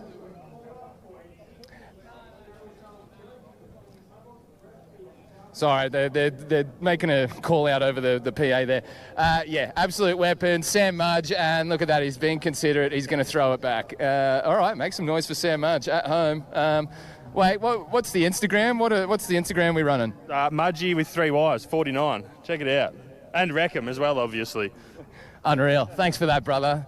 We paid him for that, so it's good stuff. I mean, everyone's gone out for that track walk. We kind of missed our jump to that because we were speaking to too many legends. Yeah, you want to? Yeah, this legend here, he wants to be interviewed. Everyone's fleeing the scene right now. No, he doesn't. Just give me one name, brother. Who's the best driver here today? Jaden Jamison. There we go, big Jaden Jamison. Oh, look at that. And to be honest, his steering was solid today, very consistent.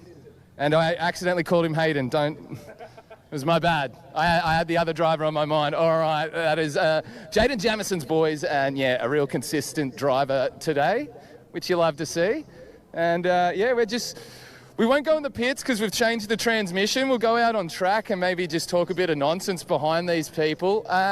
We've got another unsuspecting victim right here. This is Aaron, ladies and gentlemen. Aaron is your man on the ground here. He's making sure that this runs tight. Aaron, you've ripped off the fluoro. Are you trying to escape your duties?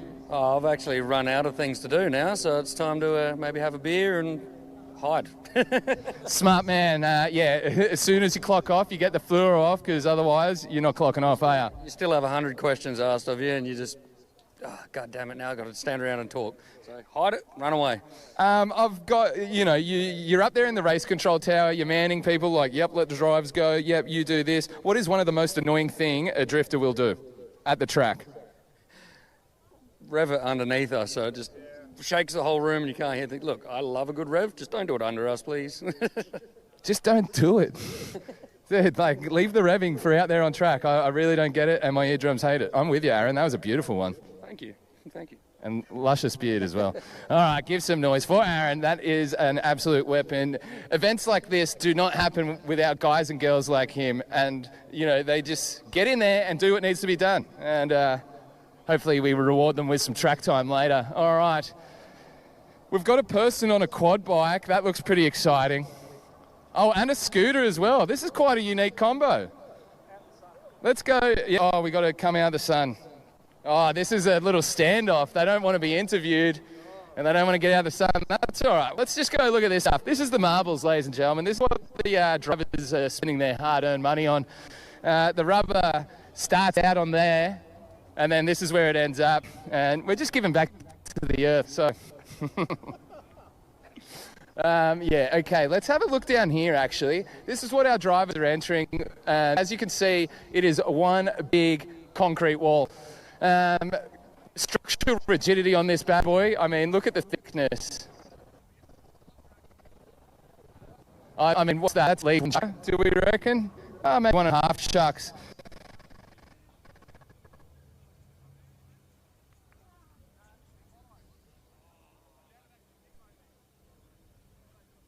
As you see, a big, long entry, and then it washes out into this sweeper. This sweeper is deceiving. You hold the power, and you stay in there, and then you're like, hang on, I'm going out.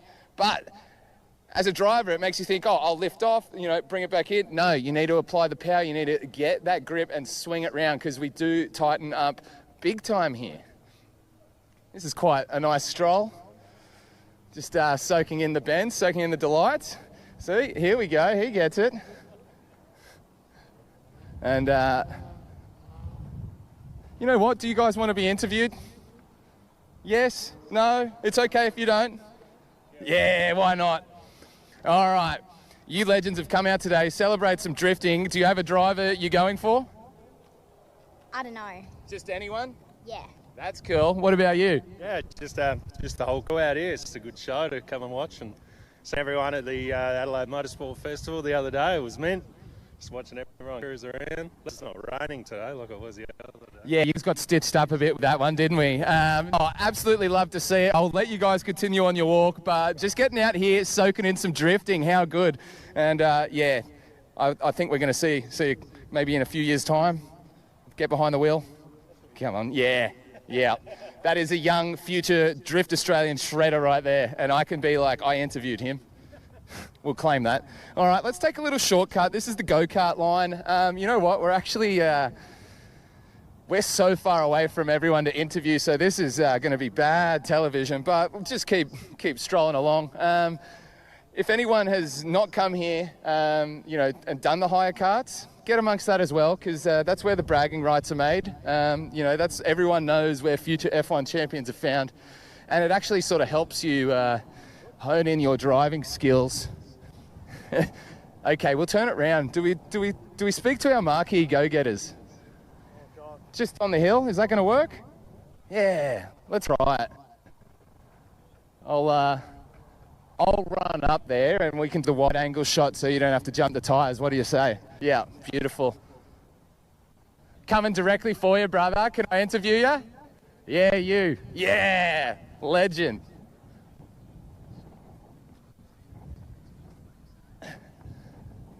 All right, I am with, what's your name, Bruiser? Ren. Sam, lovely to meet you. Now, you've got quite the setup here. This is a great spot, mate. Is this a little hidden secret? Yeah, this is where we come every time. This is our favourite spot to come. Just like to be able to watch the big entries here, and you can see most of it. Yeah, unreal. I was focused there and then I looked up. That is a bang-on spot. You're eye to eye with the drivers. Yeah, you just watch them send it in. Unreal. And do you have a favourite driver out there, or do you have a driver you think's going to take the title today?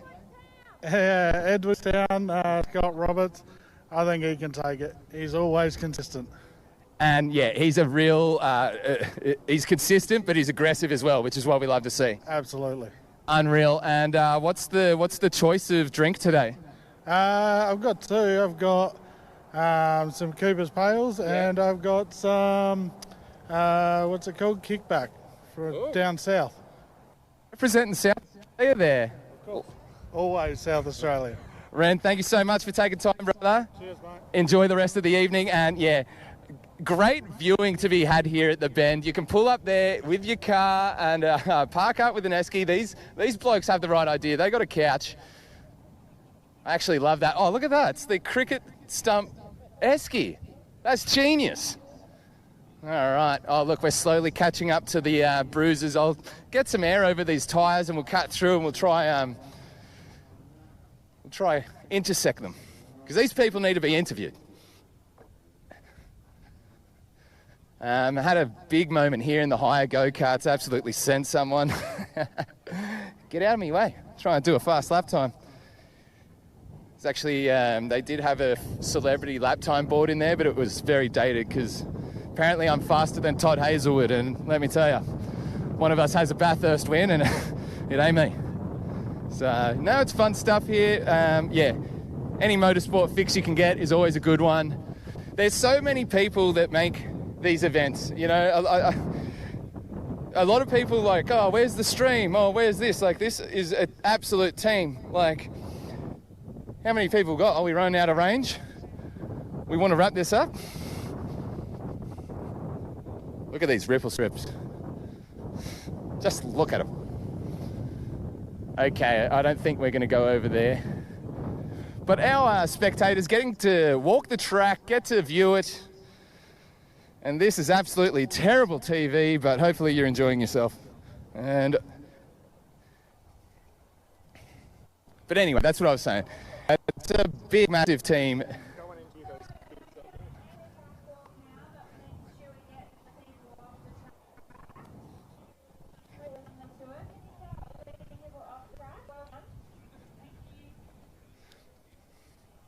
Okay, track 2 is winding up. But I've got some young go-getters here.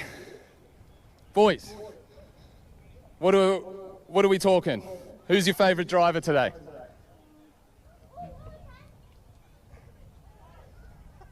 No one? Nah, no one's been exciting enough to garner your attention yet. So there's still a chance for our drivers to pick a favourite. Do you love motorsport? Yeah. What's your favourite one? Drifting. Drifting? And do you have a favourite drifter? No. You just love drifting? Awesome. What got you into it? I don't know. You just like cars going sideways? Oh, cool, boys. I do. You do? You've got a favourite driver? Uncle Joe! I didn't quite make out. Uncle who? Joe. Oh, Uncle Joel's doing all right today. Do you guys come out here and cheer for Uncle Joel often? Yes. I think it's working. Is he going to win today? I don't know. That's a yes. That's being polite. And I'll stop bothering the kids. So wholesome and great to have you guys here. And they just love drifting, which is great to see. And look, there's a little gap here for us to get over without doing the whole walk around. I'm all about that. 3, 2, 1. And there we go. Look at that. It's on selfie mode. Yeah, you got this. How do I get down? Oh, you're doing it. You're doing it, baby. Put those feet there. He's on the etnies as well. You don't see the etnies too often. That's beautiful. That is our cameraman making moves. All right, not too much waffle that you have to listen to for longer, and we're going to get straight into this top 8. This is the top 8 Drift Collective in South Australia. Who's going to take it? I don't know. We're going to find out.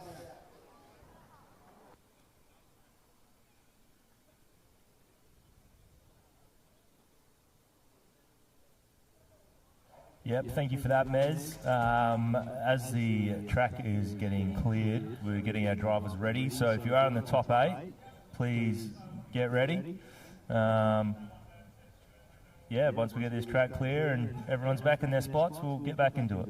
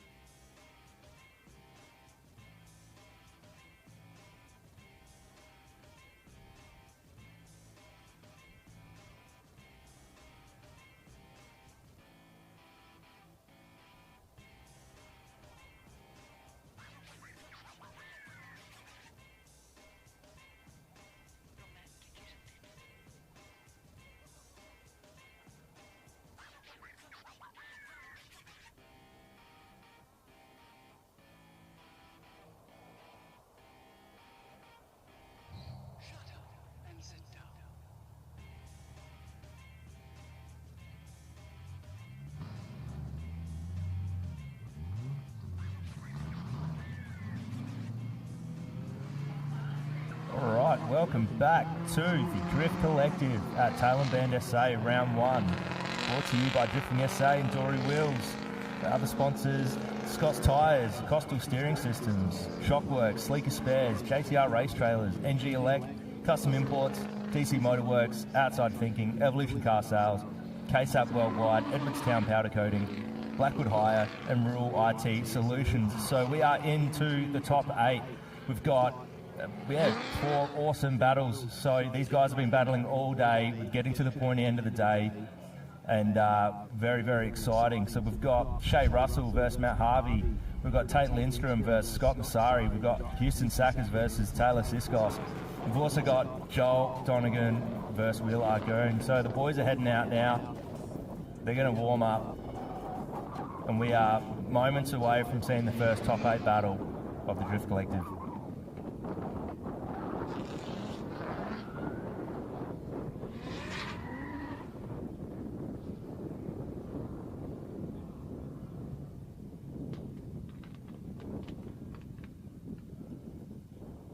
So it looks like we'll have Joel in the lead for this one. Will Argoon will be chasing.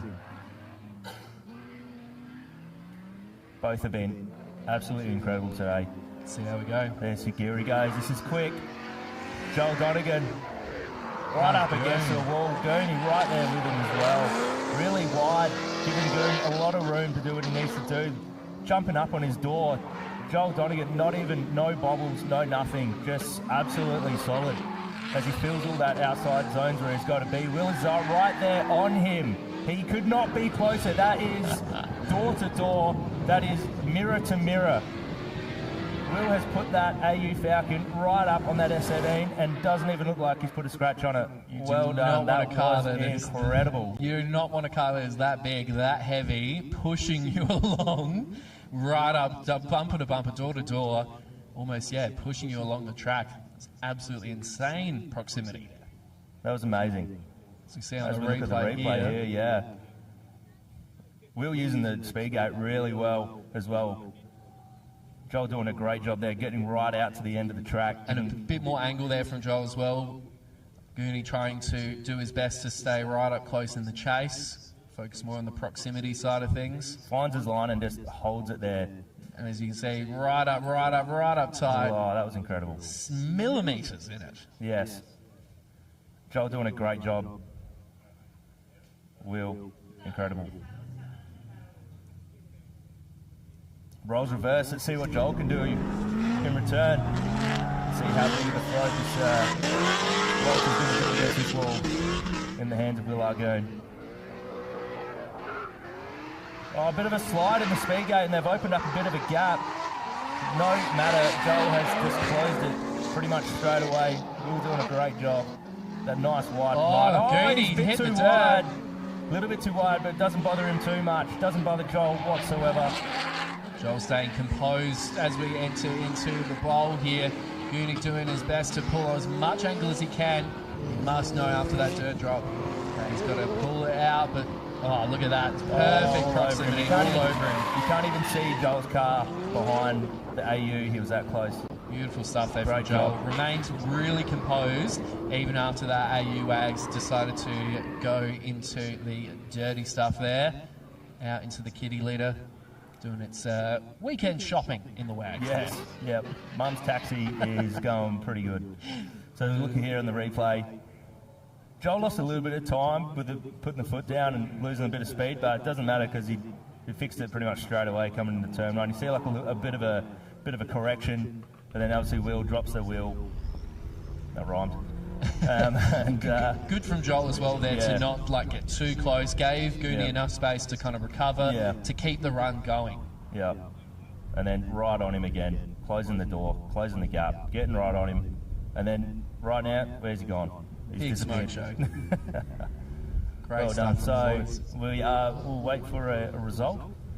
If the boys come in, there's a result. If they get sent again, it's obviously one more time. Getting another great example there of these two very different chassis here. The S chassis being light, nimble, the quintessential drift car, versus the AU Falcon, in this case even the wagon, big, heavy, but really, really popular here in South Australia within the local drifting scene. We're seeing more and more of the AUs creep in as your cars like your S chassis and cars of the past are becoming rarer and rarer, harder to build, more expensive. Yeah. We've had a GT86 out on the track that's been absolutely thrashing the V8. But as we say, the AU is doing plenty today. Yeah, Will was probably, I'm not going to say the first, but he was one of the pioneers of probably showing people what an AU Falcon could actually do, because when I first seen him drive, I thought, oh yeah, he's going to be another, and then he coming out on Steelies. He just absolutely wiped the floor with everything. So it looks like doing a rerun. Here we go. So Joel in the front. He's going to have to really hit it hard on this lead. Right up against the wall. Really good. Joel pushing it hard. Great line there. Will right on top of him. Slight dirt drop there as well from Joel, just like Goody did in the previous run. Joel pushing it hard, pushing it wide. He's hitting the dirt again, and he's right into the dirt. Goody has nowhere to go. But Right he on the holds, loud pedal still the whole way. Holds right up to his door, Goody. Did a great job remaining composed. A little tap right at the end there. Just reminding Joel, hey, mate, I'm still here. I'm still kicking it with you. And that big AU wagon doing plenty. Joel, as I said, coming just that little bit too far wide through and taking the clipping zone, the word clip there, a little bit too literally. Going in for some contact with the clipping zone. We see in the replay right up close, doing everything he needed to do, Joel, in that lead run. But as he comes in tight towards the tyre barrel, just tips it right into the dirt, just the tiniest bit, and on the swing around to the left, he's pulled himself right out wide as far as he can to get to the clip, and then unfortunately hits the ripple strip as well before he hits the clipping zone, bouncing around. That's it, collecting dirt and dust. Gooney doing a great job to remain composed, even though he has his lead driver bouncing all over the place. And Gooney with that little love tap right at the end as they swap places. Joel's got a bit of dirt in the back wheel. This might unsettle the car sometimes. Compromise the grip a little bit for the rear as Gooney goes full send, wagging that tail around. Puts a gap on him. Joel just, once again, just reels him in. That nice outside line. Big heavy wags. Guy again. He's a little bit worse now. He's gone into the dirt, same place twice. Pushing so hard. He knows he's got to push hard. He's wagging that massive wags rear end around, trying to get as much angle out of that thing as possible. Bit of a left foot brake to get some angle, get some up in the ball a little bit more, I reckon, maybe. We'll check in the replay. Joel coming in as tight as he possibly can through the bowl there. Hands out the window. Beautiful job from Joel. Great job from both the drivers there in a tricky battle to judge that one there. Both drivers in their lead runs hitting the dirt, going rallycross mode, picking up some dust along the way.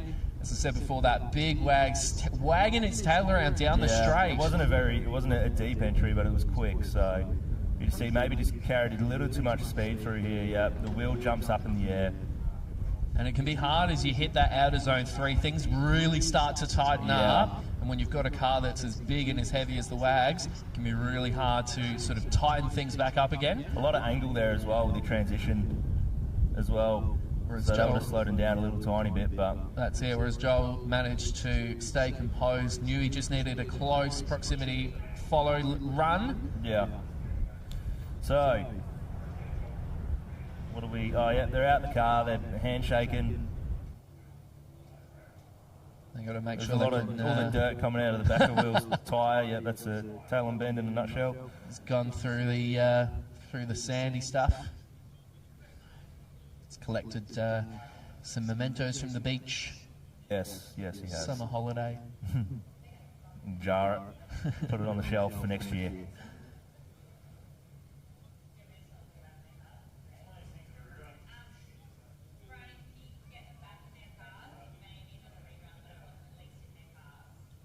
Hopping back, they've checked out their Boys cars. aren't coming back in just yet, so the judges are deliberating still.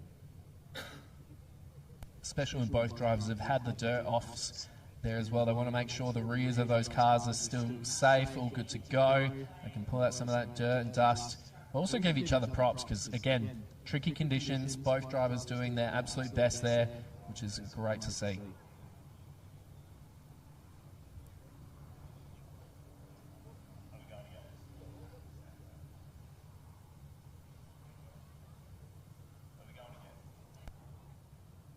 Still waiting on the judges. A lot of deliberating.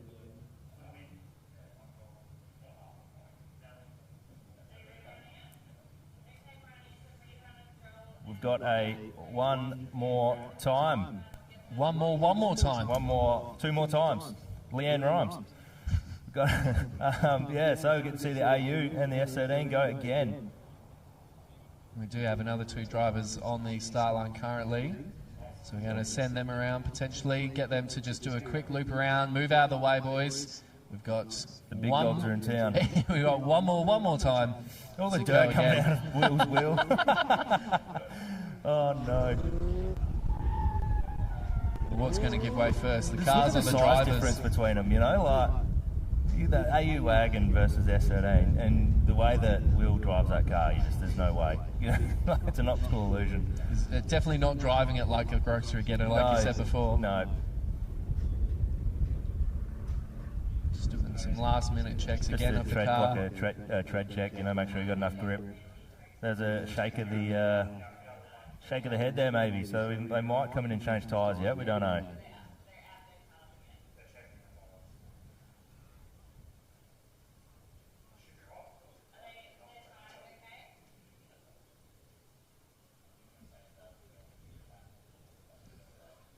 Establishing at the moment if their tyres are still good to go. So the one thing with drifting, of course, is you do absolutely rinse through those rear tyres, all of the power going to the rear, and it's part of the spectacle, burning all that rubber, but unfortunately it does mean then as well, if you keep going one more time, you're going to be absolutely rinsing through that rubber. It's a good thing we're sponsored by Scott's Tyres.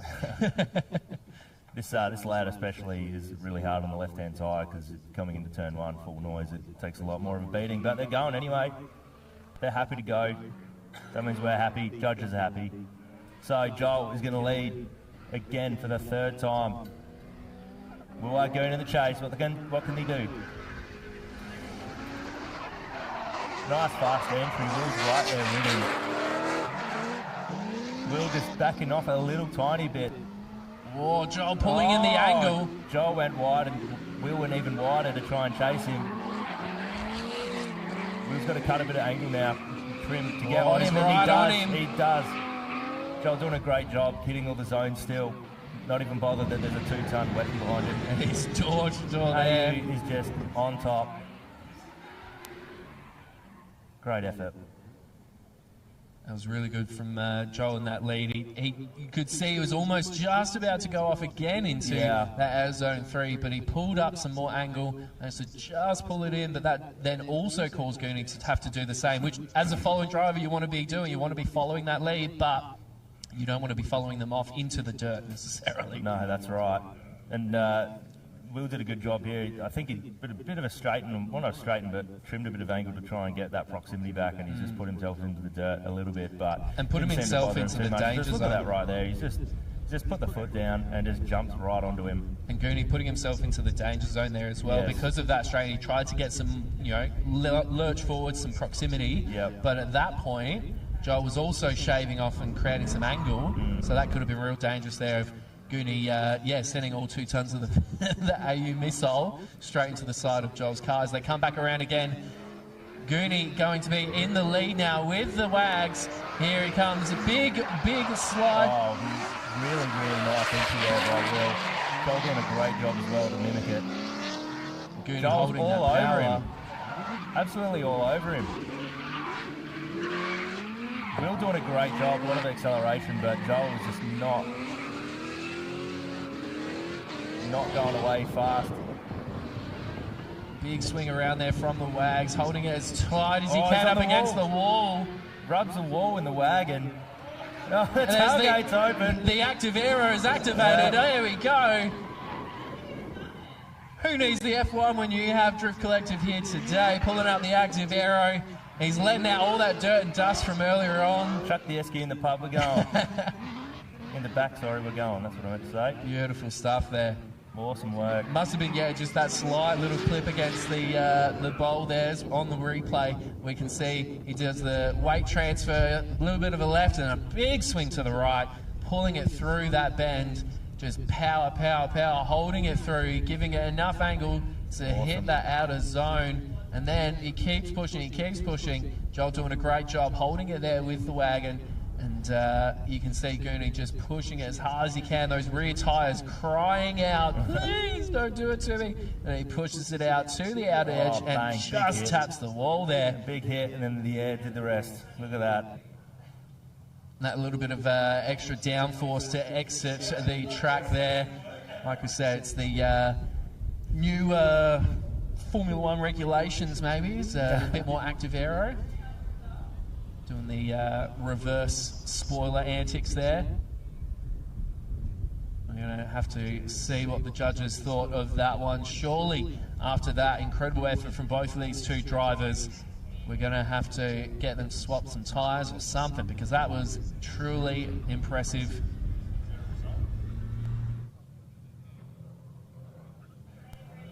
We have a result. So the boys will head back into the pits and see our good mate Mez. And but while they're getting set up, we're going to send this next battle. So the next battle will be Houston Sakers, Taylor Siskos. I wonder if they'll start from there or they'll go back around the corner. Probably go back around the corner.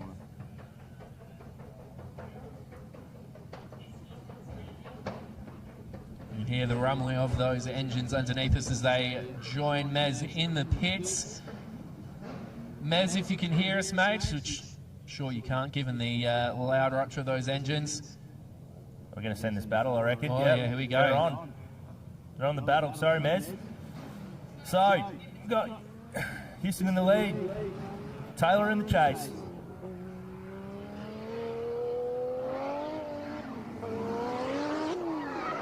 Great aggressive entry on the lead there. Snapped to angle and held it. Great job from Houston there. Great work on the going on the outside of the track, getting into those outside zones. Bit of a bobble around the turn 3, but he's hanging on pretty good. And in the chase, Taylor's doing a great job. Right up there, right with him, trying to close the door. Oh, hits the clipping zone and drops to the inside of the bowl. Goodbye clipping zone. The clipping zone almost flying out and collecting one of our volunteers. $20 worth of core fluid gone. And we can quickly jump down to Mez. How you doing? Going pretty good, thank you, Callum. We are down here with the drivers, the absolute people pleasers, and you know the drivers are hyped when they're both out of the car, giving each other a hug. But going through, ladies and gentlemen, taking out the people's champ, Joel Donegan, going through. Joel, heaps of reruns, and you're going up against a heavy hitter, Will Argoon, big bruiser mentality. You just refreshed the car. Were you a little bit worried you might end up with some more scuffs? No, I said to him before, I said I've either got to pitch it or I've got to send it, and we sent it. I think you did, mate. I think the result speaks for itself. You boys absolutely put on a show. Good luck, mate. You're going through. So we see out on the track, the guys are ready, but we do have our clipping zone entering the bowl, just being fixed by our marshals at the moment. So we've cooled down the track just for a moment, just get the setup reacquainted here, get those clipping zones, which for those of you playing at home, those clipping zones, that's where we want our cars to be getting as close as possible to. They're in the outside part of the circuit, so we want the rear end of those cars going as far out as possible, getting close to those clipping zones, but as we just saw there from our drivers, Goonie taking that a little bit too far and sending it out into the crowd there. You can see the officials sorting us out there. Massive, massive shout out again to all our volunteers, all of our safety staff, everyone here who helps make this possible here for Drift Collective, brought to you by Drifting SA and Dory Wheels. Big, big shout out to all of you guys helping us out. And a massive shout out to the crowd still kicking it here. We see you. Make sure that you make some noise for these guys as they come down the straight for this next battle in a moment. and obviously make sure that if you've got young kids, you're keeping them safe as well. We don't want them up on the barriers or up on the walls out of some safety hazard risks. We want to make sure everyone gets home nice and safely at the end of the day. Makes for a great viewing point, but if you are at the track, of course, we do have an upstairs area as well where you can get that little bit more of a bird's eye view of the track. Up here in the commentary box, it is definitely the place to be. We have a full view of the track. As we can see, our drivers are now sent on their way. We are ready to go. So we've got Taylor in the lead, Houston in the chase. Great speed down the straight. Both Great drivers sending it. Shallow there, but not too bad. Still stays behind him. Oh, it's big too off. much. A big off there. Just got the back wheels buried into the sand. Houston did a great job there to try to ease up, try to give him some space so that Taylor could come back, but as it plays out, Houston, we do not have a problem for you, my friends. Yeah. Taylor, though, unfortunately a bit of an off there into the dirt. Both drivers doing their best to now just round up this run. Good job from both of them to make sure there was no contact there, because that could have been very, very close. Did a good job to catch up, even though he should have been in the lead. That's it. There's a lot of lost time there, and to stay under drift and then get back onto him on the bowl was a good job. It's definitely the part of this as well, is if your competitor's in front, he's going off, he's starting to hit the dirt, you want to keep the run going. You want to be able to stay door to door and enjoy the experience out on the track together. But if they are so far out of the way that you actually need to just give it some more gas and go for the overtake, then that's what you've got to do. Yeah, that's right. It's always a hard thing. We try and wait sometimes if the lead driver might stop and wait for the lead car to then go ahead. The judges don't mind if you do that. Sometimes they prefer it, but I think in cases like that with the speed differences, that's probably the best thing to do is just to back off a little bit and then and get past them. So these guys are coming in now. We'll have a result for them in just a moment, but just a quick reminder as well, expression session. If you are out and about, you have your car, it is still running, it is still ready to rock and roll. Jump in your car, head over to formation. Expression session will be after this next lot of runs, which is going to be an absolutely insane battle. I'm really looking forward to this one, that is for sure. Yes, we have Tate Lindstrom versus Scott Massari. So both drivers have been driving really, really good today. Scott impressed us from the get-go. Tate, for the whole afternoon, has just been Tate's been on one today. Solid like a rock. So it's going to be really, really interesting. So we've got Scott in the lead at the moment. Tate's going to be chasing, and let's see what they can do. So they're coming down the straight now. Absolutely flat out, using the speed gate well. Great entry. Tate's is right there, and a little dive in on him to try and get close the door. Absolutely, the aggression is incredible. Scott, not worried at all. Tate giving him that reminder, hey mate, I'm right up on your door as well. You come from interstate, we're going to be holding our own here in SA. Tate doing plenty. Sacrificing a little bit on that. Oh, that was close. He's to the wall, he's right up against it. No. Oh, and they have to pull out of that. Too hard. Unfortunate. Right, well, while we sort that out, we'll go down to Mez. Okay, we are down here and we're about to announce the winner because it is Houston Sackers going through to the top four. Houston, mate, you said your cowboy hat was going to give you some superpowers. Do you think it helped you in that battle against Taylor there? He's a bit of a weapon.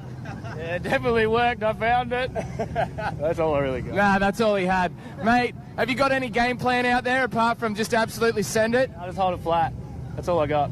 Hold it flat, and you were a bit of a crowd favourite from some Mount Gambier people, but they said Gurney was driving better, apparently. That's about standard. He's got an AU wagon. They think he's way cooler. Yeah. But you're the one going through. Make some noise. Houston Sackers. Cheers, Mez. So you heard it. Houston Sackers through to the top four to join Joel Donegan. Just having a look right now at these cars. Seems to be okay.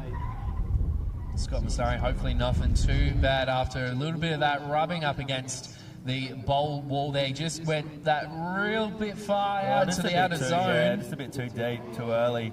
As they come down the straight, Tate in the lead. Tate's in the lead, Scott's behind.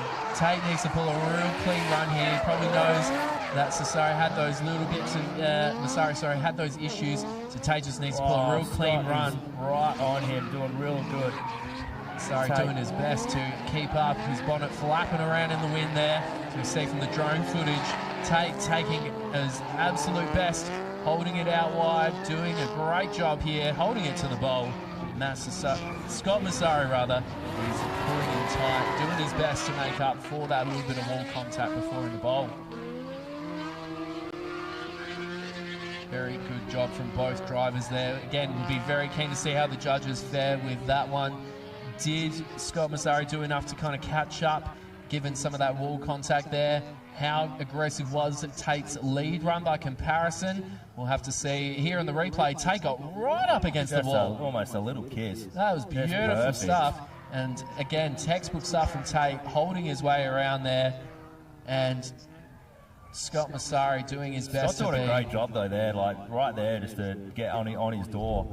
But Tate just held that line, and yeah, really great work. And again, the tricky part where for Tate, he was hitting right up to where those clipping points are. He's doing a beautiful job.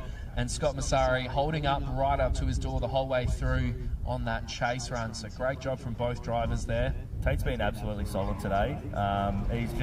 He'll be stoked at today's 100%. Effort. 100%. He'll be 100%. Absolutely thrilled. And it looks like we have a result from that battle as well. So we'll be able to jump down to Mez in just a moment to pass on the results as we see our next lineup here. This next battle, this is like David and Goliath. You've got Matt Harvey versus Shay Russell. Shay has done a fantastic job to get where he is today. His solid driving has gotten him here. Now he's got to capitalise, but he's got to do it against arguably one of the best in Australia. So here we go. Shay Russell, Matt Harvey. Let's go. Great entry by both. Matt's all over Shay, as you'd expect. Shay's doing a great job out the front though. Leaving enough room, hitting where he needs to hit. A little bit shallow through there, but he fixes that up. Matt, not too close, but right there, ready to pounce, and you expect it to be right now. He's going to be diving right into the bowl. Got ya. Oh, there's a little bit of contact there with the wall. Shay has hit something blue, fall off losing that rear bumper. Losing the bumper, but he's stoked. He's throwing chuckers out the window. Matt's stoked as well. Didn't seem to bother him too much. And the rear bumper, that Seffi stuck into the tyre barriers down there by the looks of things. So okay, ladies and gentlemen, there we go. Yeah, well, I can hear myself now. Tate Lindstrom is your winner going through. Tate, you've taken out the yellow sports car, mate, and absolute aggressive driver all day. What were you thinking when he went in the wall there? I saw him throw some dirt up, and I was like, oh, he's gone deep. And I thought he might have kept it for a second, and I was like, oh, hang in here. And then the front came around a bit, and I was like, yeah, all right, she's done. So a bit of a bugger that we couldn't get a good, clean battle, but I know he was pushing bloody hard, and, come away with the win. Hey, when both drivers are pushing hard, that's a win for everyone. Tate Lindstrom through to the top four, and there's Scott Massari's friends over there. Thanks for that one, Mez. Beautiful stuff indeed. And as we said before, Scott Massari doing a beautiful job all day. He will not be going home too disappointed, hopefully, because it was a beautiful effort from him. We can see on the replay at the moment that Seffi from the previous run pulled out wide, held it beautifully right up against the wall, but then just clipped that tyre barrier right at the end there. The tyre barrier almost looks like it's sticking out the tiniest little bit just to pick the corner of that bumper and take it home with him. There we go, so we can see our officials out there on the track collecting that one, taking it off the track, getting us ready for these boys to go again. And it will be very, very important, I think, at this point then for Matt to try and get a strong lead run, give it a good gap, punch it down the straight. He's got a bucket load of power to run off. He is, of course, the 2025 Drift Collective champion, so I'll be really keen to see a championship-winning run from this man right here as they leave the line. Matt, he's going to be coming absolutely hard through this speed trap here. Down the straight. Shay using Big flick from Matt Harvey. How good is that? Hangs on, Shay's there, but drifts out a little bit behind him, loses a bit of time, but gets straight back on. Big smoke show from Matt Harvey, pulling Shay away. But he's ducked back in, Shay has. Matt with the smoke show again, full gas, no brakes. Pulling out, trying to hit that out of zone. Shay blinded by the smoke. He's doing his best to keep up and ducking in towards the end of this run. But Matt Harvey, what a lead run. That was insane. Big smoke show. Great angle. Great driving from both of these guys here. That was an awesome, awesome lead run.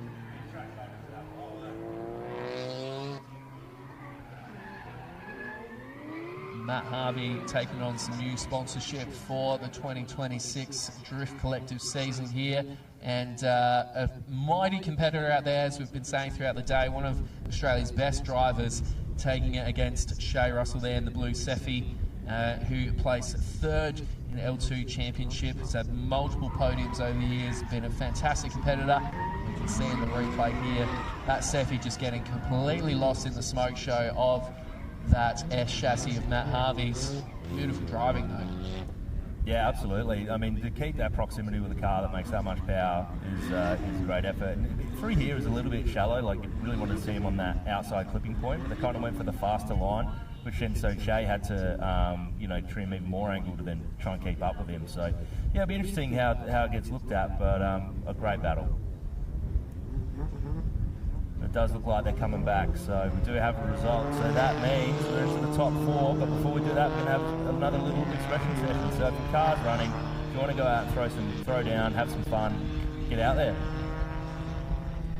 And with the result on its way from that battle, that's going to take us through to the top 4, which at this point of the game, this point of the game, we are going to be seeing some incredible driving from that top 4. You can see Mez down in the pits. He's hailing them in, doing his best grid girl impression here. Mez getting the guys ready. They're popping high fives and all sorts, these guys. So we send them on their way to be interviewed for the results of that incredible battle between two of Australia's best drivers right now. Nissan versus Nissan. Down to you, Mez. Okay, we're down here, and our final driver through to the top 4. It's no surprises. Matt Harvey goes through. Matt taking on Shay there, and big smiles galore when we came in. What was it like out there, just touching some door? Oh, it was awesome to drive with, I knew I could be confident, put on the door, so he did an awesome run. I could be on his door, so, best battle win. So, yeah, I'm pretty stoked, to be honest. This is a cool, calm, collected operator here. This is what experience looks like. All right, ladies and gentlemen, Matt Harvey through to the top 4. Cool, calm and collected for now, Mez, but let's see what the top 4 can bring out of him. See if he's got another gear up in there. See if it brings out the aggression from, as I say, one of Australia's best drivers in Matt Harvey. Out on the track right now, as we said before, a bit of an expression session. If you are at the track and your car is ready to rock and roll, head over to the formation. There's plenty of action happening here as we see drivers who've been knocked out early in the day, drivers who have been sitting and waiting to have the chance out on the track again. It's all going down here. Be back with you just shortly here at Drift Collective, brought to you by Drifting SA and Doris.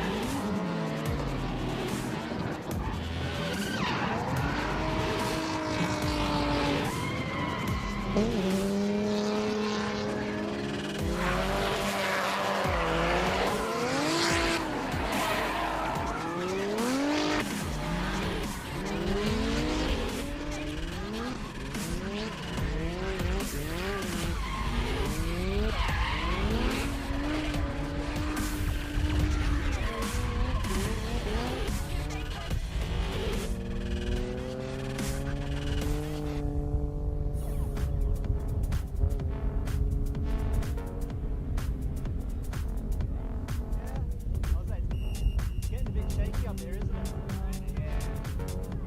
I'll say that's it's not like a fully smooth. You can see like coming through those saddles, like the whole thing.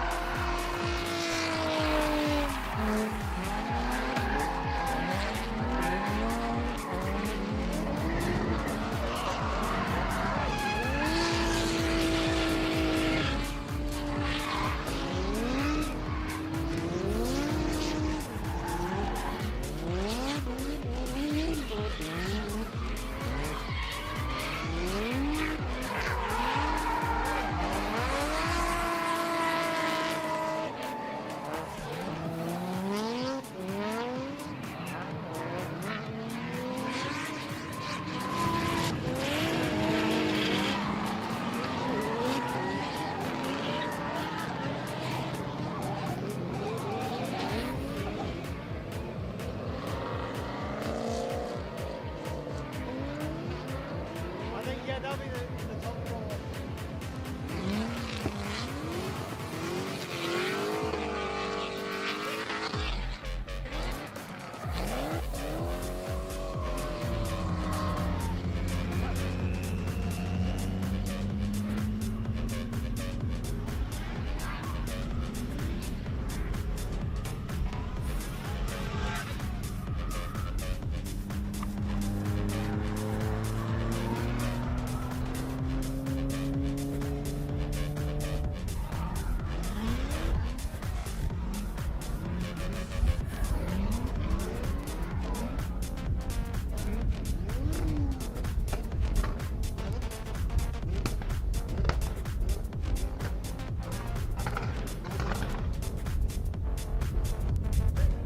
Okay, welcome back to the top four of Drift Collective, round one at the Bend, South Australia.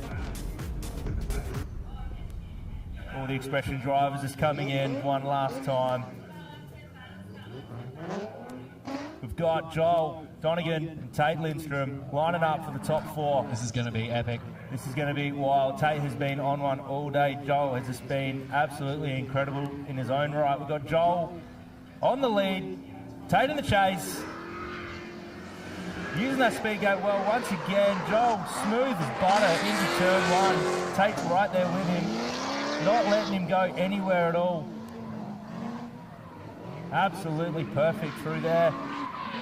Tate almost initiating beforehand, just absolutely read him like a book. He's right on top of him. Here. Joel is doing excellent, getting to all the zones he's got to be, but Tate is just not letting him get away.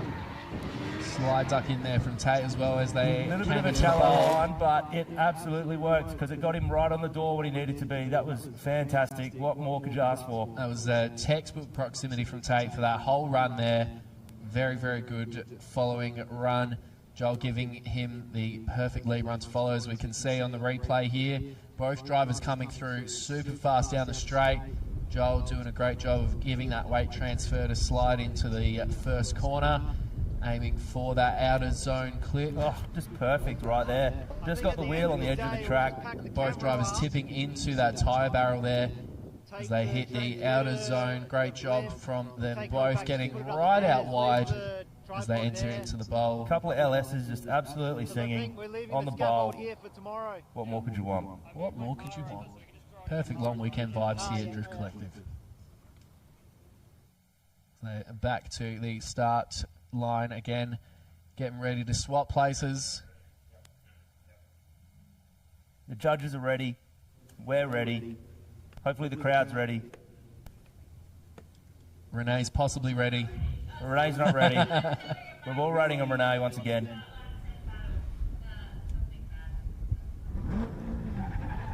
Here we go, they are underway.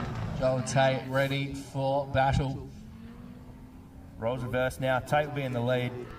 Joel in the chase. Neck and neck through the speed gate. a nice long initiation against the wall from Tate. Joel's right there with him, just like Tate was in the previous battle. Tate doing a good job through there.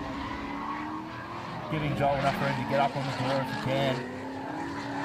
Tate pushing hard for that outer zone as they enter into the bowl. A little bit shallow on that one there. But right on the bowl, bit shallow, a bit late onto the bowl. Joel's right there, just bullying him through the rest of the track. Giving him that little door tap. Wowee. Give it up for him. The crowd makes some noise for these two drivers. That was an incredible way to start our top 4 today. Beautiful stuff indeed. The commentator's classic line of glad I'm not a judge right now. Definitely at this point, Tate Lindstrom so close to that wall there on that lead. Yeah, absolutely. Millimetres in it. Yeah. And also pushing far out into outer zone 3, swinging back around. We're seeing on the replay right now, great job pushing into those outer zones. Both drivers doing a great job, sticking neck and neck. Like you said before, though, they were sort of centre of the track, pushing out to the bowl, but they gave them the opportunity to push hard and be door-to-door throughout the whole of the bowl. So we have a result between Tate Lindstrom and Joel Donegan. So they'll come back and they'll get ready to have an interview with Mez while we get the next battle sorted out. We've got, I don't know if it's Houston or Huston, but it's going to keep that Houston. So it's Houston Saker with Matt Harvey. Yeah, Houston, we have a problem. Definitely is Houston, I can't a bit talk more. too good. Huston, we have a problem. I don't know what accent that would be, but both drivers heading on into the pits to join Mez for a quick little chat as we send our drivers out on the track. Here we go, Matt Harvey, Houston Sackers, two of Australia's best drivers. We got the Nissan Silvia S13 of Matt Harvey, Nissan Skyline R33 of Houston Sackers. Both drivers have been sending it so hard all Neck and neck day. down the straight. What can he do here? Whoa. That's a massive entry. Matt just does not phase whatsoever. He's just on top of him. Lose a little bit, but then Matt Harvey just gets right back on top of him. He's not letting him get away. Houston doing a great job trying to drive away from him, trying to hit where he's got to hit. But Matt Harvey does not care. How good is this? Another mid-track entry into the bowl, not hitting that other zone, but with that speed, what can he do? Look at that! Oh, that was close. Houston with a little bit of an extra rotation there. Matt just kept coming and kept coming. Looks like he just wound the lock on and put the foot down. And then that left no more room for Matt Harvey to move forward. We've got to go talk to our man on the ground first, though, before we talk too much. Here he is, Mez. No surprises that these two are in the top 4, but making it through to the final battle, Tate Lindstrom. Oh, and look at that, the relief of the smile.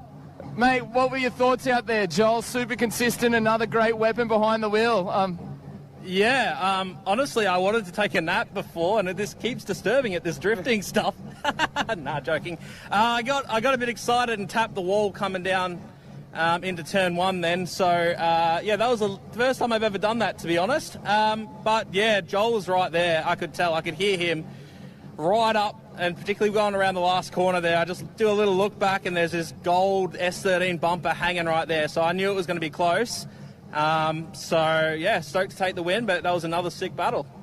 Absolutely unreal. Tate, you've only got, the final battle to do, and then you can go to sleep. Get this drifting stuff out of the way, eh? All right, there you go. Tate Lindstrom through to the final battle. That's the real priority, isn't it, Mez? We've got to get our 8 hours, especially with the Drifting SA Round 1 happening tomorrow. Plenty of the drivers from Drift Collective here today will be competing tomorrow as well. We are ready to rock and roll for the next lineup here of Matt Harvey and Houston Sackers. If that first run is anything to go off, as we can see on the replay right now, boy, oh boy, we can see just that slight over-rotation from the skyline. But even that, Matt actually had a slight straighten as well. He was trying to dive back in that little bit harder. Here we go again. Boys are getting in. Harvey flat out. Houston right there, not letting him go. A little bit shallower in from Houston, but just to get on to Matt. Matt ducking out into the dirt just the tiniest little bit. He's trying to pull it back in. Winding the angle on right there through the corner. Houston not bothered, right on top of him. You cannot let Matt get away. Matt has just put the smoke button on. He's got all the outside zones sorted. Houston, you cannot shake him. Right up in the door, right on the bowl. Matt's not bothered. He's riding the thing around. Great chase run there from Houston. What a chase indeed. Matt just tipping it into the dirt, just that slightest little bit in outer zone 3, that first big sweeping corner as they start to slow it down in through the S's. I wonder if the judges have noticed that. I wonder if they're going to pay much attention onto that versus Houston just doing a beautiful job in the chase. He was very shallow compared to Matt against the wall. Yeah, tiniest little drop there, but I don't think that should matter, but I'm not a judge, so. That's it. We are just here to talk some rubbish on the mics. Yes. That's all we are here for. The proximity through there is incredible. And you can see the smoke billowing out of Matt Harvey's car. It's very intimidating to follow. Houston doing a great job, as we can see on the replay, of following that smoke show, keeping the proximity, keeping nice and tight to Matt Harvey. Beautiful job from both drivers there. As we hold down, we're waiting for the result for these guys here. Our judges are deliberating hard.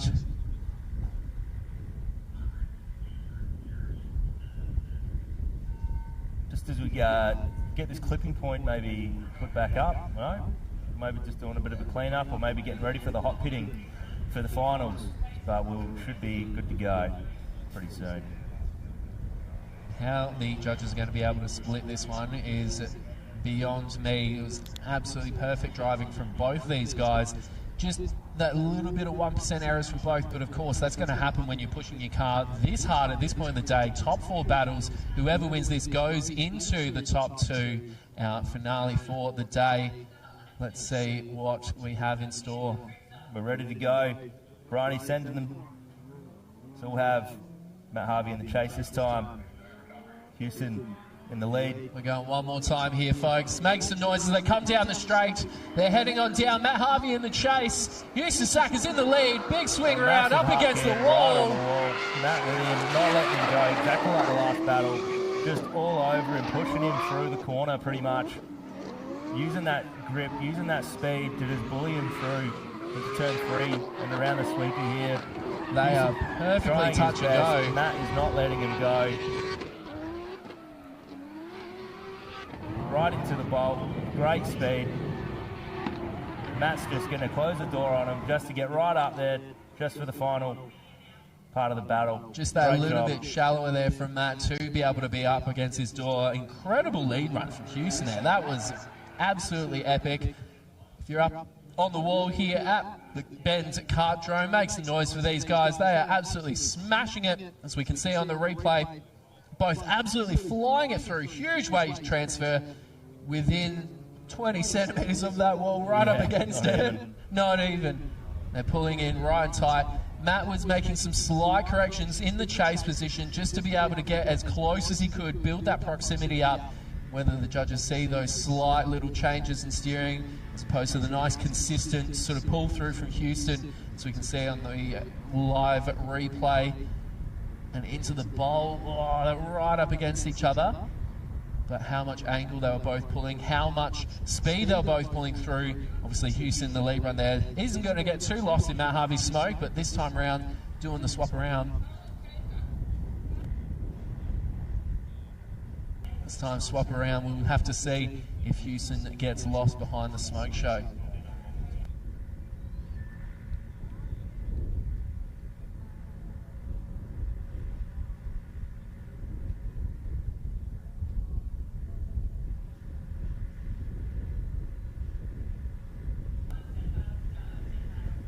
We are ready to rumble here for this next lineup. Houston Sackers, Matt Harvey. Matt Harvey's going to be in the lead. He's going to be bringing the smoke show. He's going to be absolutely sending it down the straight. If you're here at the Bend, make some noise as they come down the straight. Matt Harvey going full send, big swing. Oh, wow, great angle. He's blowing off someone's hat. He's taken the hat off. Massive angle. Houston is rotated. Houston's lost it. It's a bit of a straighten and then a rotate, maybe to try and get it back on. That was a massive throw by Matt Harvey. Massive turn up from Matt Harvey. as he brings the smoke show. Houston doing his best to catch up, but he's a full corner behind this absolute monster of an S chassis from Matt Harvey. That will be one to watch on the replay for sure. Both these drivers in the one more time, giving it their absolute all. Houston doing an incredible job here. Placed 3rd to 4th in the round 2 of Drift Collective last year. You see here how much of a massive throw angle that was. Look at that. That was almost... That's like 75 degrees. And then you can see he's handbraked again to then stop him from getting the angle up. Yeah. So I think maybe that might have just upset Houston, and then he's rotated. So unlucky, but again, from a judging standpoint, you look at that and you go, well, is that throwing off that the follow driver just that bit too much, or is that going to be all right on that side? You know, here's that cliche line coming out again. I'd hate to be a judge. Absolutely, absolutely. So we're joined in the commentary box here with some delicious, tasty pizzas. Definitely won't be getting too distracted by that here in the commentary booth. We are professionals, of course. Send them down, boys. You know, some of us are on the ground looking for a feed. Sorry, someone's hijacked Mez's microphone there, I believe. Is someone who is wanting pizza? Sorry, yeah, that's Mez. Yeah, we can see him. Look, he's hungry. I can see him. His stomach's rumbling from here. Oh, sorry, Mez. If you come run down, I'll drop a pizza off the balcony if you like, mate. What a stitch-up. Yeah, come on, give us a bit. Give us a slice. Yeah, come on down. All right. I'll drop you a whole pizza. Hang on. As we're seeing on the replay once again, still seeing that action there from that battle between Matt Harvey and Houston Sackers. Be really keen to see how the judges fare with that one. Like we said, it's tricky to be judged in this sort of situation here. Matt Harvey doing a massive angle into that first corner. Really, really tricky run to follow from Houston Sackers. How much angle was pulled by Matt Harvey there. We are in the commentary booth here, right near the judges. We can hear them deliberating, we can hear them plotting, scheming, coming up with all of their thoughts, feelings, opinions.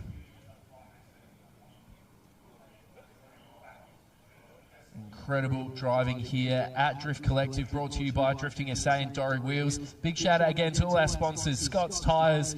Scott's Tyres doing absolutely beautiful work for us, especially with all these reruns we've been having today. Acoustal Steering Systems, Shockworks, Sleeker Spares, JTR Race Trailers, NGLEC, Custom Imports, DC Motorworks, Outside Thinking, Evolution Car Sales, KSAB Worldwide, Edwardstown Powder Coating, Blackwood Hire, and Rural IT Solutions. If you're watching us on the live stream right now, they are all the beautiful business names that are sliding across the bottom of your screen. They are all incredible businesses supporting grassroots local drifting here in South Australia with Drifting SA and the Drift Collective.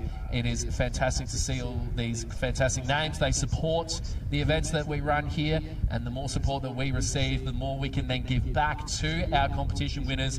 We're at that pointy part of today where we'll be celebrating those winners and their prizes later on, which is very exciting. We're already at that point of the day. We're already at the top 2. Where's the day gone? Yeah, well, almost. We don't know. So if there is a result, yeah, we'll be into the final battle. But until then, like you're saying with Dory Wheels and everything like that, it's actually they've got a stand down where they're changing the tyres, and they've got a selection of wheels there. If you want to have a look, see what maybe you'd think would look good on your car, you can go and have a look at that. I'm absolutely desperate for a new set of wheels talk on mine. Sizes, talk offsets. Just absolutely ruined Cale's day while he's trying to change tyres and buy lots and lots of rims. But yeah, it's incredible. We couldn't do this without the help of our sponsors. Absolutely, and as we said before, the more that our sponsors give to us, that goes straight through to our drivers, straight through to our competitors, and helps us put on these incredible events, grassroots drifting here in South Australia. It does seem like we have a result. So we've got the boys coming in, so they will go straight to Mez for an interview. We'll have Tate versus whoever wins. They might do a tyre change, a fuel up, get their support vehicle ready for the hot pits. Sorry, Mez, this is exactly why we didn't send Pizza your way, mate, because you got some interviewing now happening. That's it, mate. Callum, I know you probably don't think too highly on me, but I can actually do 2 things at once. Eat pizza, talk to these guys. Anywho, the loud, noisy bunch are coming through. Look at the crowd work. I love the high fives down pit lane. You don't really get that at any other track. We'll wait for Matt to line up. One final high five. Ladies and gentlemen, going through to the final battle. In what is a massive upset, Houston Sackers goes through to the final battle. He doesn't know how he's done it. He looks over at Matt and goes, what's going on? And Matt's probably asking, what's going on? Houston, just walk us through. You didn't think you had that one, mate? No, I had it for sure, eh? 110%, I had it all the way.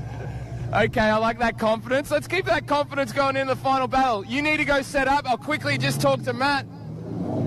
Matt, just quickly, mate, what are your thoughts on the battle up against a young bruiser like Houston? He's always all balls to the wall, so, you know, you got to throw a bit harder than we usually do. I've obviously made a mistake and pulled the handbrake probably where I shouldn't have, and that gave him the win, and see how we go. We'll go for third place, eh?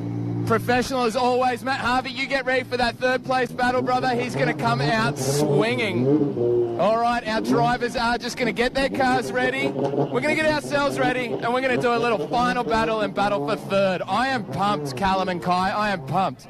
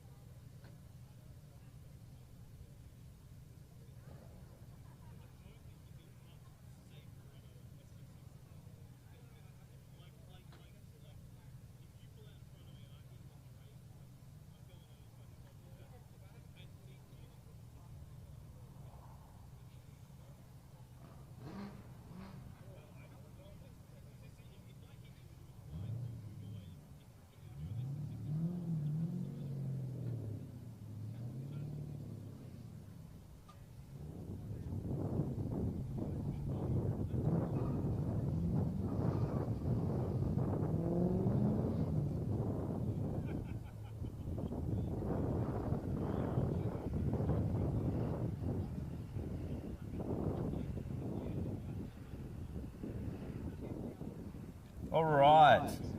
So drivers that want to have one last chance on the track for today before the big entry comp, we're going to do another expression session. So get in your cars, get to form up.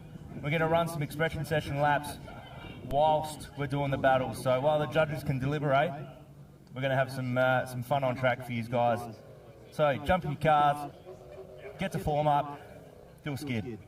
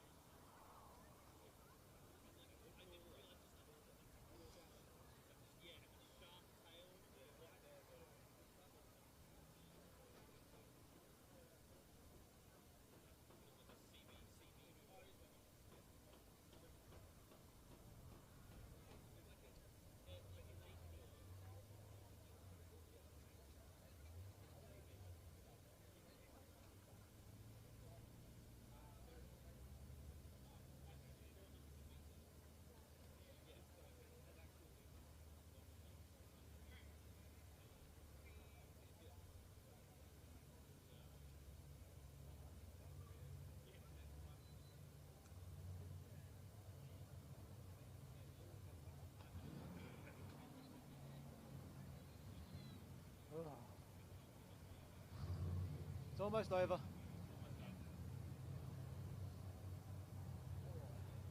Oh, it's going to be a good battle though.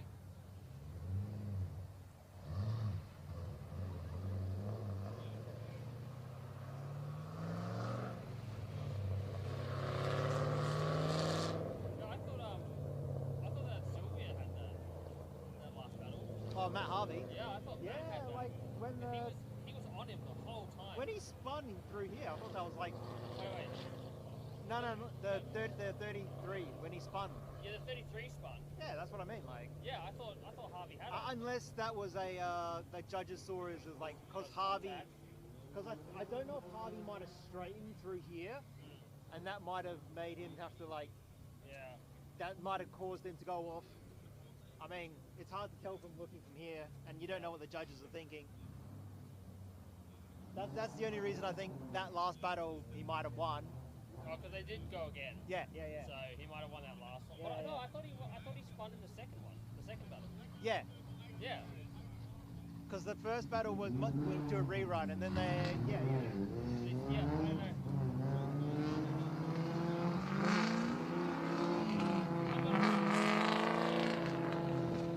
I don't know. It's like you can't really tell from where you are as well. They've got. They don't get to see the other half of the track. Yeah, and they get the drone footage. Like the drone footage is like really good for when they're doing that sort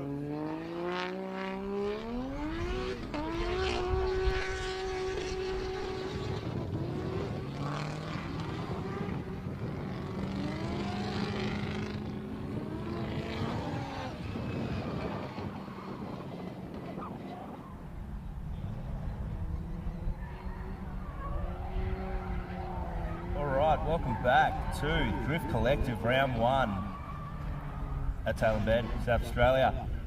We're going to have a battle for third place between Matt Harvey and Joel Donegan. Both, unfortunately for them, knocked out moments ago. Now we're going to find out, fight for third place on the podium. Knocked out in a drift battle, but, you know, not just knocked out in the pits. We've got to specify that sometimes. Yes, no, not just knocked out in the emotional sense, not the physical. I won't lie, when I saw the top 4 battle tree, I kind of thought this would be the final battle, and that's not to knock on Tate or Houston. These two heavy hitters, they're underway. We've got our battle for third place underway. It's going to be Joel Donegan in the chase, Matt Harvey in the lead, ropes the do-si-do round the tyres, enters along the wall, big, fast angle, holds it out wide, and he does, and he sort of suckers Joel into going too deep. Yes, absolute speed and a massive flick to angle, and I think it just got lost in the smoke, I think. I don't know. Well, you see this happen a lot with sort of the top drivers. They know how to go fast, angle, and back it right in there deep, but right on the line. And that always draws a chase driver that's, you know, for lack of a better word, chasing hard to get on the door. And, yeah, you just get suckered in there. I think that's what happened with Joel. The dirt still coming out of Joel's car as he's coming into the bowl was incredible. He must have gone very deep. Can't wait to look at the replay and see what actually happened. Yeah, and Matt Harvey's, you know, he's used to winning. Oh, absolutely. He's going to come out. Yeah, he's going to come out swinging. What's third or fourth to him? It's not first. So yeah, there you go. So Joel's just tried to put too much speed, try and keep that close proximity, and I think he's just slid out a little bit too much, you know. So it's unfortunate, but we've seen that a few times today. You know, the chase driver, they know they're a little bit slow, they need to catch up, and so they dive in early, and it just suckers them out deep there every time. And that corner as well, right? Because if you're not on the gas, you go off the track. So Joel maybe just got off the accelerator for a little tiny bit just to try, because, you know, wipe some speed off, but instead he's then drifted up past and off the track, unfortunately. But well, it's exciting for us anyway, and we're going to flip them around and do the do-si-do. It will be Joel's turn to lead. And as you mentioned, Joel took a little break from driving for a little bit, worked on his rig, and he's come back in the past year or two and just, you know, riding a bike. Like riding 100%. It's like riding a bike. Like I thought, you know, blow the cobwebs out. I think that took half an event, and then he was back onto it. So yeah, he's got some new sponsors. He's got a lot of support still, and he's still doing incredible. So, but here we go. Maybe for the last time for today. Oh, Joel getting nice along the wall to the point he's got a little bumper showing up the rear there, but Matt Harvey's sticking like glue. Wow, Joel deep, feeling that zone nicely. That is bang on the money there for Joel, but Matt is tucked in and locked in, and here we go. Here's the fun part. out wide on the sweeper, dropping a little bit of dirt, but Joel keeps the momentum up, and here's the bowl. Matt's going to go in for the kill here, and he's going to get himself some door. That was absolutely fantastic. Just notice the back wheel of Joel's car when he hit that ripping strip. The whole car jumped. It didn't phase him whatsoever, and didn't phase Matt Harvey in the chase whatsoever. Just stayed on him. Yeah, that was unreal. And this is only our battle for third, ladies and gentlemen. Yeah, this is just anger, I think, getting let out in the nicest way possible. So you can see that the bumper was actually loose before the lap, so that might have been some contact from the lap before. But Matt Harvey just everywhere, all over. You see Joel Donegan dropping that back wheel to let the front up around turn 2 for that photo. There's that big hit, doesn't mind. I'm not sure how the wheel's going to feel tomorrow, but and then look, Matt Harvey just all over him. Just add another wheel weight to it. There we go. That's fine, yeah. Just another alignment, another wheel balance. And that is cool. Judges, of course, deliberating, but they do have a result. And we're not going to let you know that result, ladies and gentlemen. We saved that one for the podium, but Joel and Matt Harvey, we have a result. They'll be coming back in, and then we're going to do our final battle, ladies and gentlemen. Tate Lindstrom, Houston second, both deserving drivers for a final battle. But if I'm going to be honest, not the drivers I thought were going to make it. I expect them to see in the top 8, definitely not a problem. But you know, this is unreal. I expect to see Tate in the top 4. Like just watching him last year at the State Series was, you know, it was incredible. And very like exactly what we've seen today is just commitment and consistency over and over and over again. Houston is just absolutely like good on him, man. Like I'm so happy for him. You know, he come in earlier, he did the right thing, spoke to the judges, and then literally he closed the door and said, "Watch this." Now look at it. He's in the finals, which we all kind of were like, "Yeah, good one, Houston." But watch this indeed. Yeah. Like I'm putting this hat on, and I'm here to party. It's got to be the hat, right? But I think I might try and steal that for my own good luck. I think, but. So we've got, at the moment, we've just got some expression drivers lining up. They're just going to do some exhibition battles. Give our final battle drivers just a little bit more time on the start line to contemplate life. That's right. What does this mean to me? What is my podium victory speech going to be? Who do I need to thank? You know, this is the stuff drivers don't really, you know. No. It is absolutely. I know as a driver myself, the more you sit on the line, the more the nerves get to you, nerve-wracking. You're sitting there, hurry up. And I couldn't imagine how these guys are feeling right now. It is quite funny because you can be in the exact same predicament, but not a competition. You can be at the start line and you're absolutely razzed and away you go. But for some reason you just had the title competition and these nerves come out of the woodwork. Knowing that there's three people judging you and how good you're going to do at the start, I'm melting. Which is wild, you know, because given today's sort of social media economy, everyone's judging from the get-go. Well, that's right, that's 100%, yeah. But for some reason, when there's 3 dedicated judges, ultra judge. Well, we're having fun here, and so are our expression session drivers. They're getting out there. They paid for the track time, so they're going to use it. Good to see our invite driver getting a few more laps in. He, of course, will be here tomorrow to do this all again for the State Series. But hopefully after today and after a bit more practice, he should be absolutely dialed in for tomorrow. So tomorrow's layout is a little bit different. We lose the bowl, but we gain the horseshoe. So the horseshoe, it's great fun. It's technical, really good opportunities to get on the door and around that last corner. Can't wait.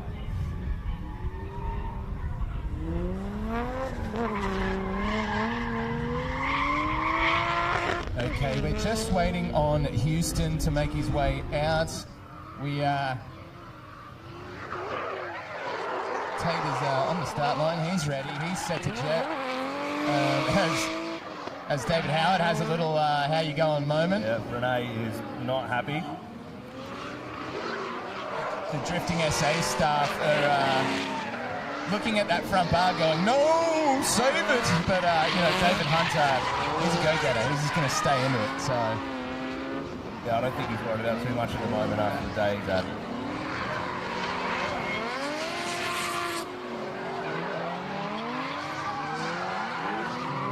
And I dare say, as soon as that car comes into pit lane, we're going to see some drifting SA staff rip that front bar off and put it back into protection.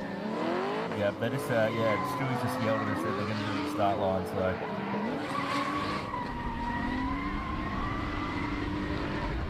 Okay, I see a Houston Sackers out there, and he's actually been followed by Will Argoon out there. I wonder if that's a bit of, Mount Gambier brotherhood, brother, I will escort you out there, even though it's not an escort, it's kind of from behind. Because you get a service vehicle out there, and I was waiting to see if there were some tyres in the back of Goonie's car, but the tailgate doesn't close, so I don't know how good that's going to go.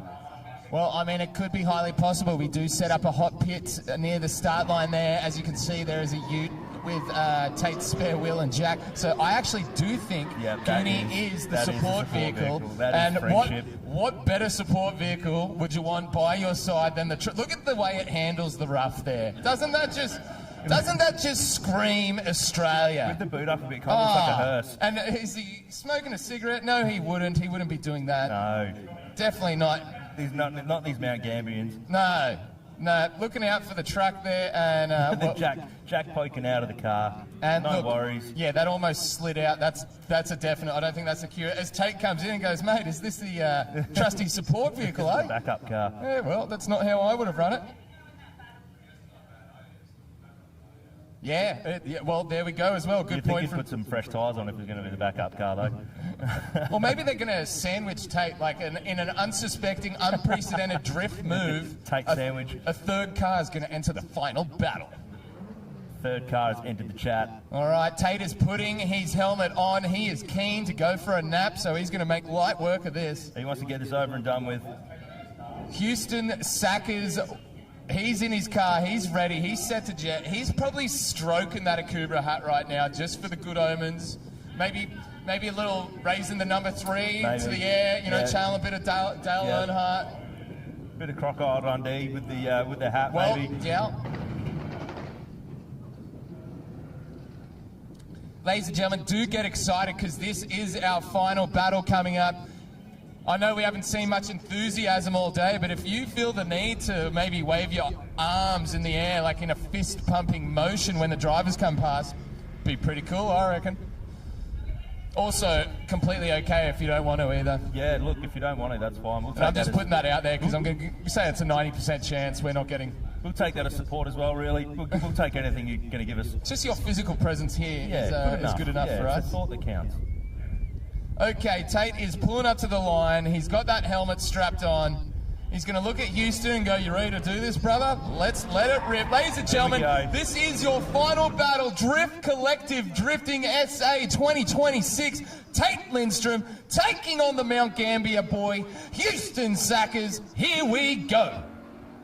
Houston in the lead, Chuck's big along the wall. Tate is right there, mimicking just nicely. Houston slides.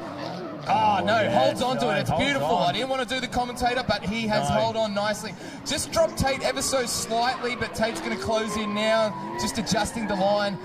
Houston, nice, deep. Oh, the judges are loving that. Oh, it's the call. And then we switch back in to the bowl, and who's there? It's Tate Lindstrom. Wow, what a great start to this final battle, boys. That was amazing, yeah, just from the get-go, just the speed and throwing it in. And then Tate just wouldn't leave. Could not leave, would not leave. It did drift back a little bit into turn 1 there, but then got it back straight away and just, amazing. Yeah, it's one of those ones, and that's sort of the seasoned experience from Tate because he knew he had to keep the foot in, but just had to make light work of it. So, yeah, both drivers get through there. Yeah. Full commitment through there. You've got to be on the loud pedal, otherwise you're going off the track. So to be that close to another car in front of you and then trust that man that much to do that, you just see here, it just hits the tyre a little bit, bang, upset the car a little bit maybe, but you see a little bit of a bobble, but... Yeah, just a little bit of a correction to take in account of that dirt drop, but both drivers driving absolutely fantastic, definitely worthy of a final battle, 100%. And we're in for a grouse one. Yeah, I think we're going to be for a while. Mate, I know we said it earlier in the day, but I would hate to be the judges in this one. Oh, you got him. Here they go again. Tate in the lead. Houston in the chase. Flat out. Great initiation. Oh, Houston with a more angle than Tate. And Tate's he's hit. There's been some contact. It looks like the Tate just wound the lock on. Houston had nowhere to go. Tate's gone into the dirt.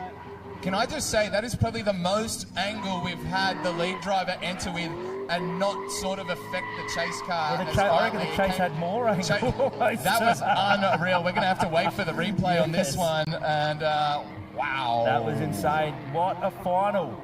How could you can't ask much more than that. No, we really can't. We really can't. So, I mean, I see a little... Yeah, Tate just feeling out the car, making sure it's all kosher. Okay, here's the replay.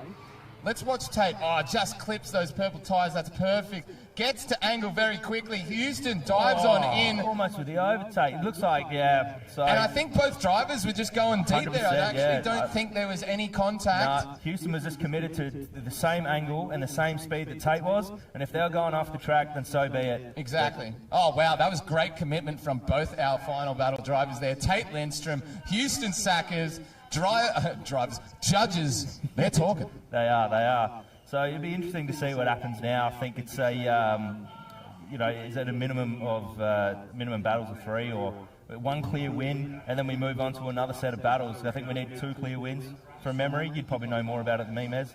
Yeah, we definitely do. Sorry, I was just...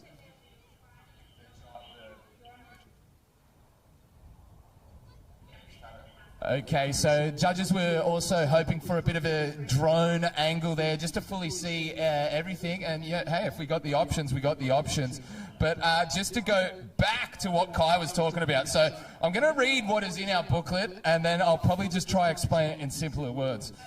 The final is run much like the elimination rounds, except instead of needing 1 clear win, they need at least 2. So that means 2 clear win battles. That's 4 runs before we even get a clear win.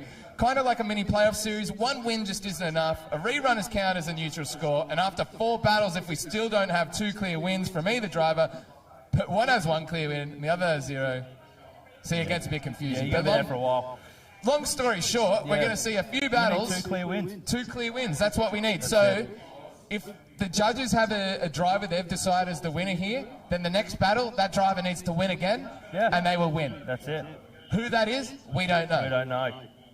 Will Argoon's putting stuff back into the Falcon. I don't think he knows, but here we go. Let's watch this again. I don't think there was any contact. I think it was just absolutely full commitment, clear gap. They were both going off no matter what. But here we go. Look at this. That is perfect. A little bit of a bump afterwards, but yeah, but I don't think. I mean, that initial bit but was close. The chase did have a lot more angle and had more speed, but I didn't see the front. I didn't see the lead car, move in any way that wasn't indicate a hit. So. Will Argoon just walking around being like, mate, what pressures are we putting this bad boy at? Has he got the Crocs on? That's what I want to know. I think he's upgraded for some... no, he's got Crocs. No, he's got... Yeah, beautiful. The Mater ones from Cars? I hope so. He's a fashionable man, that Will Argoon. I mean, you just can't buy style, can you? A lot of people in drifting think you can. Yeah, no, a lot of people think you just buy a body kit and buy the wheels and that's you. But style is actually, what you personify, what you bring to the table. It's how you do things. Yeah. Let me tell you. Not many men can rock an AU Falcon. No, I was about to say, let me tell you. Will Argoon rocks the hell out of that thing. So, style for miles. That's right. So I think we're just checking over the cars, make sure everything's okay. They were probably doing maybe 110 through the dirt there, maybe, trying to wash as much speed as they could off. So be a lot of dirt. Sometimes you get a bit of debris and stuff like that. Look at that. That's just an absolute massive. And then also the little book to end it. So, but we're back again. We've got Houston in the lead. We've got Tate in the chase. This is the second battle. That's it, part 1 of our second battle. Houston to lead, Tate in the chase. Both drivers chasing that big W. Oh, wow. Houston, great angle. Indeed, right out to the wall. Tate just cut it a little bit shallow, but that allowed him to get right on the door, and he's staying there so far. Tate just put the foot down and got right up on the door, but now he seems to be a little bit lost, a little bit behind. He's really taken a shallow line to try and catch back up to Houston. Houston doesn't matter. There's no problems whatsoever. He's going to get on the bowl. He's going to blaze it. Tate's going to get on him. Oh, was that a little tap maybe? Maybe the commentator curse come back.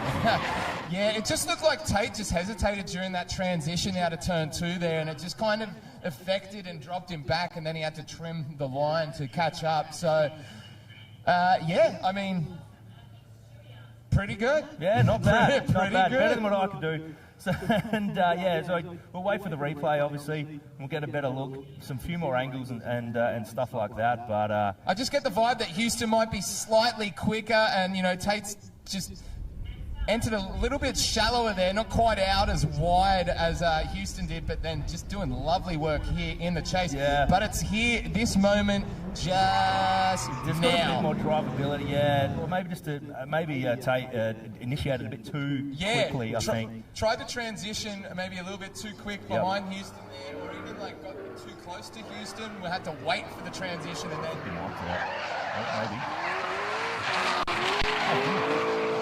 Here we go again. All right, we're away. So, here we go.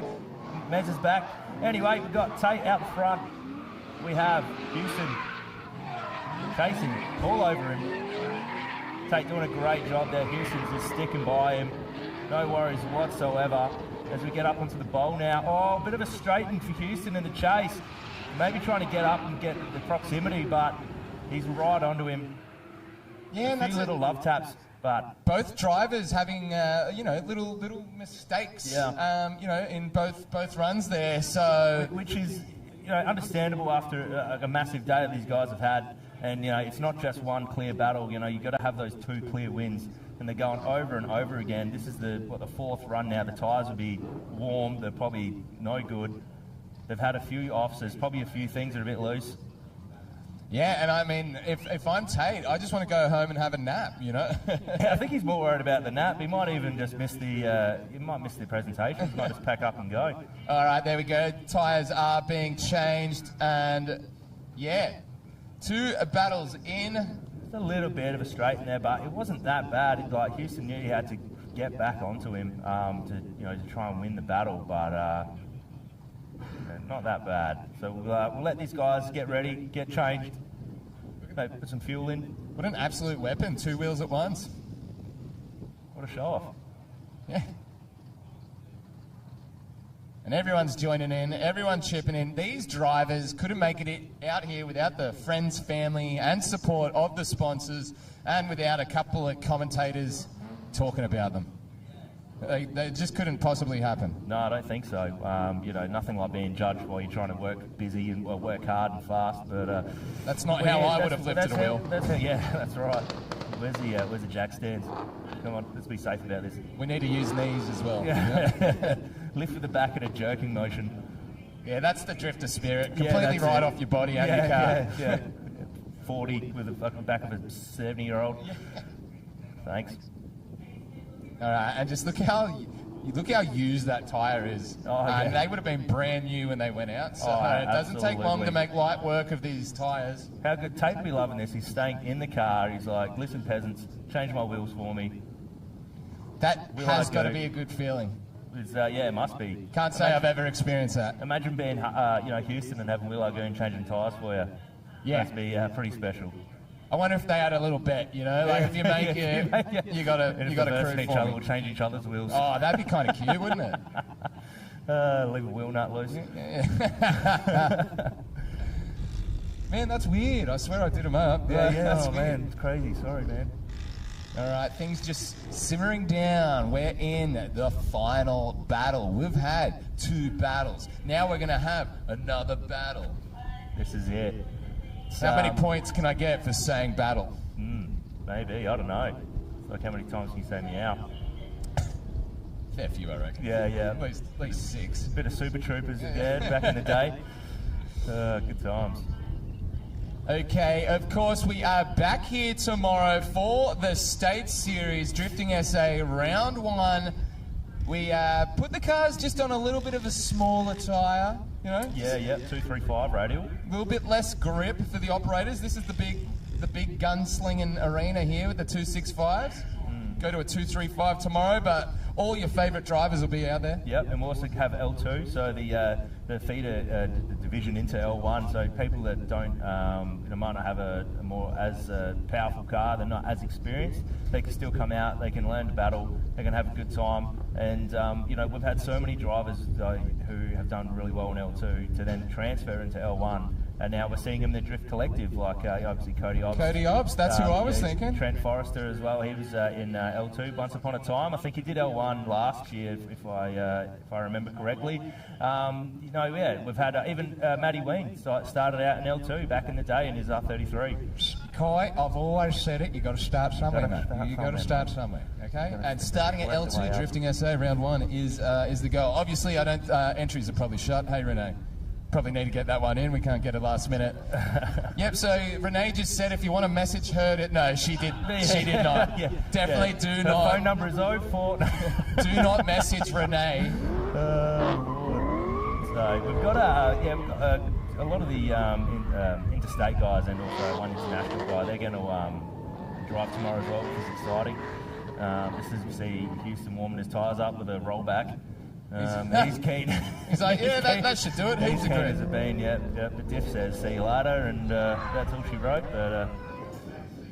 But we were at Drift League last weekend, and they were doing a reverse layout, so they had to drive back. And they, one of the boys, Toby Meachek, he's a real go-getter. He's an entertainer. He drifted on the way back, broke his diff.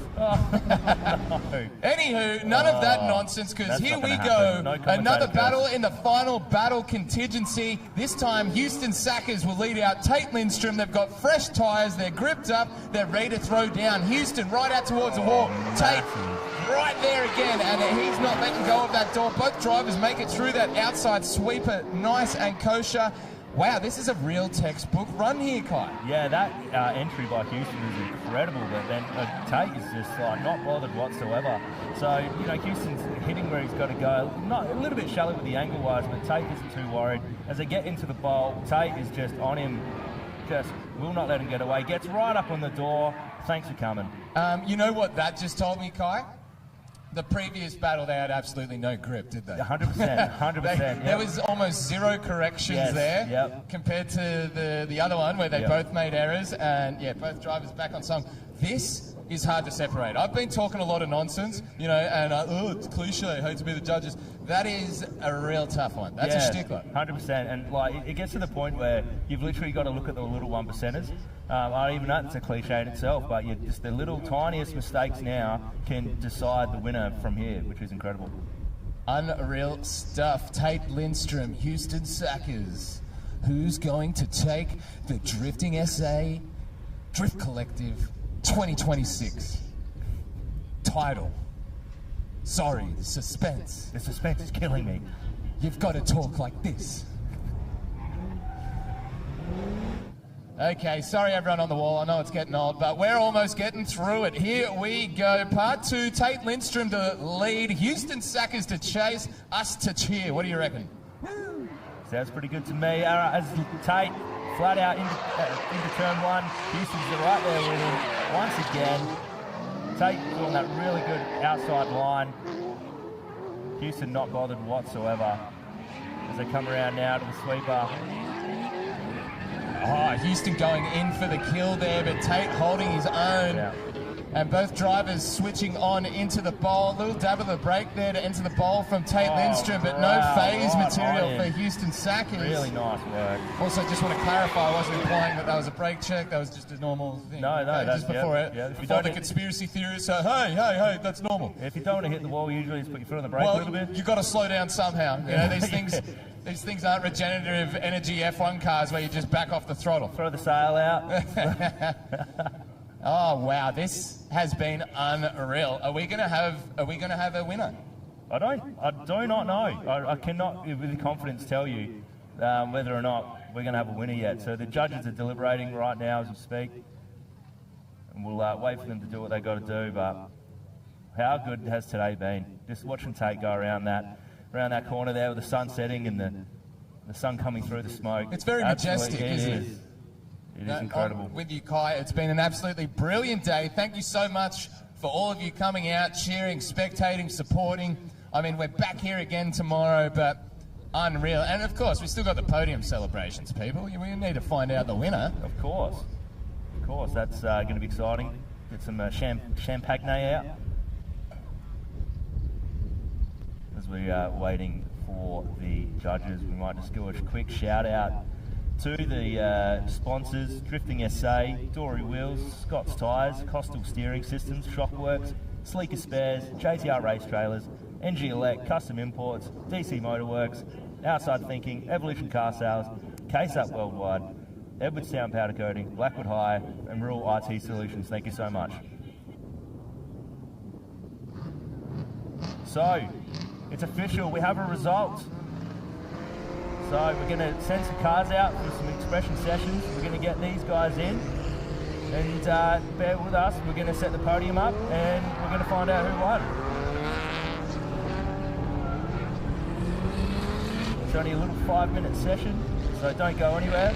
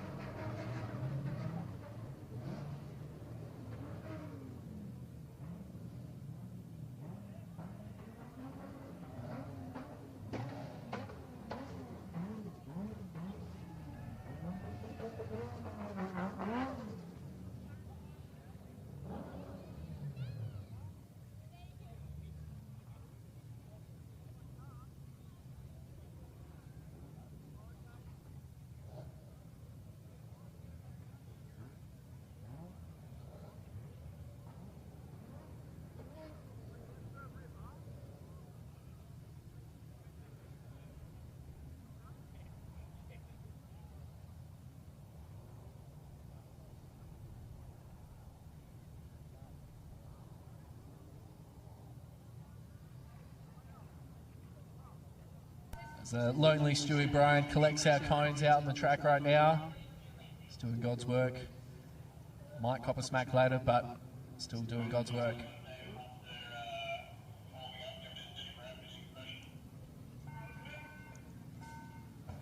And we wait for our drivers to head back into the pits here and have the most ultimate elite expression session there has ever been. We have so many of our drivers who got knocked out from earlier on today queuing up, ready to rock and roll.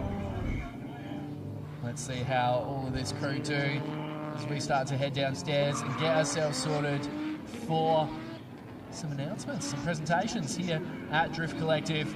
Once again, brought to you by Drifting SA and Dory Wheels. If you're joining us on the live stream, don't go anywhere. We'll be right back with you in just a moment. If you are at the track, head on down the track side for presentations.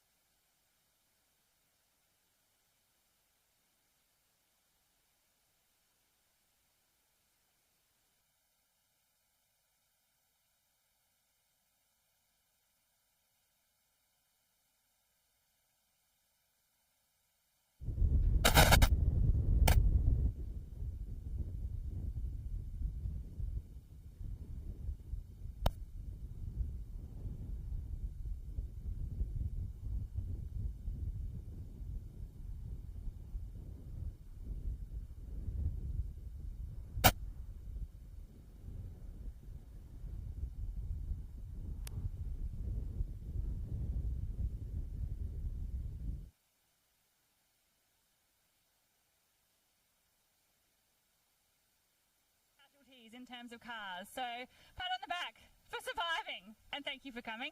I'll hand you over to Mez, our lovely commentator we imported from Queensland. Thanks for keeping us entertained. Thanks for importing me. And if I could have that little list with all the names that I'm meant to be announcing, that'd be grouse. Just to add what Renee said, thank you so much for coming out to Drift Collective, Drifting SA 2026. Just seeing you all along the pit lane. I mean, the enthusiasm wasn't exactly high, but I could tell you guys were all stoked. And yeah, just give yourselves a round of applause. Everyone, make some noise.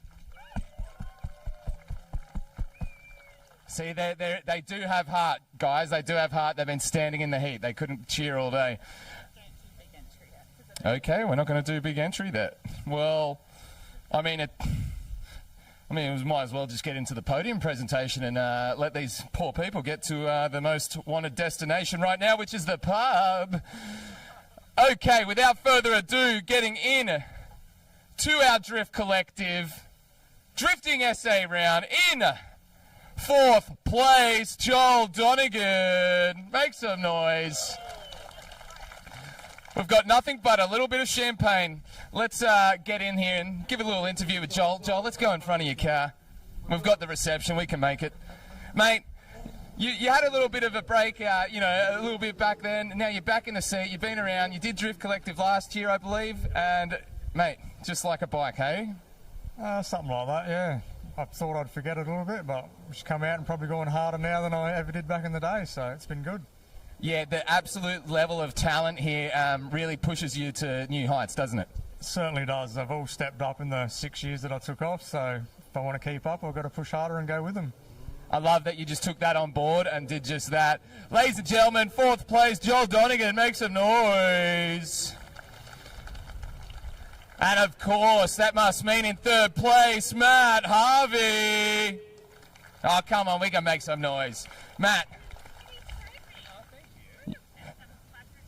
Look at that, cash in hand. That's a bit rare for a drift event. Yeah, I just want to say thank you to Drifting SA for putting on an awesome event. Mum and Dad, they couldn't be here.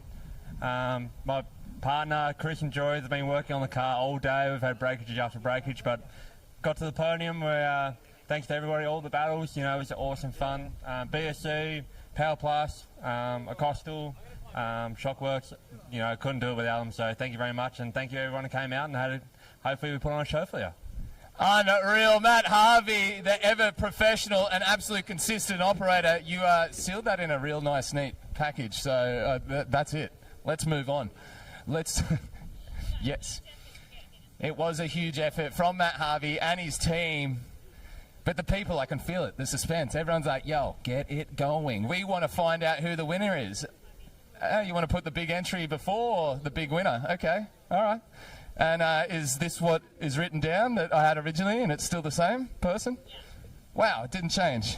But I could announce it first before the podium presentation. All right, let's make some noise for your big entry winner. It is Scott Massari in his yellow Ferrari. And he is winning a cool $200 cash, courtesy of Evolution Car Sales. Brother, $200 cash. Your pit crew didn't do much work today. Nah, they didn't do too much. They got to do a bit now after I rode the wall before, but anyway. Yeah, that was a little bit gnarly. Was that just you pushing to the absolute limits, or you want to go with a typical driver excuse, something just didn't feel right in the front end? Nah, just pushing a bit too deep, a little bit too wide, but shit happens and keep going. Unreal, mate. You got $200 thanks to the best. Make some noise, Scott Massari, your big entry winner. All right. Here's what we all came to find out. And it's a pretty exciting podium, I must say. Tate Lindstrom, Houston Sackers. Who's taken the title? In 1st place, your winner, ladies and gentlemen, of Drift Collective, Tate Lindstrom!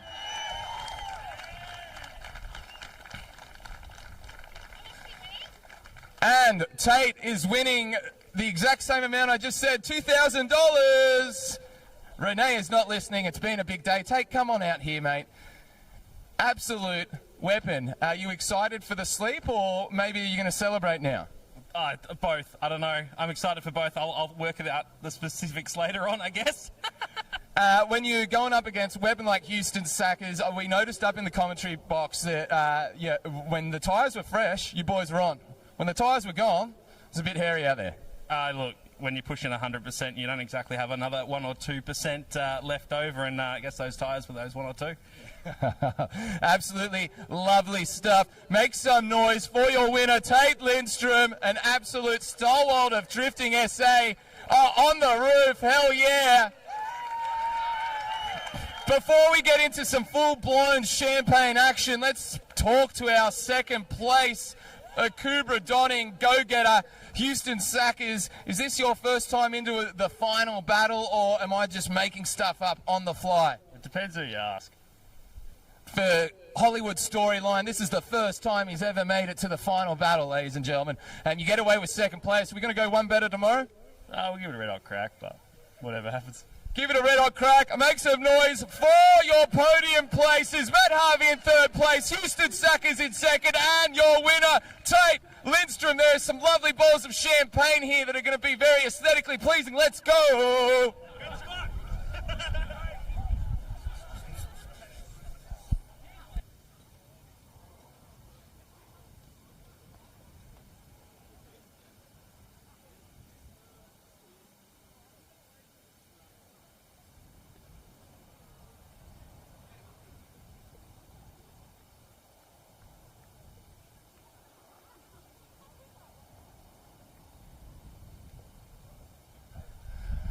All right, our lovely Drifting SA representative, Renee, has some kind words, or you just want to let everyone know we're driving tomorrow. We're doing it again tomorrow. No, but we're going to go to Apex Bar after this. Oh, we're going to Apex Bar, everyone. Hey.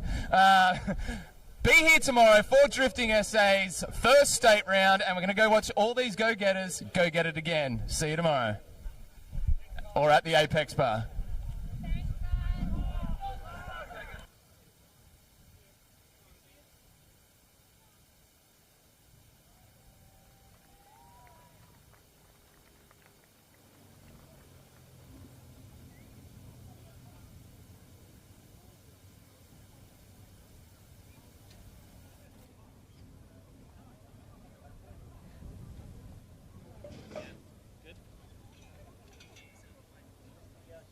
I missed the champagne today.